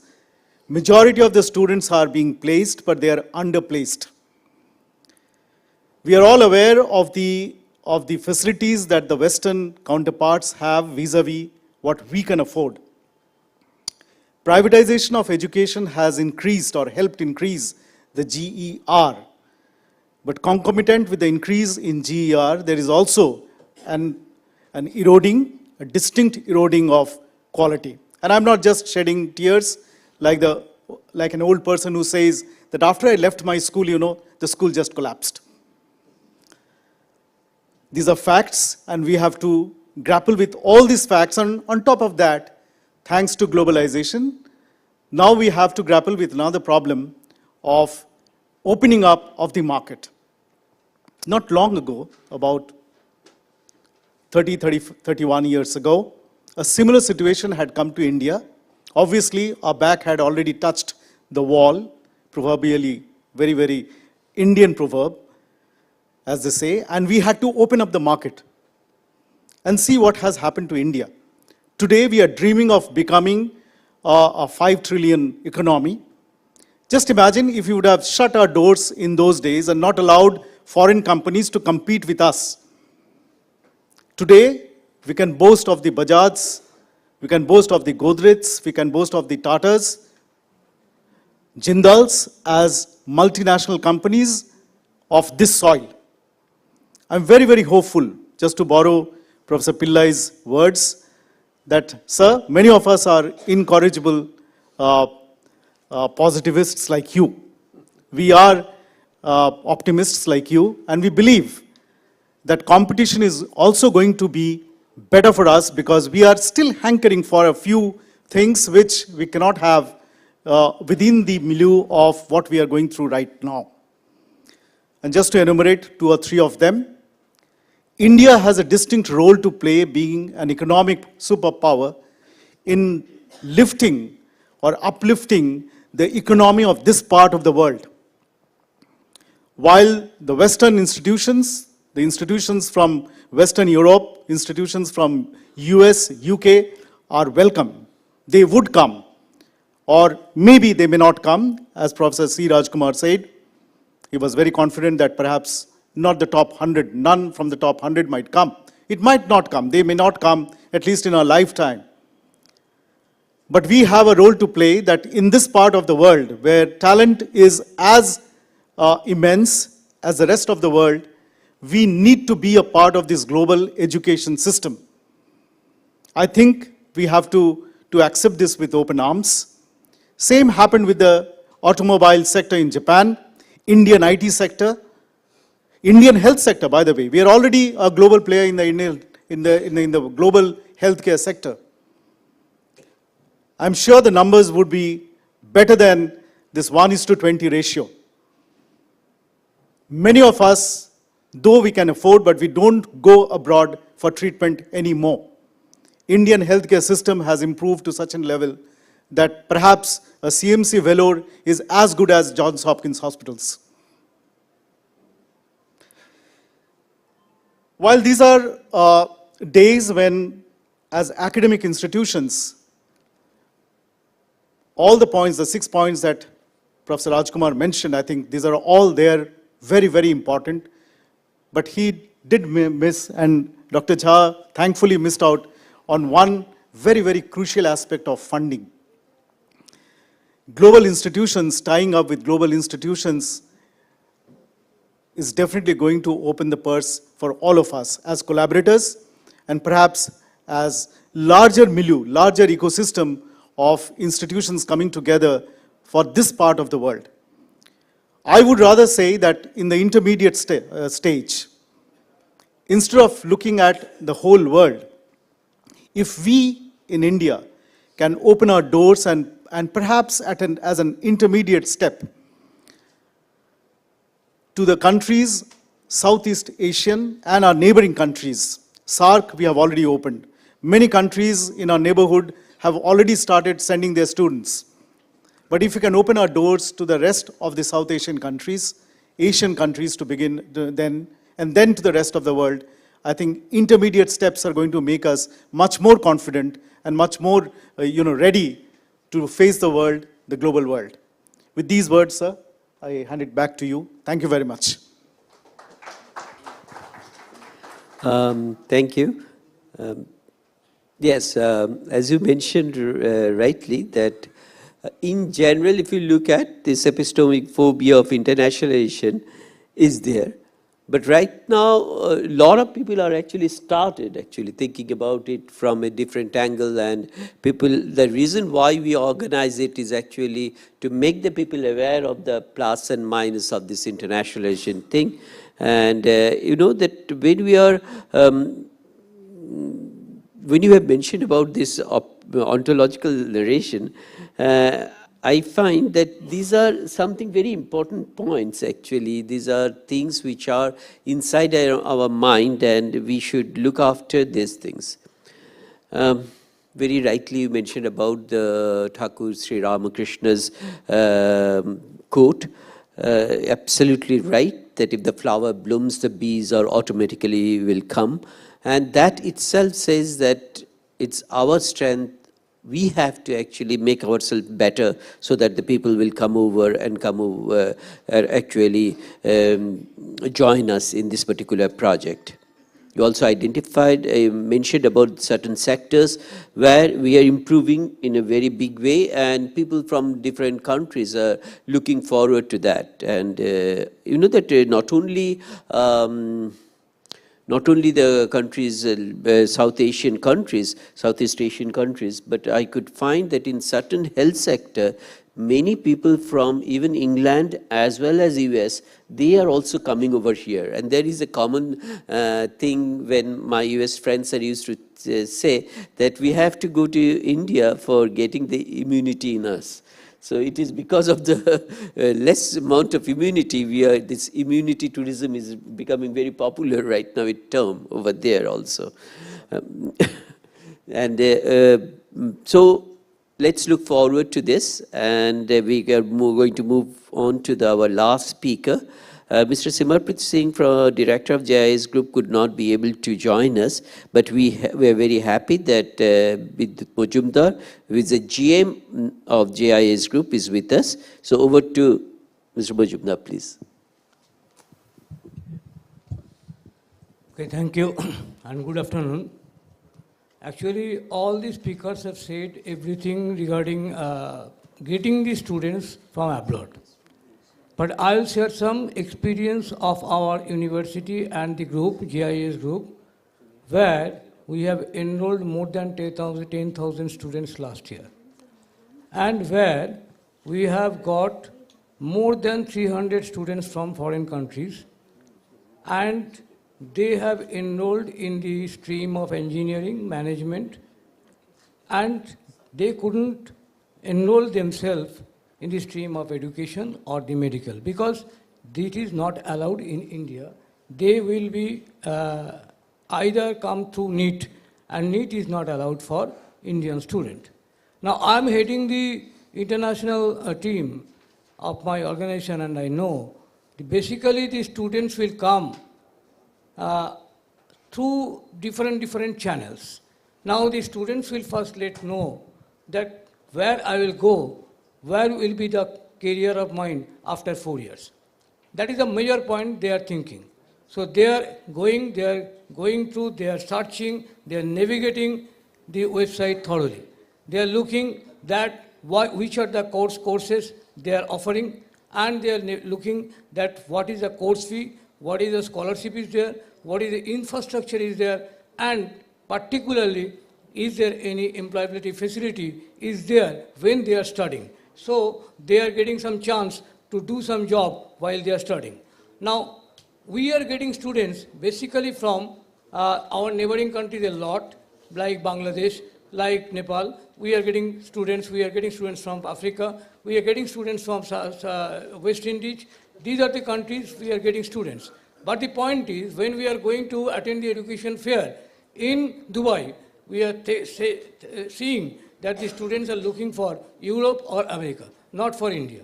Because the course fee is very high there, but they don't care because they want to get more career out of them.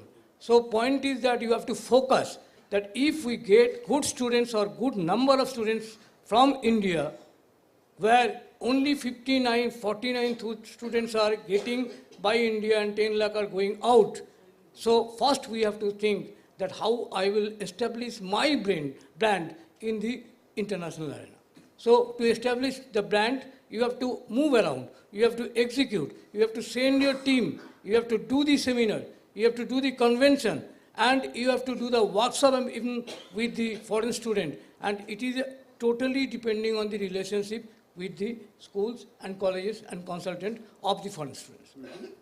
Otherwise they will not come. Otherwise the brand will not be established in India.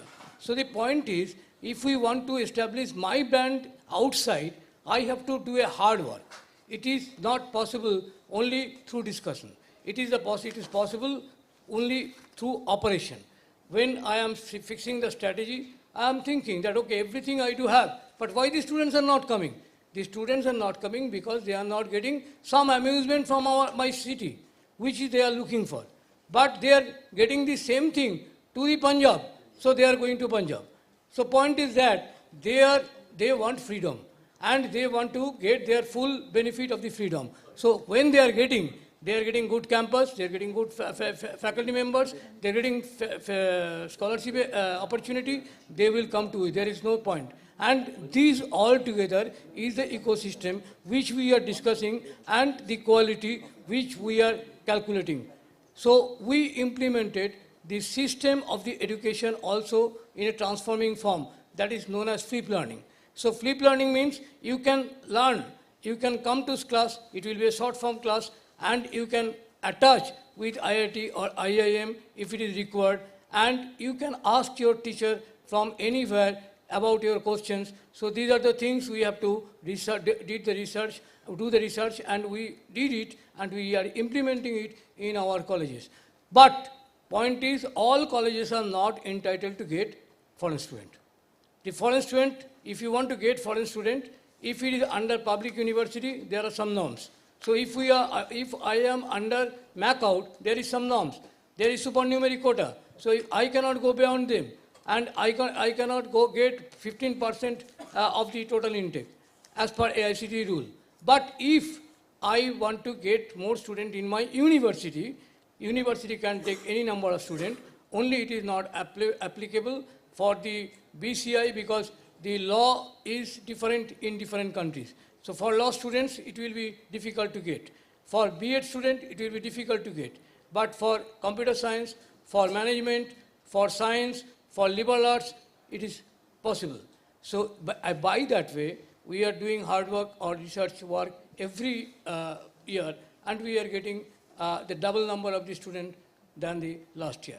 So this is the part which has to be taken care by all institutes who are looking for the foreign student. And this is the importance of the host university.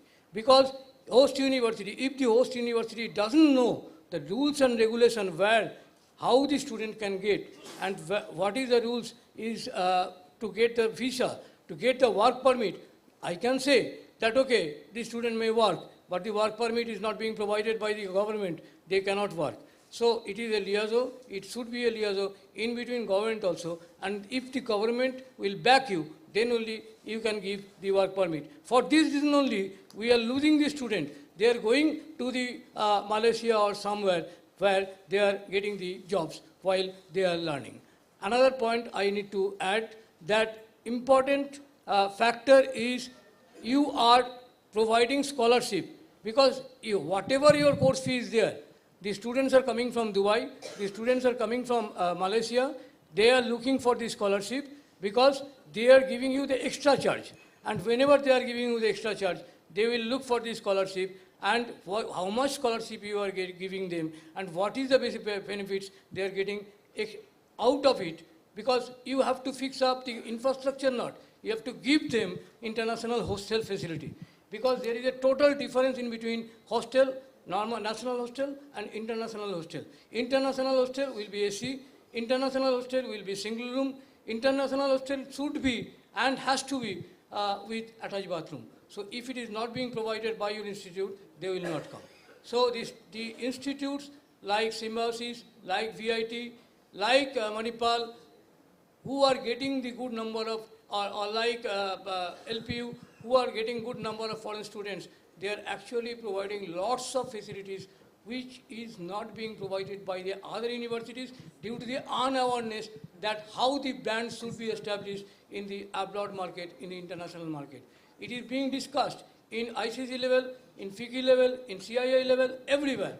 But the point is, the number is not increasing. If you want to go for the increment of the number, you have to make a team, you have to do the research, you have to follow it up, and you have to get the particular result, and you have to review that how you will go up in the next year. So this is my experience, and with this experience we are doing, and GIS is adding with this experience. So it is actually, I need to say with my conclusion, that whatever the Indian brand we are saying, actually we are competing with each other.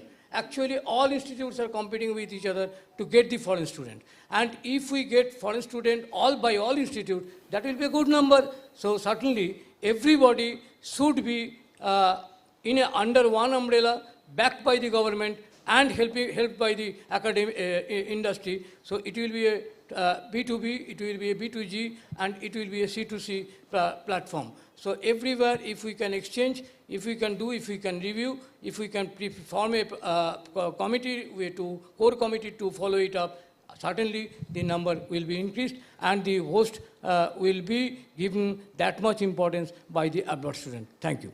Thank you, Mr. Majumdar. So you could find it out that the points raised by all the panelists are regarding the concern that what's going to be the importance of the host country, the role played by host country, which will attract the international students. But everybody mentioned about that quality of education or the contents or the areas where we can actually make a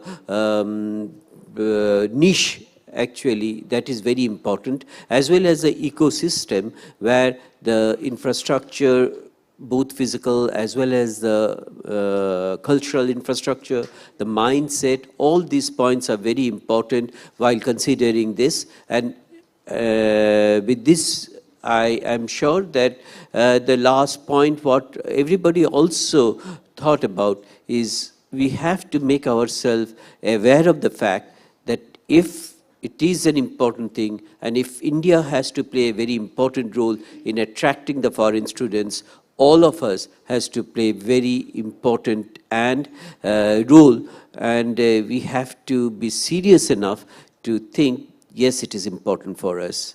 With this, I just like to thank all the panelists who are with us right now, virtually as well as physically, and end this particular panel discussion. Over to Pooja. Thank you so much for once again another very engaging session. And with the end of this session, I would request our session chair as well as our summit chair, Professor Dhrubajyoti Chattopadhyay, to kindly hand over the mementos to our esteemed panelists. Professor Dr. Raman Jha, ex-Vice Chancellor, Amity University, Jharkhand, and Director, Administration and Policy, Fela Foundation. To Professor Naveen Das, Vice Chancellor, Adamas University. And Mr. Bidyut Majumdar, General Manager, GIS Group.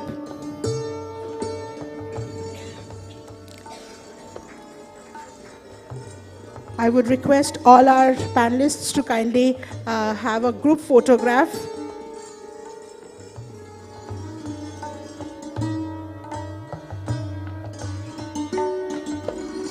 We were also extremely privileged to have two very esteemed panelists joining us virtually today, Dr. C. Rajkumar and Dr. Vidya Yeravdekar. Thank you so much, everyone. Thank you.